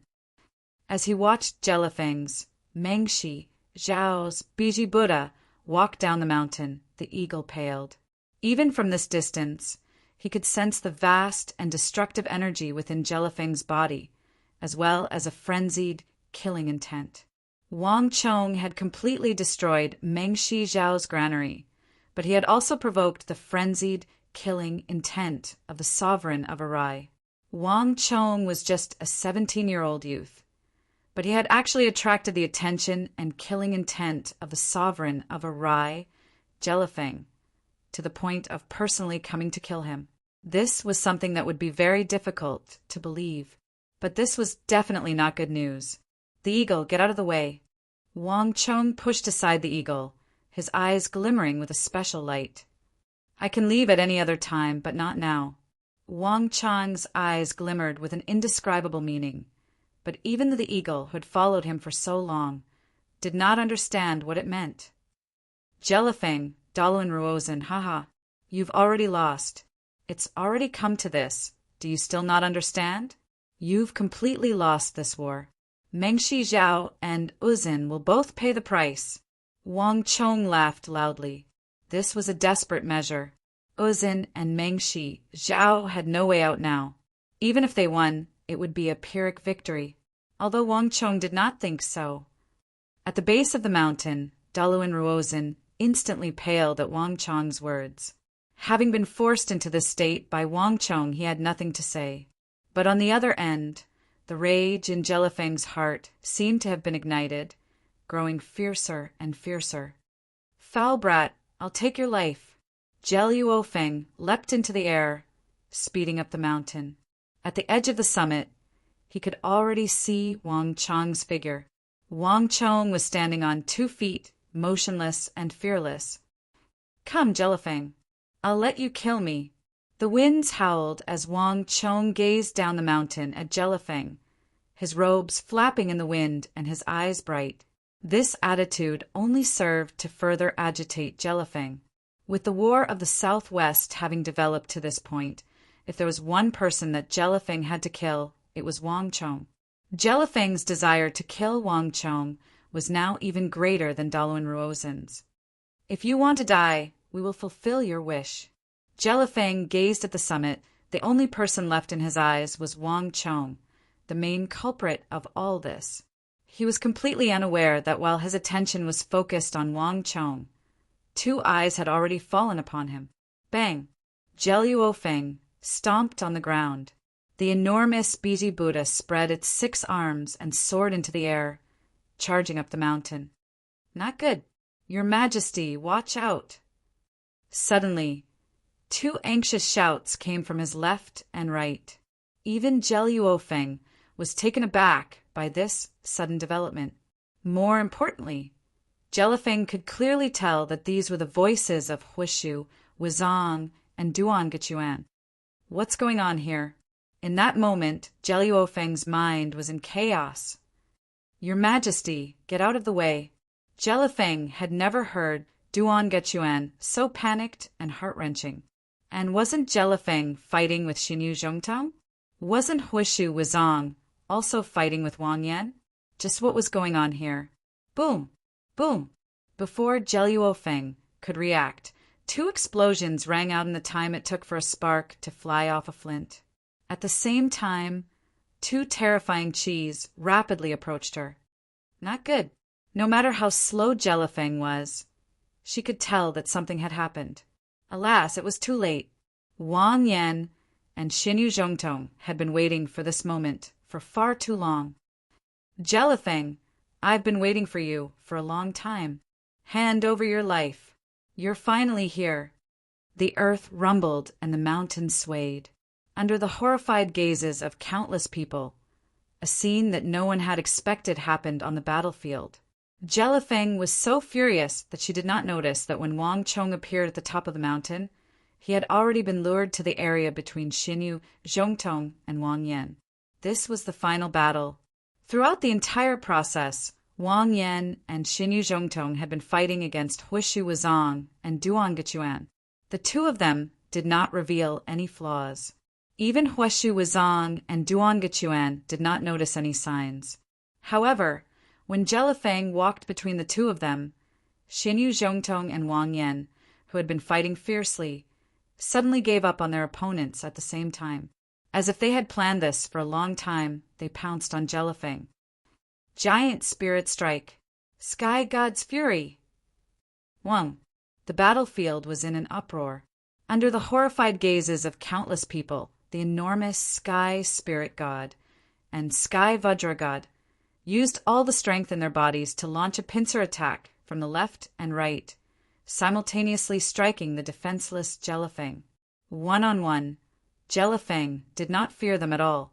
However, when Wang Yan and Xinyu Zhongtong joined forces, even Jelifeng was no match for them. Jelifeng let out an earth-shattering scream. Under the horrified gazes of Duan Gechuan, Huishu Wuzong, and all the other Mengshi Zhao soldiers, the Mengshi Zhao incarnation of Jelifeng violently exploded. The flames dissipated, and Jelifeng's body appeared in midair. It was tumbling down the mountain from the massive shockwave. Pooh! Before Jelifeng's body even landed, her eyes were already tightly shut. Her face was pale, and she suddenly spat out a mouthful of blood. Your Majesty! Not good. Something has happened to His Majesty. Hurry and save His Majesty. Up and down the mountain, all the Mengshi Zhao soldiers who saw this scene were filled with panic. Jelifeng was the ruler of the entire Mengshi Zhao, and he was also the ruler of the entire Arai 6 Zhao. In the entire Mengshi Zhao Empire, he had a supreme status and enormous rallying power. As long as he said the word, countless people would be willing to die for him. No one had expected that something would happen to Jelifeng at this time. Imperial Father. Chapter 631. Fenjie had always felt a deep reverence for his father, treating him as his life's goal and model. No matter what, nothing could happen to his father. Your Majesty! At this moment, Duan Gechuan was even more panicked and terrified than Fenjie. As Mengshi Zhao's only great general, Duan Gechuan had a composed and shrewd personality, rarely revealing his true abilities. But Jelifeng's heavy injury had caused the Arai great general of Mengshi Zhao to reveal a completely different side: panic, anxiety, and fear. At this moment, Duan Gechuan had none of his previous composure. Your Majesty, we still haven't begun our grand hegemony. Nothing can happen to you. Duan Gechuan was about to go crazy. Jelifeng and Duan Gechuan were lord and minister. But only Duan Gechuan knew that they were also friends, brothers, companions who had walked the same path, supported each other, and shared the same dream: to bring Mengshi Zhao's tiny kingdom out of Mengshi Zhao and dominate the world. This had always been a dream that Jelifeng and Duan Gechuan had persisted in for decades. "Your Majesty, no matter what, nothing can happen to you." Duan Gechuan's heart was burning with anxiety and a deep rage. "Wang Yan, Xinyu Zhongtong, I want your lives." Boom!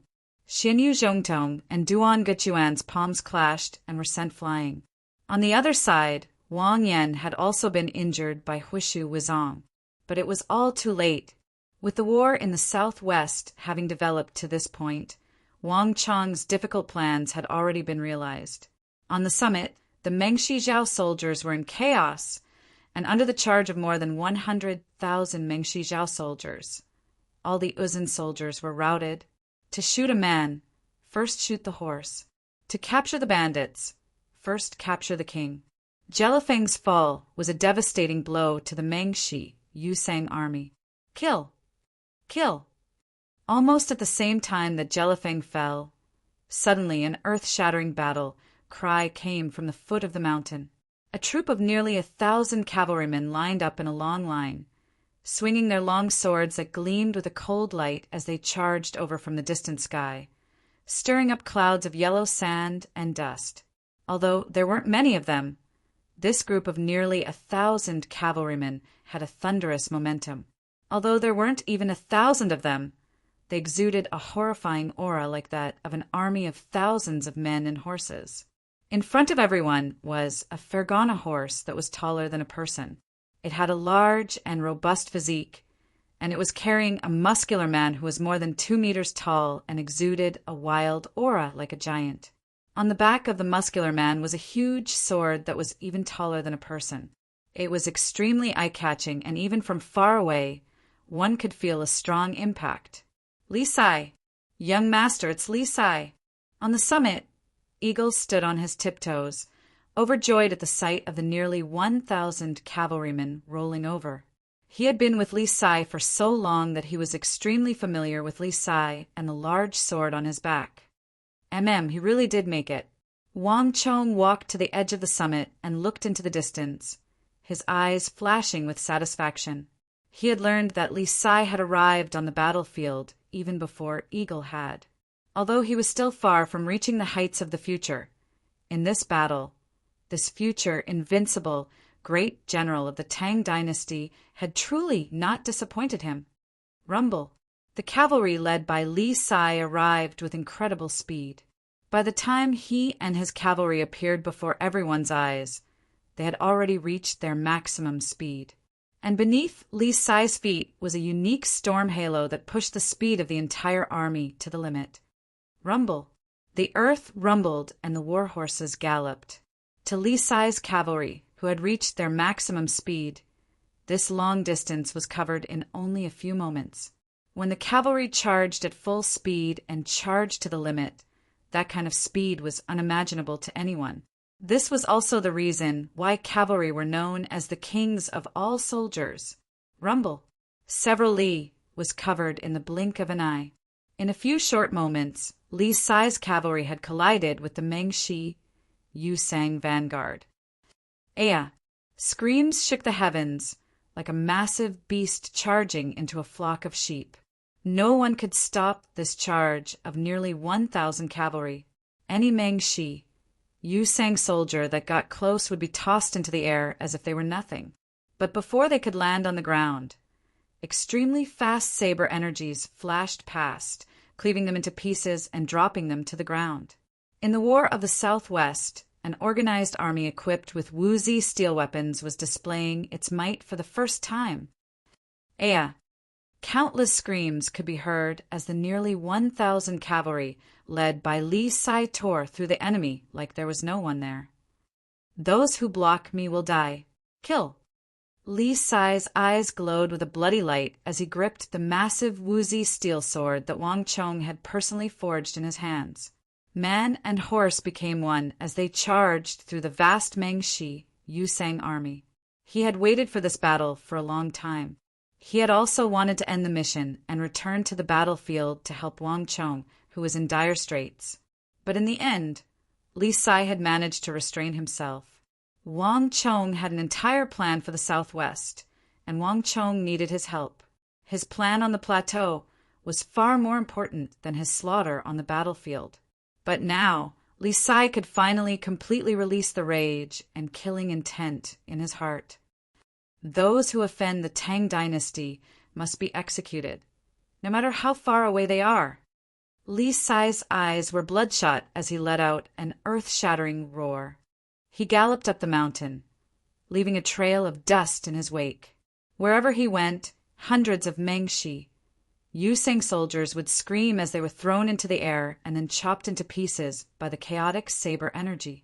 From the base of the mountain to the summit, this army of nearly 1,000 soldiers would quickly cleave the Mengshi, Yuseng army in two.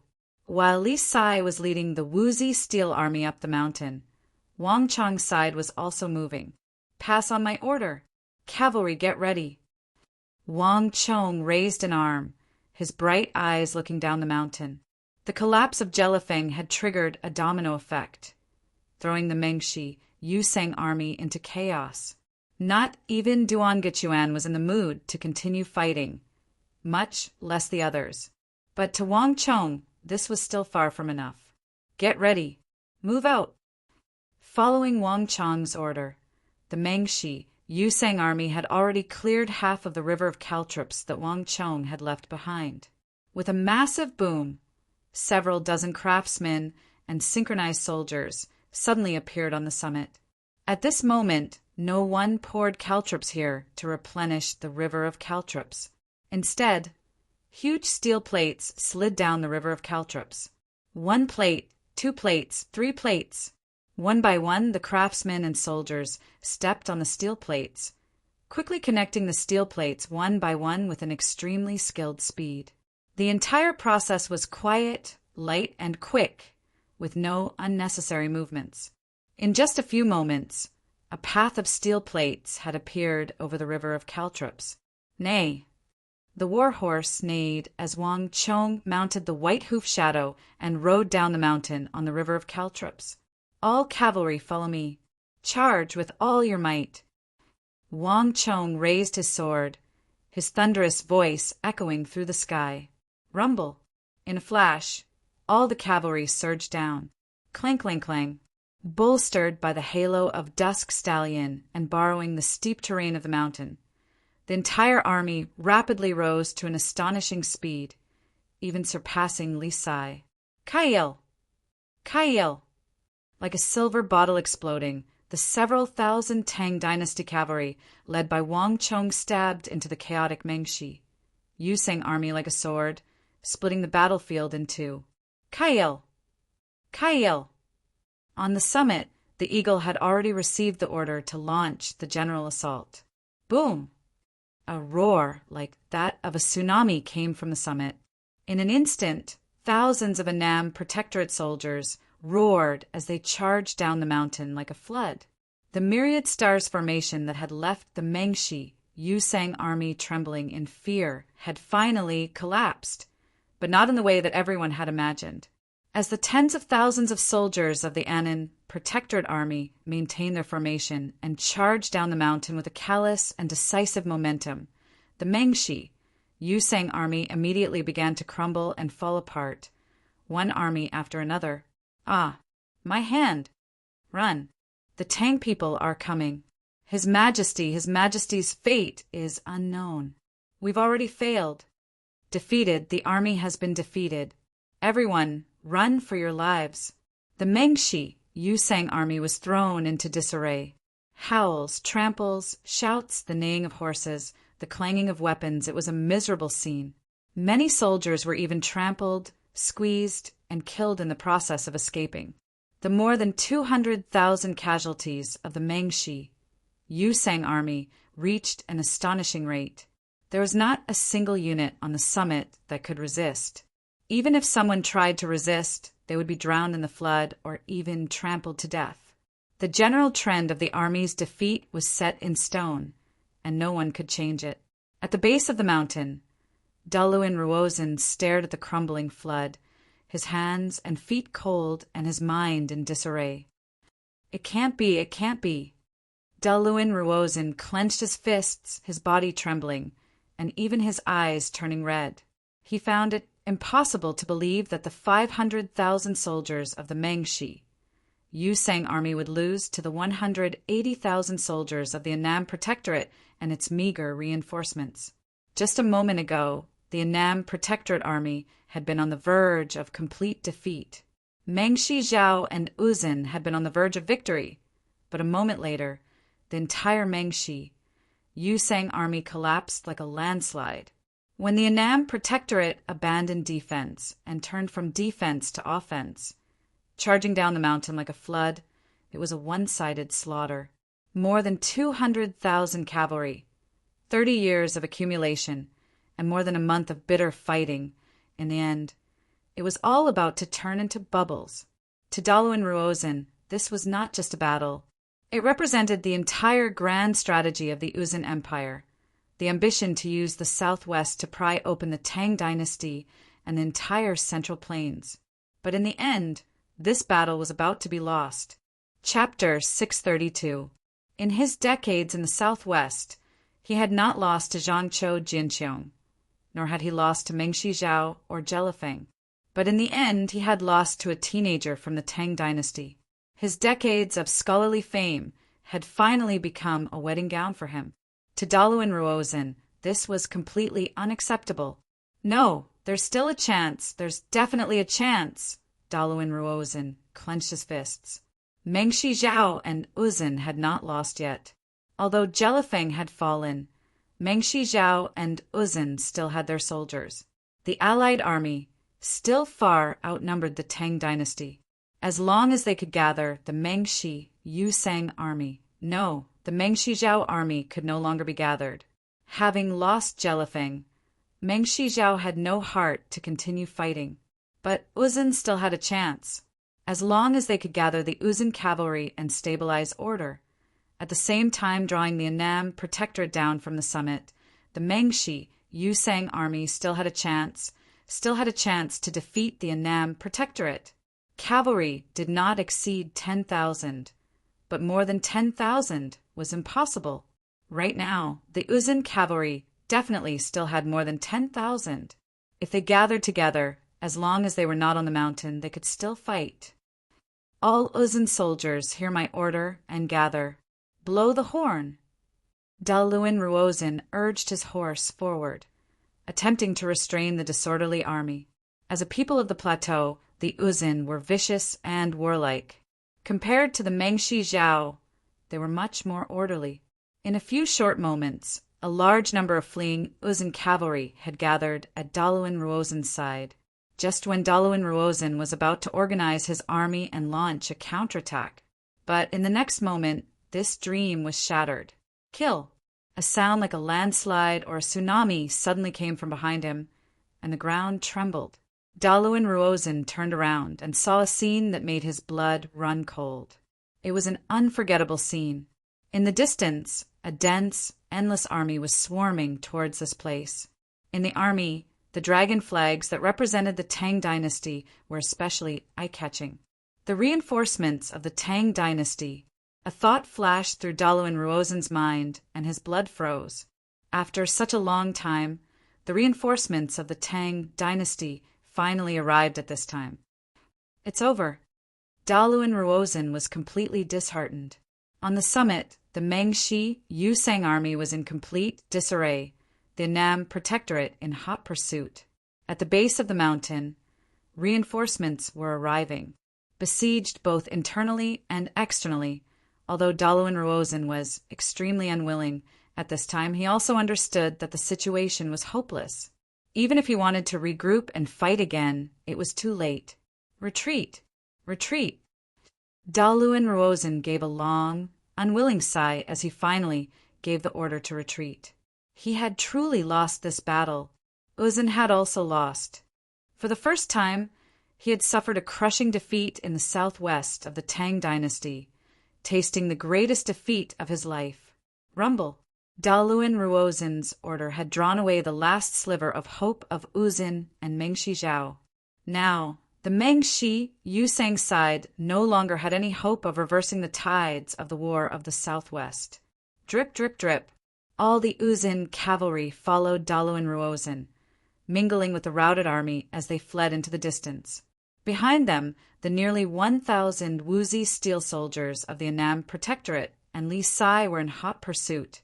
They didn't even dare to turn their heads, nor did they dare to attempt to defeat the Tang dynasty reinforcements on the distant plains. After continuously trying Mengshi Zhao's rice, these warriors of the plateau had already become extremely weak, their physical strength greatly diminished. They were no longer as fierce as they had been. Listen to Prime Minister's order. Retreat. Like a collapsing mountain, countless Tibetan reinforcements fled in panic. Behind him, wails and screams could be heard. With the momentum lost, no one could regain their initial bravery. Congratulations to user for killing 89622 Mengshi, Yuseng soldiers. Congratulations to user for killing 98415 Mengshi, Yuseng soldiers. Congratulations to user for killing 109477 Mengshi, Yuseng soldiers. Congratulations to user for killing 121449 Mengshi, Yuseng soldiers. A string of voices rang out in Wang Chong's mind. At this point in the battle, there was no longer any need for Wang Chong to give orders. On the entire battlefield, Uzun included, no one had the slightest desire to fight. All the Tang people needed to do was pursue and kill. Countless Mengshi, Yuseng soldiers were felled. Wang Chong's tactic of splitting up the cavalry had played an enormous role. Although they were fleeing, at least half of the soldiers had been unable to effectively escape due to the chaos on the front lines. In the end, they could only be harvested like straw. The entire battlefield was littered with corpses, and blood was like a river that floated on the ground. Corpses of the sky-quaking giants, the Arai elephants, the war horses, the Mengshi, Yuseng army, and all sorts of shattered war machines. They were scattered everywhere. But at this moment, Wang Chong was halfway up the mountain, his attention completely drawn to the distant reinforcements. Elder Yi, Elder Zhao, Elder Hu, Su Hanshan, Huang Che. Wang Chong looked into the distance in shock. Although the vast army in the distance seemed very impressive, Wang Chong could tell at a glance that this was no regular army. Besides the dragon banner representing the Tang dynasty, Wang Chong also saw banners representing the various great clans, and even the banner of Wang Chong's Kunwa training camp, Deflecting Blade Manor.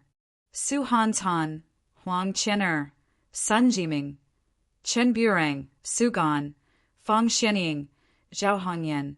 By Xiling, Youngster Wei, many familiar faces appeared at the front of the army.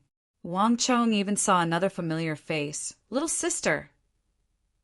Wang Chong's eyes went wide as he stared in disbelief at that petite figure at the front of the army, wielding two massive golden hammers.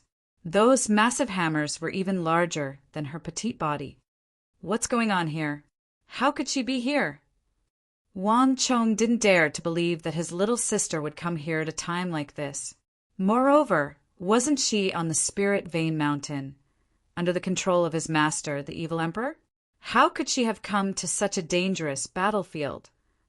This is nonsense. Wang Chong couldn't help but curse, his eyes widening.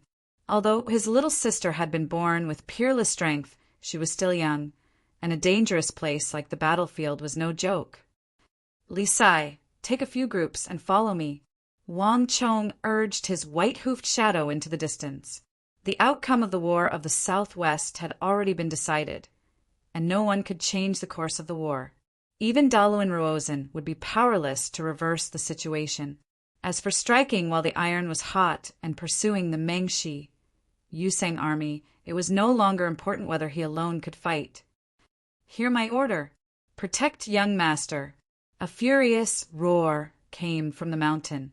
Li Sai had long ago joined up with Wang Chong, and upon hearing the roar, he turned his horse around and led a group of soldiers equipped with Wuzi steel weapons to follow Wang Chong. Putting aside Wang Chong, on the other side of the capital, the soldiers of the great clans, led by Elder Yi, Elder Zhao, and the others were charging toward the battlefield. I really can't believe that young Master Chong managed to defeat Daluan Ruozhen and Jelifeng. The Southwest was won. They really won. Charge! Don't let this chance slip by. Work with young master to pursue Mengshi Zhao and Uzin. No matter what, we can't give them another chance to invade the Tang dynasty. Kill. Hurry and help young Master Chong. The sight of the crumbling Mengshi Yusang army at the base of the mountain roused everyone's spirits. The Mengshi Yusang army was no weakling, especially Uzin's men. A single charge of hundreds of thousands of cavalry could wipe them out at any moment. Thus, before coming, they had discussed and considered how they should proceed in this battle, how they should choose the right moment, and how they should help Wang Chong and the Annam Protectorate. But no one had expected this to be the scene they saw when they arrived at the southwest battlefield. Wang Chong and the Annam Protectorate, with only several tens of thousands of soldiers, had actually managed to defeat Mengshi Zhao and Uzin, who outnumbered them by several times, and forced them to flee in disarray. By the time they arrived, the Southwest War had already concluded. Faced with the powerful suppression of the Mengshi Yusang army and the leadership of renowned generals like Daluan Ruozin, Hushu Wizong, Duangechuan, and Jelifeng, the Tang dynasty had won the final victory. If they hadn't seen it with their own eyes, they would have never dared to believe it. Young Master Chong truly is a descendant of Duke Jiao. Everyone, hurry and help young Master Chong. Elder Yi was so excited that his beard was trembling. It was no secret that Wang Chong and the Annam Protectorate had been besieged by the Mengshi Yusang army. But Elder Yi had never imagined that when he arrived on the battlefield, he would see the Mengshi Yusang army crumbling. All their previous discussions had been meaningless. All they needed to do now was help in the pursuit. Rumble. The Mengshi Yusang army, which had already been routed, was now in even greater disarray. Elder Yi, Elder Zhao, why have you come?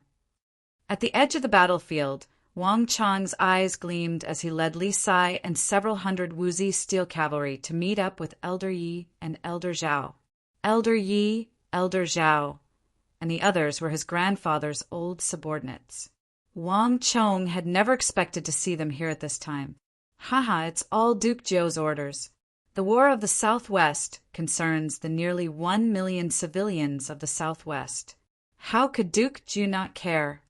Young Master Chong has grown up. If Duke Jiu knew what happened here, he would definitely be extremely gratified.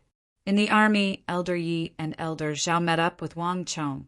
The more they looked at Wang Chong, the more they liked him. Other than Duke Jiao, it had been a very long time since such a talent had appeared in the Wang clan. Duke Jiao's eldest son, Wang Zhen, had not reached this level, and his second son, Wang Yan, and even his eldest grandson, Wang Li, Wang Fu, and Wang Bei, were still quite a distance away. But now, in this completely unexpected situation, everyone suddenly realized that the stubborn and most impossible Wang Chong had become the ideal person to fulfill everyone's expectations. To be more precise, his performance had already far surpassed everyone's expectations. Not even Duke Jiu of the past had such an astonishing performance at such an age. Right, Elder Yi, Elder Zhao, where's little sister? Wang Chong suddenly asked. His little sister was still too young, and this sort of bitter battlefield was not suitable for her. He had to bring her out. Moreover, if something happened, Wang Chong didn't know how to explain it to his mother in the capital. Isn't young Lady Yaoer here? Elder Yi was about to say that Wang Xiaoya was here, but when he turned his head, he froze. Where was the slightest trace of him? In a flash, Wang Chong's face was as gloomy as water. From the looks on the faces of the two elders, Wang Chong knew that his little sister had definitely seen him in the army and was intentionally avoiding him. The plains were different from the mountains, and one's field of vision was not as wide. Even Wang Chong would find it difficult to find a single person in the vast army, especially when his little sister was hiding from him. What nonsense! Wang Chong was furious. Chapter 633. The Uzin had been defeated, utterly defeated. Mengshi Zhao had also been defeated. There was no longer any suspense in the Southwestern War. As the Tang dynasty pursued the Mengshi Yusang army from 180,000 to 90,000, the Mengshi Zhao army finally understood and began to scatter, fleeing in every direction. The battle was not completely over, but there was no longer any suspense. Daluan Ruozhen and Huishu Wuzong had already led the Uzun army in fleeing to the plateau. Duan Gechuan was also carrying the heavily injured and unconscious Jelifeng in the direction of Arai. This Arai, great general of the Mengshi Zhao Empire, had completely forgotten about the battlefield behind him. In his eyes was only the safety of Jelifeng. Duan Gechuan did not dare to linger, lest he give the Tang dynasty any chance and create an irreversible result. And without these Mengshi Yusang great generals, all that was left were weeds. The defeated soldiers scattered everywhere. They had already been scared out of their wits, all of them fleeing aimlessly in every direction. An hour later, the battle was over. Wang Chong, Li Sai, Elder Yi, Elder Hu, the Eagle, Wang Yan, Xin Yu Zhongtong, and the other commanders and generals of the Tang dynasty's southwest once more gathered on the mountain. Sob, sob, sob. Before Wang Chong had even reached the mountain, he could already hear sobbing in the distance, the voice young and familiar. A little girl. Who told you to come? How old are you? Imitating others to fight on the battlefield? What a disgrace. Who gave you those metal hammers? You're not allowed to use them in the future. From a distance, Wang Chong could hear his father Wang Yan's stern reprimand. Raising his head, he saw a little girl of 12 or 13, dressed in armor, her hair in pigtails. She was currently wiping away her tears as she quietly wept in front of her father and big brother Wang Fu. Little sister, listen to big brother. This is not a place you should come to. At the side, Wang Fu was also persuading him with a sincere expression. Only the youngest sister of the Wang clan, Wang Xiaoyao, who was born with unparalleled strength, could make Wang Yan and Wang Fu scold her at the same time with such a serious expression. Daddy, big brother, I also want to help, and I'm also very strong. Even Master praised me. Wang Xiaoyao pouted, feeling extremely wronged. You still dare to talk back to me. Wang Yan's face was ashen, and he was furious. Seeing that her father was truly enraged, Wang Xiaoyao finally shut her mouth, not daring to say anything else. You're still running? I'll let you suffer a little. Wang Chong rode the white-hoofed shadow slowly up the mountain. He couldn't help but laugh inwardly at his sister's deflated appearance. This damned girl ran away as soon as she saw him. Even if her father and big brother weren't here, Wang Chong would still teach her a lesson. Now it was even better. She was so willful, so she had to suffer a little. Young miss. Although Wang Chong had managed to restrain himself, the eagle couldn't help but subconsciously call out when he saw Wang Xiaoyao being scolded. It was this sound that made Wang Xiaoyao tremble all over and immediately turn around. Third brother, Daddy, and big brother are both scolding me. Quickly come and help me. Wang Xiaoyao's eyes were filled with tears. When she saw Wang Chong, it was as if she had found her pillar of support. She rushed over and hugged his white-hoofed shadow, crying nonstop. It's useless, even if you find your third brother. No one is allowed to speak up for her today. Wang Yan was unable to restrain his anger. He had been greatly angered by Wang Xiaoyao. The Wang clan was a clan of ministers and generals. Wang Xiaoyao was only 12 or 13 years old, yet she was charging into the battlefield like a boy. If word of this got out, it would be unseemly. Wang Yan had always valued the clan's traditions, so how could he tolerate such a thing? It was Master who told me to come. He said I could help you. Wang Xiaoyao raised her head and looked innocently and aggrievedly at her third brother. You're still quibbling. Wang Yan was furious. However, at the side, Wang Chong's heart stirred and he revealed a thoughtful expression. The master that his sister Wang Xiaoyao spoke of was unknown to others, but Wang Chong knew that it was his master, the evil emperor. You said that master told you to come? Wang Chong raised his eyebrows and looked at his little sister. Yes, otherwise, do you think he would have let me out? Wang Xiaoyao raised her head and said, her eyes filled with grievance. Wang Chong glanced at it, a pensive look in his mind. His little sister didn't look like she was lying. Moreover, with Master's abilities, if he didn't want her to leave, she wouldn't be able to leave even if she overturned the heavens. Father, let's forget about this matter. Little sister is still young. I'll look after her in the future. Wang Chong turned his head and said to his father, Wang Yan. Speaking of which, it was strange. At the start, Wang Yan's face was ashen, and he couldn't restrain his anger. However, the moment Wang Chong spoke, Wang Yan's expression changed, and he actually listened. The anger that filled him actually dissipated by 70 to 80% in that instant. I'll let you off for now on account of your third brother. If there's a next time, I'll break your legs. Wang Yan's expression was as cold as frost. Hearing this, Wang Xiaoyao suddenly raised her head and looked at her third brother, Wang Chong, then at her father, Wang Yan. Her eyes were filled with shock. She didn't remember when her father had been so easy to talk to. Moreover, why did third brother's words become so effective? Little sister, don't do it again. Go quickly. Wang Fu also waved his hand and said, his expression looking much better. Wang Xiaoyao was even more shocked. However, there was no time to think too much at this time. She had been reprimanded here for a long time. Now that she heard that she could leave, she immediately felt as if she had been pardoned. She let out a low cry and ran away. Father, how are your injuries? Once his little sister was gone, Wang Chong dismounted from his horse and quickly walked up to his father, Wang Yan. To shoot a person, first shoot the horse.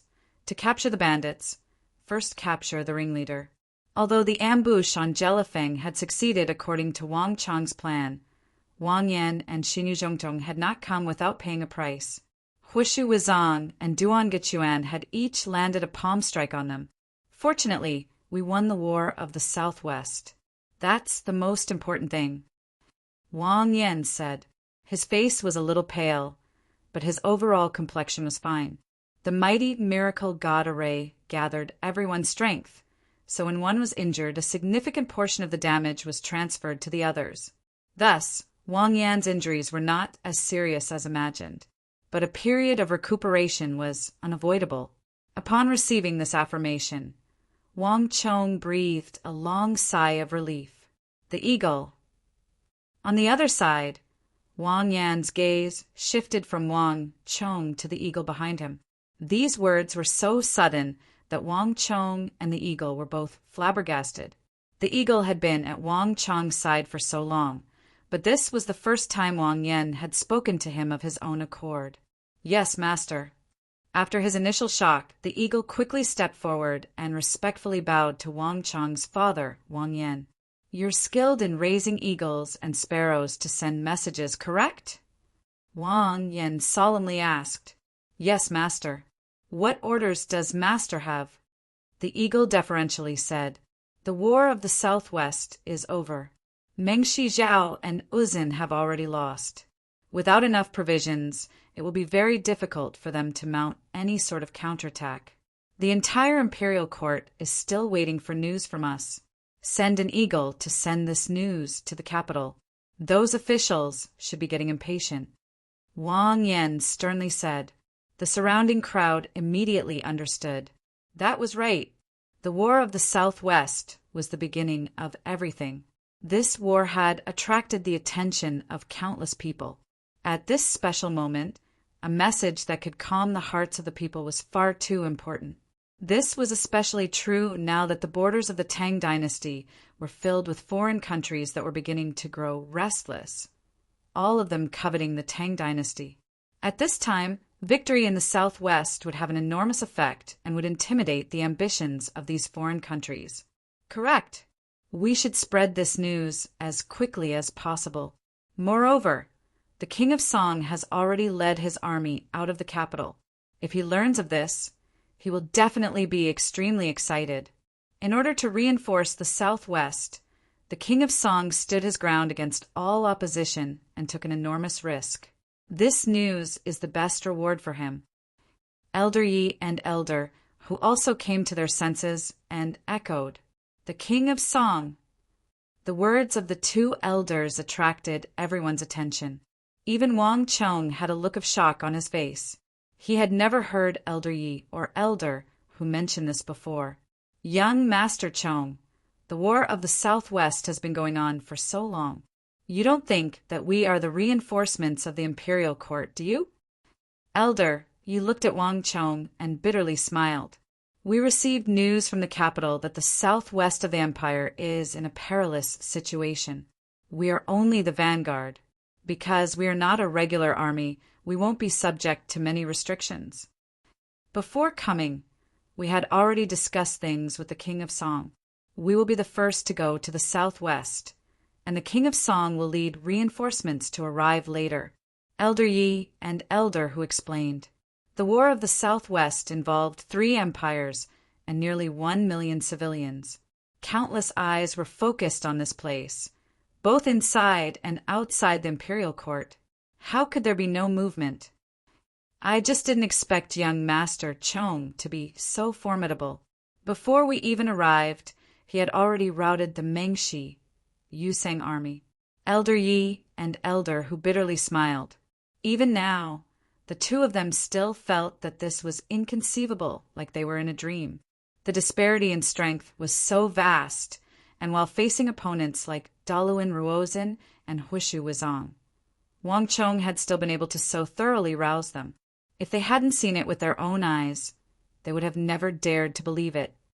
Elder Yi and Elder Hu, you praise me too much. Wang Chong turned his head to look at the eagle. Did the eagle hear me? Yes, young master. The eagle nodded and quickly left. Walala! A few moments later, the flapping of wings came from the summit as carrier pigeons, eagles, and sparrows flew toward the capital, vanishing into the sky. This day was bound to shake the entire world. The war was over, but the affairs of the Southwest were far from over. Many soldiers had been dispatched to sweep up the Mengshi, Yusang army, and there were many more matters in the Southwest that Wang Chong and the others needed to discuss. The King of Song has not yet arrived. Before that, we still have to stand guard in the Southwest to prevent Uzin and Mengshi Zhao from attacking us in their desperation. The Annam Protectorate has far fewer soldiers than it did before. Impossible. The Uzin Plateau is currently plagued by plague, and Mengshi Zhao's granaries have already been burned down by young master. Without enough provisions, how can they counterattack?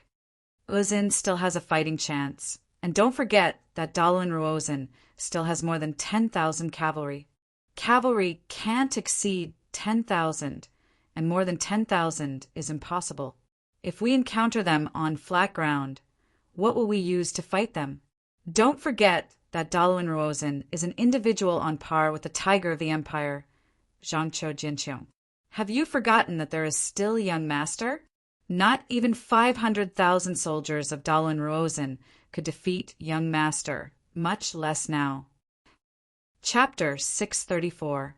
Although the war in the Southwest had ended, maintaining the peace after the war was the most important thing. But when these last words were spoken, the summit fell silent. Everyone turned to Wang Chong. The chaos of the Southwest still existed, as did the threat of Duan Gechuan and Daluin Ruozin. If there was one person who could stabilize the Southwest, pacify the hearts of the people, and at the same time intimidate the ambitions of Uzin and Mengshi Zhao, this person was not Wang Yan, nor was it Xinyu Zhongtong, but the 17-year-old Wang Chong. Not even Wang Chong or Xinyu Zhongtong could deny this. Generals, you are too kind. Wang Chong's eyes widened. He had been listening to their discussion from the outside, and he had not expected that the flames of war would burn him. But all of you be at ease. Before His Highness the King of Song arrives, I will not leave this place. Seeing the expectant gazes of the crowd, Wang Chong suddenly realized that he had unwittingly gained such an important position in their hearts. Everyone was treating him as the pillar that stabilized the Southwest. Wonderful, with young master here. The crowd rejoiced at Wang Chong's words, and one of the generals couldn't help but shout in excitement. Buzz! Wang Chong opened his mouth and was just about to say something when Wang Chong's eyes widened and an unprecedented sense of extreme danger surged in his heart.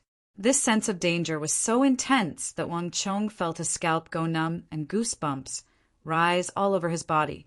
It felt like he had fallen from a scorching summer day into an ice house. What is this? Wang Chong was stunned. At that moment, he could smell the thick stench of death. Not even in the entire War of the Southwest had he felt such a terrifying pressure. Buzz! This thought had just run through Wang Chong's mind, and the southwestern generals before him still had the same expression on their faces, not having noticed anything. But a moment later, Wang Chong felt a dark shadow envelop him, the aura of death multiplying. Not good. Wang Chong's expression changed drastically. In the blink of an eye, he leaped to the side. In the next instant, a strange, pitch-black arrow that Wang Chong had never seen before brushed past Wang Chong's ear by a hair's breadth.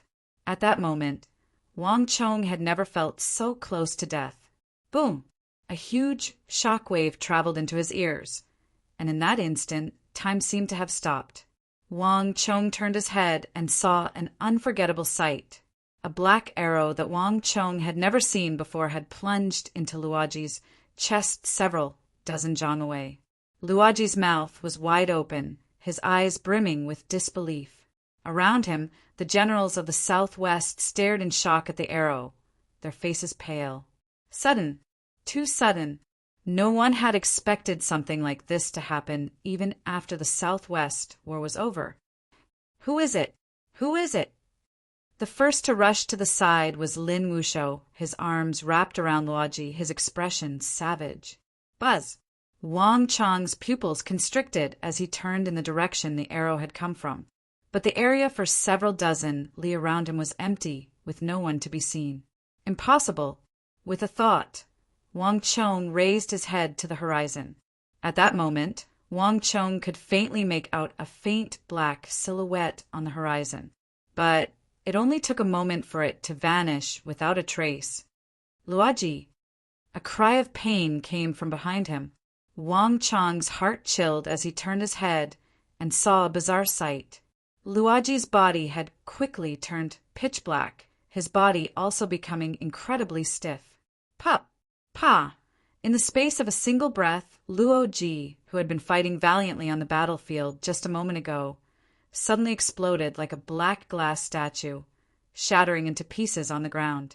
Even those fragments were being corroded by some invisible energy, quickly carbonizing and ultimately turning into dust. All the generals of the Southwest were dumbstruck by this sight, and Wang Chong's heart was as cold as ice, because this arrow had been aimed at him. If he hadn't reacted quickly and sensed the danger ahead of time, he would have been the one lying on the ground and turning into ashes. Bastard! Just who is it? Furious roars rose from the mountain as countless generals leaped down from the mountain and charged in the direction the arrow had come from. On the other end, even the nearby recuperating Wang Yan and Xinyu Zhongtong were alarmed.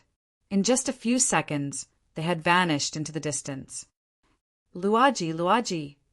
The most agitated and hateful of all was Lin Wushou. The two of them had been good friends in the Annam Protectorate, and they had even experienced the bitter war of the Southwest together.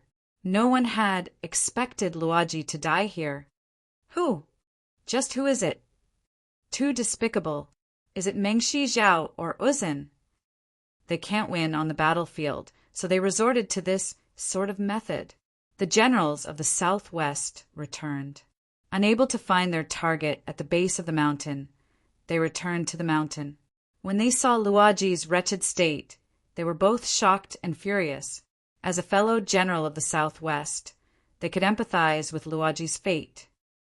Too shameless, Mengshi Zhao and Uzin must pay the price.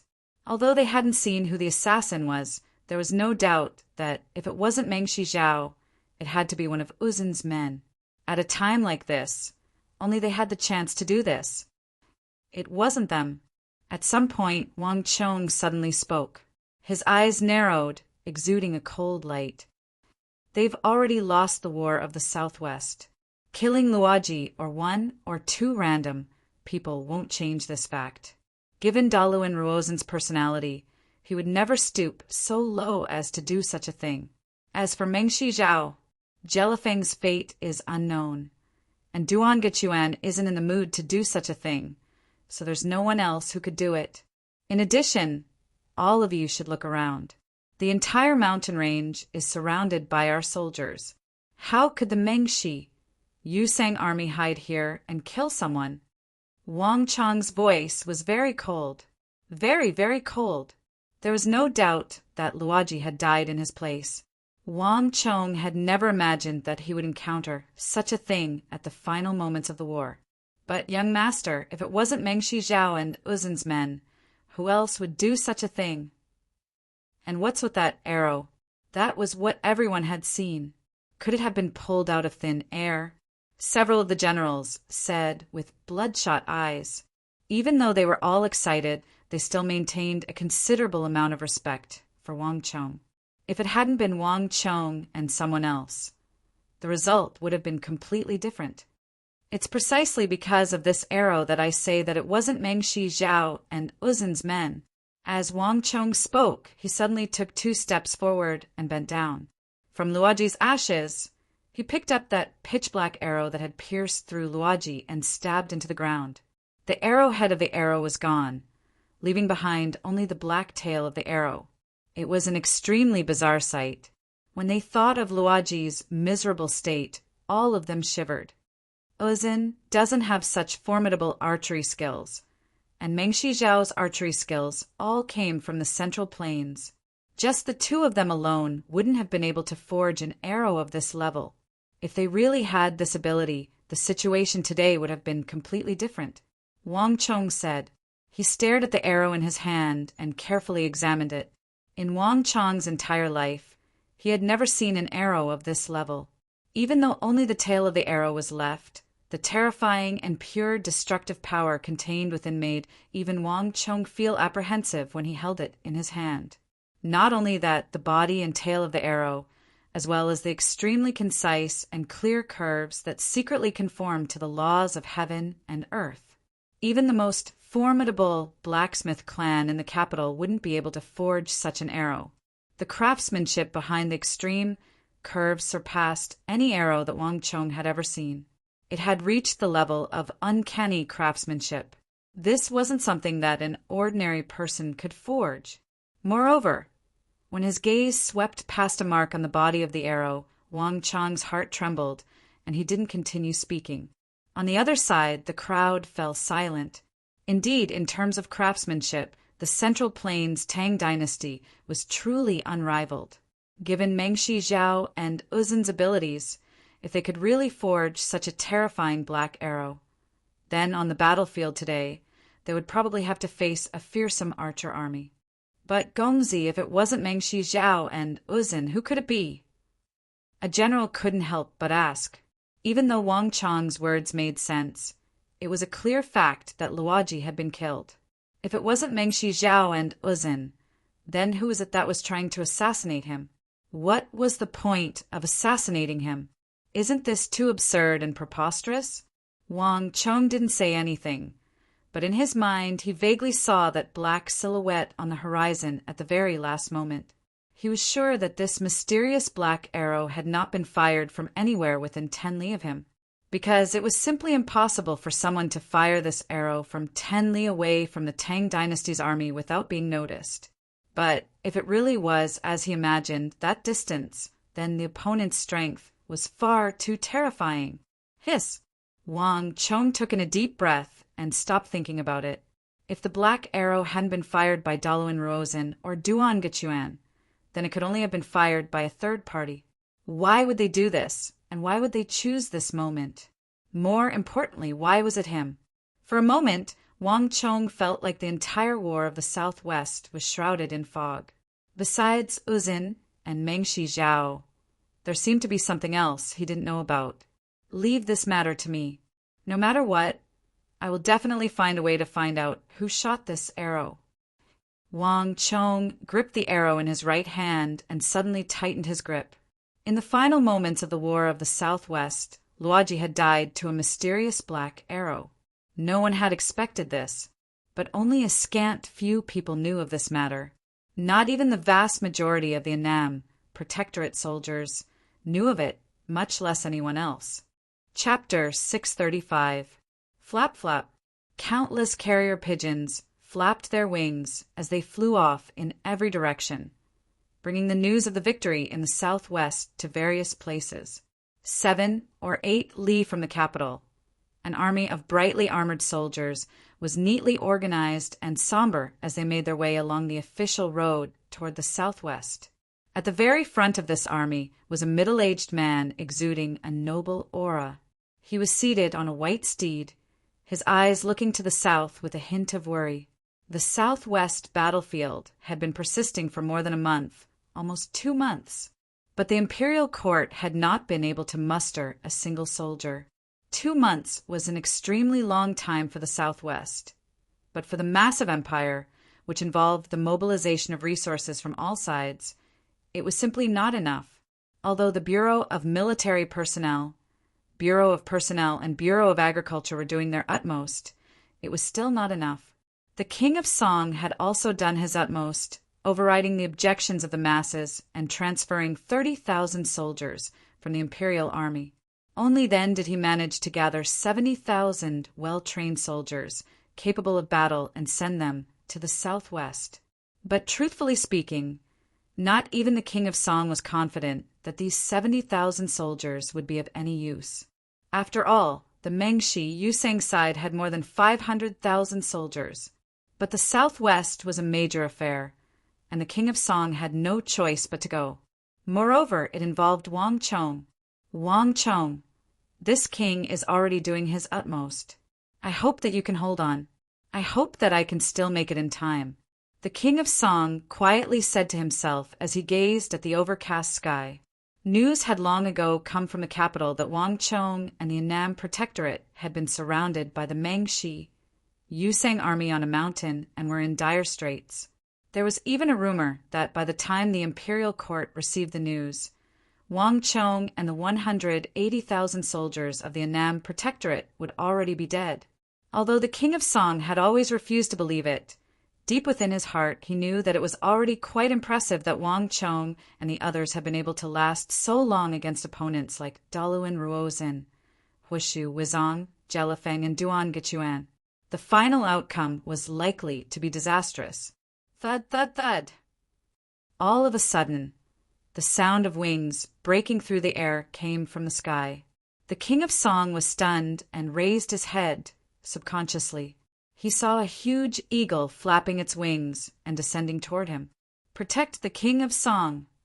Suddenly, a loud shout came from the side, followed by the sound of an arrow being drawn. Stop! The King of Song frowned and rebuked the archers. At the same time, he extended his arm and allowed the giant eagle to land on it. He vaguely remembered that this giant eagle seemed to be the pet of the man called the Eagle by Wang Chong's side. He was originally a member of the Bureau of Military Personnel, and he had contributed greatly to the capture of the Gogrian assassins and King Sojerim. The King of Song had even met him once. More importantly, this giant eagle's leg was tied to a leggings. It's news from Wang Chong. In that instant, the King of Song felt a bad premonition. The eagle was someone by Wang Chong's side. Could it be that the King of Song reached out and removed the leggings from the eagle's leg? Ha ha ha, this is great. This is great. The next moment, the frown on the King of Song's face eased, and he burst into laughter. In that instant, everyone was dumbfounded. This was especially so for those from the King of Song residence. They had been by the King of Song's side for a very long time, and during this period of time, the King of Song had been unable to eat or sleep well. This was the first time they had seen the King of Song laugh so happily and carefreely. It was as if the gloom that had plagued him for the past few days had been swept away. Wang Chong, you've given this king too much of a pleasant surprise. The king of Song held the unwrapped news from the leggings, his face red with laughter, his eyes brimming with joy. Hurry and pass on this king's order. Tell the imperial court that we've won a major victory in the southwest. Rumble. The last 5 words sent the army of 70,000 into an uproar. Everyone was dumbfounded, their faces filled with disbelief. On this trip to the southwest, everyone had been prepared to die. But what had they heard? A major victory in the southwest. It can't be wrong. It's stamped with the seals of Wang Yan and the Annam Protectorate. The major victory in the southwest is already beyond doubt. The civil and military officials of the imperial court must have all been ranked. Hurry and pass on this news. This is the best news the Tang dynasty has heard in recent times. The king of Song roared with laughter. Wang Chong. It was Wang Chong again. The king of Song had never imagined that he would give him such a pleasant surprise. An army of 100,000 against an army of 500,000, and they had even defeated generals like Daluan Ruozhen, Hushu Wizong, Duangachuan, and Jelifeng. This was nothing short of a miracle. Not even he knew how Wang Chong had done it. But the news would not lie, and neither would the seal. More importantly, it had Wang Yan's personal signature. Anyone could lie, but Wang Yan was upright, and the seal of the Annam Protectorate's army would not lie. Pass on my order. All soldiers are to head southwest, travel day and night, and set out immediately. The king of Song's voice resounded through the heavens. In the next moment, the army set off with a rumble, their speed several times faster than before. As the army set out, countless carrier pigeons flew toward the capital of the Tang dynasty. In the northeast corner of the imperial palace, there were many halls with flying eaves and arches. Several guards dressed in golden embroidered robes stood there motionlessly like statues. These were the profound secrets guard of the palace. They only had one mission, to receive news from inside and outside the palace. Other than that, they were not allowed to act rashly. Walala! Suddenly, the sound of fluttering wings came from the sky. The guards were startled and raised their heads, only to see a white messenger pigeon drawing a curve in the sky, accurately landing on a corner of the eaves that wasn't very high. This is... A hint of confusion flashed through the golden-robed guard's eyes. He subconsciously walked up and took the leggings off the pigeon's legs. It's a letter from King Qi. The guard came back to his senses. He took 2 steps forward and undid the leggings. With just a glance, the guard staggered and almost fell to the ground. Great, my lord to the west. We've won a great victory in the southwest. The guard waved the letter in his hand, his entire body in excitement as he subconsciously began to run forward. Boom! When the news on the letter spread, the entire imperial palace was thrown into an uproar. The War of the Southwest had lasted for nearly 2 months. By now, even the maids and eunuchs of the palace knew that the War of the Southwest was the greatest event in the empire. No one had expected that the Southwest War would be won. The entire imperial palace was abuzz with joy. As the king of Song's carrier pigeon flew into the imperial palace, another carrier pigeon flew into the estate of the Wang clan of the western part of the city. What? A great victory in the southwest. Chong'er actually won. Wang Chong's big uncle, Wang Zhen, gripped the armrests of his chair and stood up, his beard trembling in excitement. Master, it's absolutely true. It's a letter from the king of Song, and there's even the king of Song seal on it. There's no doubt about it. A guard of the Wang clan below the hall confirmed once more. Wonderful, wonderful. Wang Zhen's eyes were moist, his expression one of excitement. Wang Yan, Wang Fu, and Wang Chong were 3 descendants of the Wang clan who were on the southwest battlefield. Inside and outside the capital, in all levels of the imperial court, no one was paying more attention to the southwest than General Wang Zhen had woken up in the middle of the night many times. Unable to sleep, precisely because he thought about the southwest battlefield, because he thought about how Wang Yan, Wang Fu, and Wang Chong might have died in the southwest. Alas, there was nothing he could do. The current imperial court had no more soldiers to use. Even if he was an important official in the imperial court, he was still powerless. The 70,000 soldiers, led by the King of Song, was the last force the imperial court could send. But Wang Zhen had never expected that the King of Song would send news of a great victory in the southwest not long after he set off, not even having reached the southwest. The 100,000 soldiers of the Tang dynasty had actually defeated the 500,000 soldiers of the Mengshi, Yusang army, led by Dalun Ruozhen and Jelifeng. This news was far too shocking. If he had not heard it with his own ears, Wang Zhen would have never believed it. But Wang Zhen knew that the King of Song would never lie about something like this. Chong'er, I just knew that you wouldn't disappoint me. Wang Zhen was so excited that he lost his composure. Someone, prepare my official robes. I want to go to court immediately. Ha ha ha. Today is the day that our Tang dynasty can hold its head high, and it is also the day that our Wang clan can hold its head high. Hurry! Wang Zhen's laughter resounded over the residence. Not even the old servants who had worked in the residence for decades had ever seen him laugh so heartily. A few moments later, a carriage drove out of the residence toward the imperial palace. This is impossible. In another part of the capital, a middle-aged man dressed in imperial robes with a hawkish gaze slammed his palm down, shattering a sturdy sandalwood table next to him. Your Highness, our people in the Profound Guard have already received news that the news of the victory in the southwest has already spread throughout the imperial palace. There is no doubt about this.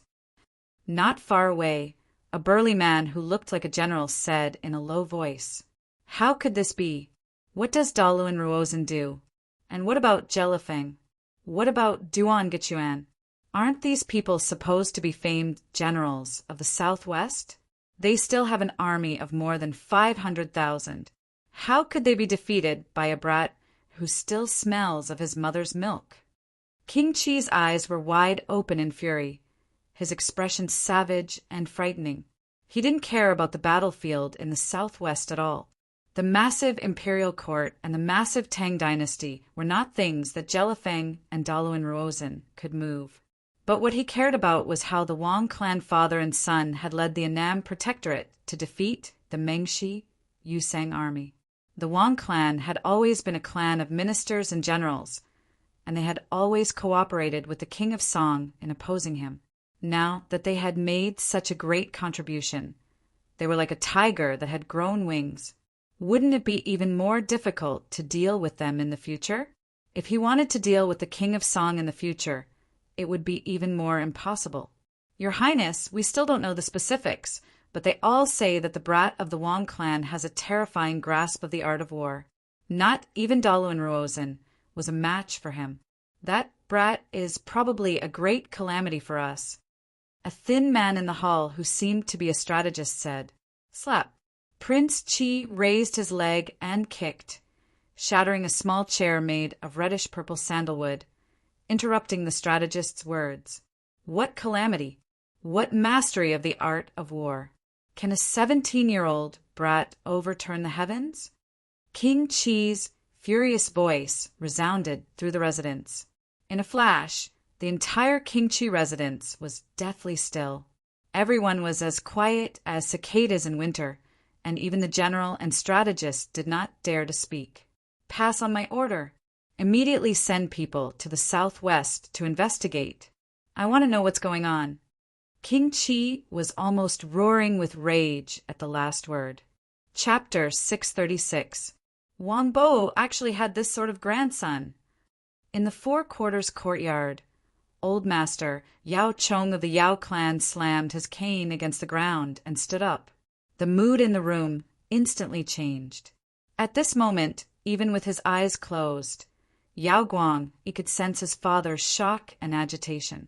As a former prime minister of the Great Tang, his father had weathered countless storms and waves, and he had also avoided countless assassinations in the court. Even during the War of the Princes, when all the dragons were vying for the throne, his father had remained calm and composed. But when the news of the victory in the southwest arrived, his father was so shocked that he lost his composure. "Father, everything is still just rumors. There's still no concrete evidence. Perhaps everything is just a rumor. Perhaps the southwest is different from what we imagine." Yao Guang-yi consoled. "Guang-yi, you've been an important official of the court and a general on the border for so many years. Can't you even tell if the news is real or fake?" The Yao old master slammed his cane against the ground and glanced at Yao Guang-yi, his eyes filled with disappointment. "Then father means," Yao Guang-yi uneasily said. "The southwest is the gateway to the Tang dynasty. It concerns the Tang dynasty, Mengshi Zhao and Uzin. It also concerns the future fate and future of the Tang dynasty. If the southwest fails, do you know what the consequences will be for the Tang dynasty?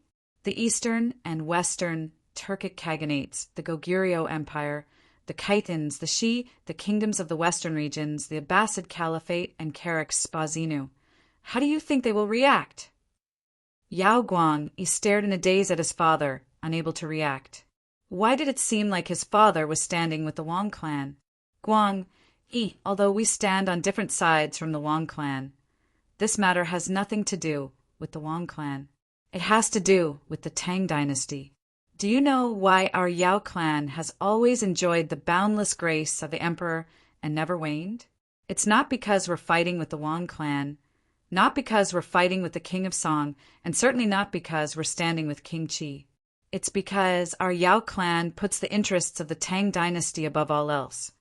Guang-yi, although you're experienced, you're still a little lacking." Yao Chong looked at his son with disappointment in his eyes. He had fought with Wang Juling for most of his life and had never lost to him. However, in terms of descendants, he had truly lost. Not only was the Wang clan prosperous, but they also had someone like Wang Chong. Yao Chong searched the entire Yao clan, but he couldn't find a single person who could be mentioned in the same breath as Wang Chong. Even Yao Guang he couldn't compare, let alone the others. "I didn't expect the Wang clan to produce such a character. I've suppressed the Wang clan for half my life. Perhaps 100 years later, the descendants of the Yao clan will have to look up to the Wang clan." "Old master," Yao heaved a long sigh in his heart and remained silent for a long time. "Old master, the imperial court has sent a report. They want old master Yao to enter the court and immediately participate in the court meeting." A voice suddenly came from outside the door. Yao Guang shuddered and turned around. "Ha ha ha, victory! Young Master Wang actually won. Our Tang dynasty has won." At this moment, the Cheng, Huang, Lu, and Zhang great swordsmithing clans were rejoicing. The residences of the great clans were decorated with festive red lanterns, and even the swordsmiths and sword shops of the capital were decorated with lanterns and streamers in celebration.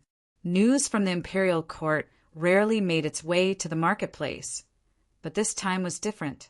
The moment the news from the southwest reached the capital, the imperial court seemed to have the intention of immediately spreading the news.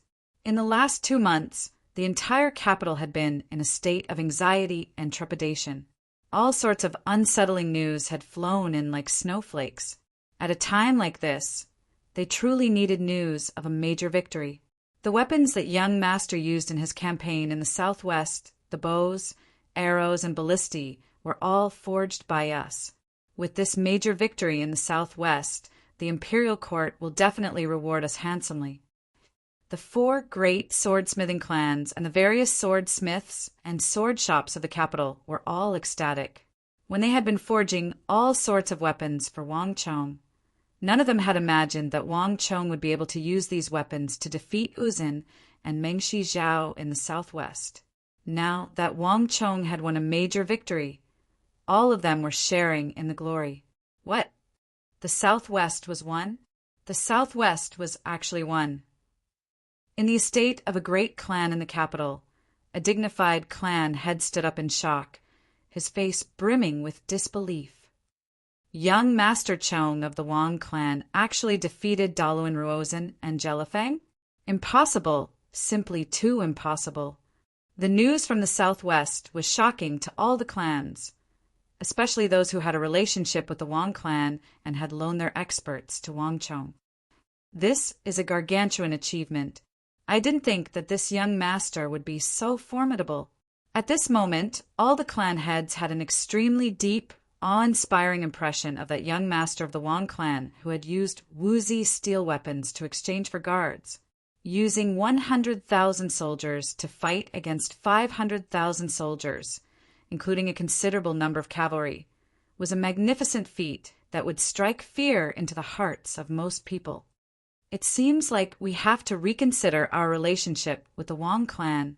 Relying on that young master is far more important than exchanging for a few woozy steel weapons. On this day, all the clan heads of the great clans of the capital were destined to witness it. Ha ha ha, he won. Senior brother Wang actually won. Our deflecting blade manor has finally made a name for itself. Senior brother Wang is simply a god. With him in our Kunwu training camp, we'll definitely be able to suppress the other 2 training camps. Ha ha ha, let's all go join Deflecting Blade Manor. It was established by young Master Wang, so I'm willing to watch the gate for him. When the news of Wang Chang's victory in the southwest reached the Kunwu training camp, it immediately caused a massive upheaval. Zhao Qianqiu, who was playing chess in Deflecting Blade Manor, almost shattered the chessboard under his feet. Is this true? Zhao Qianqiu stammered, unable to form a coherent sentence. Although he had sensed Wang Chang's talent on the first day, he entered the Kunwu training camp and had determined that he was no ordinary person. Zhao Qianqiu had never imagined that Wang Chong would be able to accomplish such a feat. Daluan Ruozhen and Duan Gechuan were figures that Zhao Qianqiu didn't even dare to think about. But Wang Chong had actually defeated them in a head-on battle, and in a situation where the other side had the advantage in numbers. Unbelievable. This is too unbelievable. Zhao Qianqiu's chest heaved, unable to calm down for a long time. The entire capital, from north to south, south, north, and south, from the nobility to the common people, was abuzz with joy. Cheers could be heard from all over the city, and many people even lit firecrackers in celebration. But at this moment, the most enthusiastic was not the common people, but the imperial court. Deep within the imperial palace and Taiji Palace, all the civil and military officials of the court had gathered together with the Prince of Xiang and Marquis of Xiang.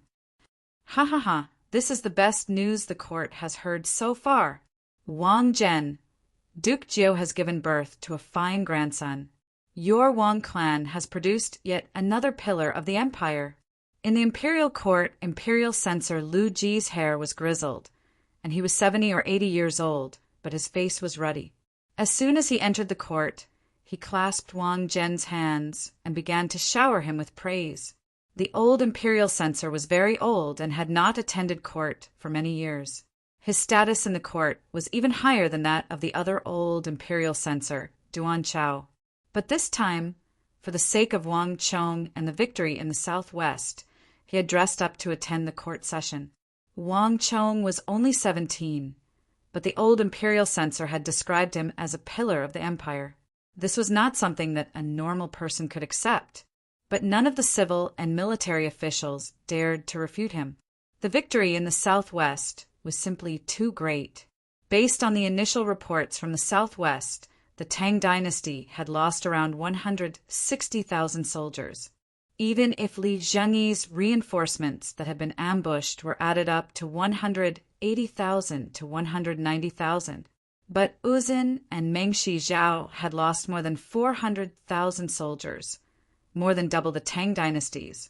Moreover, a significant portion of these casualties had been Uzin's famed and ferocious cavalry. This victory would stun the entire world. One could easily imagine the joy in the old imperial censor's heart. Old imperial censor, you praise me too much. Wang Zhen hurriedly said, Liao Zan, how is it praised? Wang Zhen, your Wang clan is now a great contributor to the Tang dynasty. Uzin and Mengshi Zhao have lost so many soldiers in battle that they won't be able to invade the southwest for at least the next few decades. Wang Zhen had barely finished speaking when the Minister of Personnel and a group of officials immediately surrounded him. That's right. Today, the Wang clan is the greatest contributor to our Tang dynasty. There is no need for Lord Wang to be so modest. Precisely. Once young Master Wang returns from the southwest, His Majesty will surely reward you handsomely. For the Wang clan to have such a Qilin son is the blessing of our Tang dynasty. Young Master Chong already has the grace of your esteemed father. The officials of the Bureau of Revenue, Bureau of Personnel, Bureau of Military Personnel, Bureau of Agriculture, and the nobles of the court all gathered around to congratulate Wang General. This was especially true for those nobles. Normally, it would be quite impressive if even half of them could gather here. But today, upon hearing the news of the victory in the southwest, all the nobles of the empire had gathered here. Lord Wang, when you have the time, please come to my residence for a gathering, especially young Master Wang. When Lord Wang comes, please bring young Master Wang with you. That's right, that's right. When young Master Wang comes, our Duke Xiao residence will be ready to welcome you. I hear that young Master Wang is already 17, past the age of penning the crown. It's about time for you to discuss marriage. I have an only daughter, and her character and appearance are both excellent. Would Lord Wang be willing to play the matchmaker? Our Wang clan and Zhang clan can also form a marriage alliance. Duke Zhang, this isn't appropriate. I also have a daughter under my name, and she's an excellent talent. In the imperial court, Wang Zhen was surrounded by the officials. Wang Zhen's face was glowing, and he was grinning from ear to ear. In his decades in the imperial court, this could be said to be his happiest day. In the entire imperial court, Wang Zhen and the Wang clan he represented were the undisputed stars. Even the prime minister of the Tang dynasty had been suppressed by him. Chapter 637. Bastard. This king is going to die from anger. In the hall, next to the coiling dragon pillar, King Qi clenched his teeth and clenched his fists, his face ashen and unsightly. He wanted to ignore the smug looks on the faces of the Wang clan and Wang Zhen.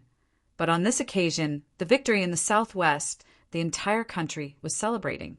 As an imperial prince of the Tang dynasty, a member of the royal family, he had to attend.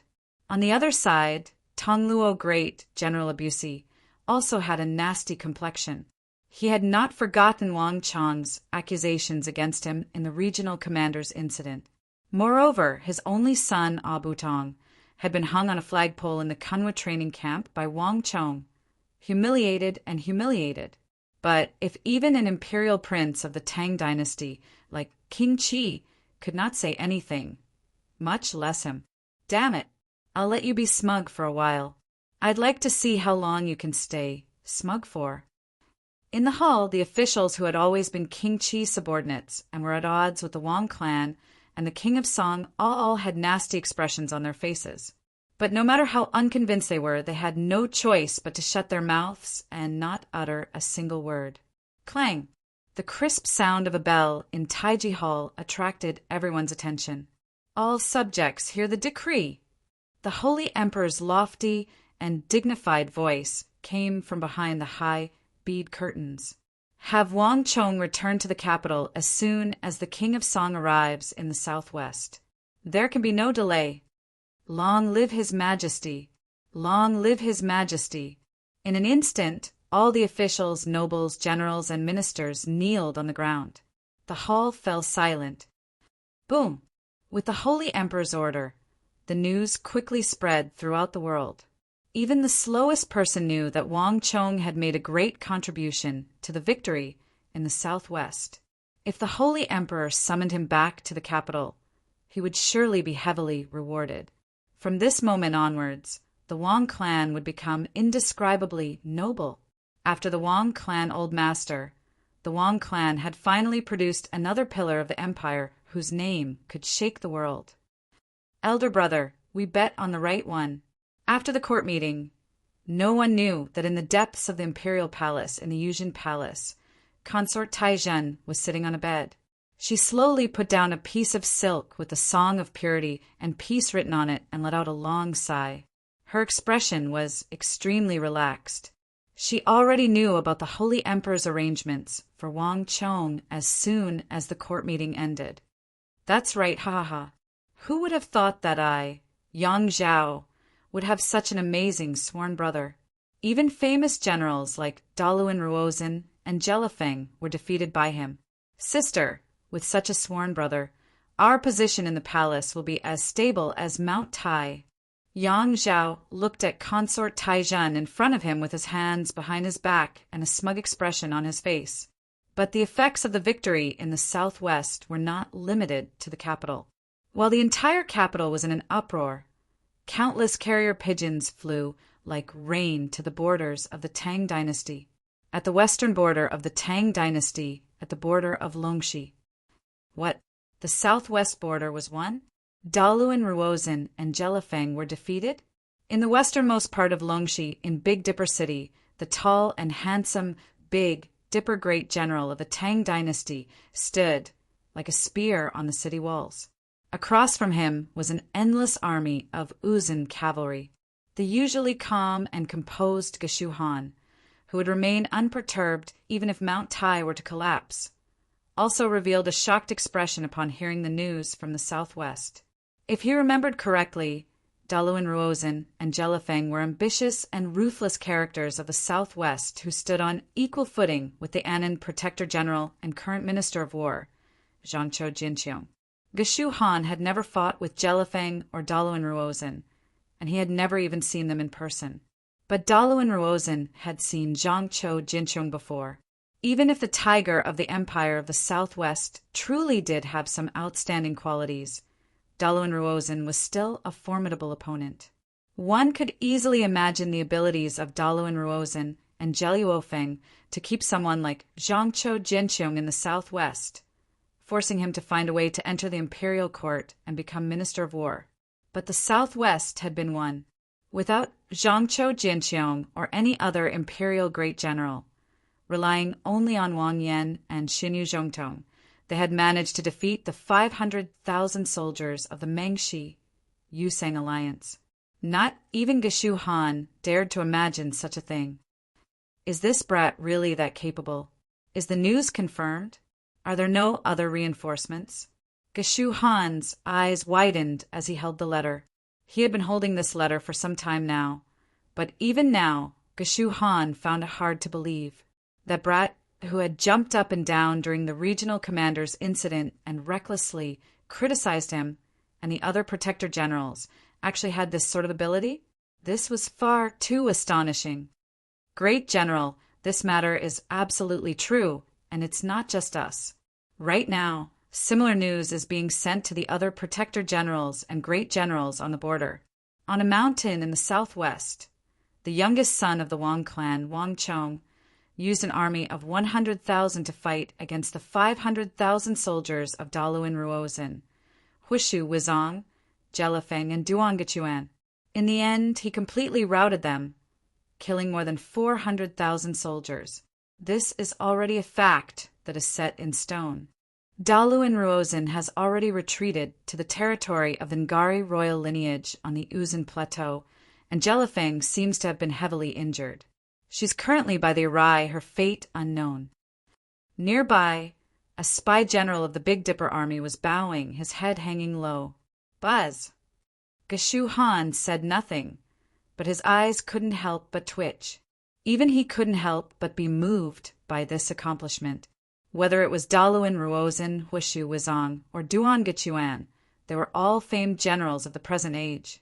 Without Tadra Konglo and Dusong Mangpoch holding them back, even if he led the Big Dipper army south, he would have no problem stopping them. But to completely rouse them, not even Geshu Han had the confidence to do so. Those who could reach the level of great general were not too far apart in strength, and the majority of them had their own unique skills. They were not so easy to defeat. Every generation has its own geniuses. I didn't think that our Tang dynasty would also have such a peerless general. Geshu Han, this is a blessing for the Tang dynasty. There were light footsteps as a familiar figure exuding a dignified and tyrannical aura slowly walked out. "Milord!" Geshu Han hurriedly lowered his head at the sight of the Crown Prince's junior guardian, the war god of the Tang dynasty, Wang Zhongxi. Although he was already the commander of the Big Dipper army in Longxi, the Big Dipper great general of the Tang dynasty, Geshu Han would always treat Wang Zhongxi as a subordinate. "Milord!" Behind him, the others also hurriedly bowed. Wang Zhongxi waved his hand. The consecutive days of intense battles caused a trace of exhaustion to faintly appear on his face. However, his eyes were still sharp and peerlessly fierce. Anyone who stood in front of these eyes would faintly feel a sense of reverence and submission. In truth, there were very few people in the world who dared to stand in front of Wang Zhongxi and fight with him. If Uzin had not sent Tadra Konglo, the king of generals who had fought with Wang Zhongxi before, he probably would not have been able to hold on. "Geshu, perhaps you still don't know. That child is in the Ghost Tree District in the western part of the city, and he defeated the old war god, So Yung-sun, in a game of chess." Wang Zhongxi said, "What?" Hearing the name So Yung-sun, Geshu Han's entire body trembled in shock, and he raised his head. The legendary war god So Yung-sun of Emperor Taizong's era? The one whose status in the Tang dynasty far surpassed that of his own superior, Wang Zhongxi? Wasn't he supposed to be dead? That boy from the Wang clan had actually defeated him in a game of chess? How was this possible? Geshu Han's shock was no trifling matter. In the entire Tang dynasty, it was publicly acknowledged that the strongest was not the crown prince's junior guardian, Wang Zhongxi, but the legendary war god So Yung-sun. Everything about him was shrouded in mystery and legends. Even Geshu Han, the Big Dipper great general, would feel awe and veneration at the mention of that old war god. Of all the generals of the Tang dynasty, not a single one of them had the right to stand before that old senior. Not even his own superior, Wang Zhongxi. From this, one could see his status. But Wang Zhongxi actually said that Wang Chong had defeated him in a game of chess. It wasn't that Geshu Han didn't believe it, but this matter was far too absurd. The art of war was the art of chess. Any general with even the slightest bit of skill in the art of war would know this. Didn't this mean that the boy was even more formidable than So Yung-sun? How was this possible? Geshu Han didn't believe it. I'm not sure about the specifics either. This matter has only been circulating within a small circle, but old Senior Su didn't die.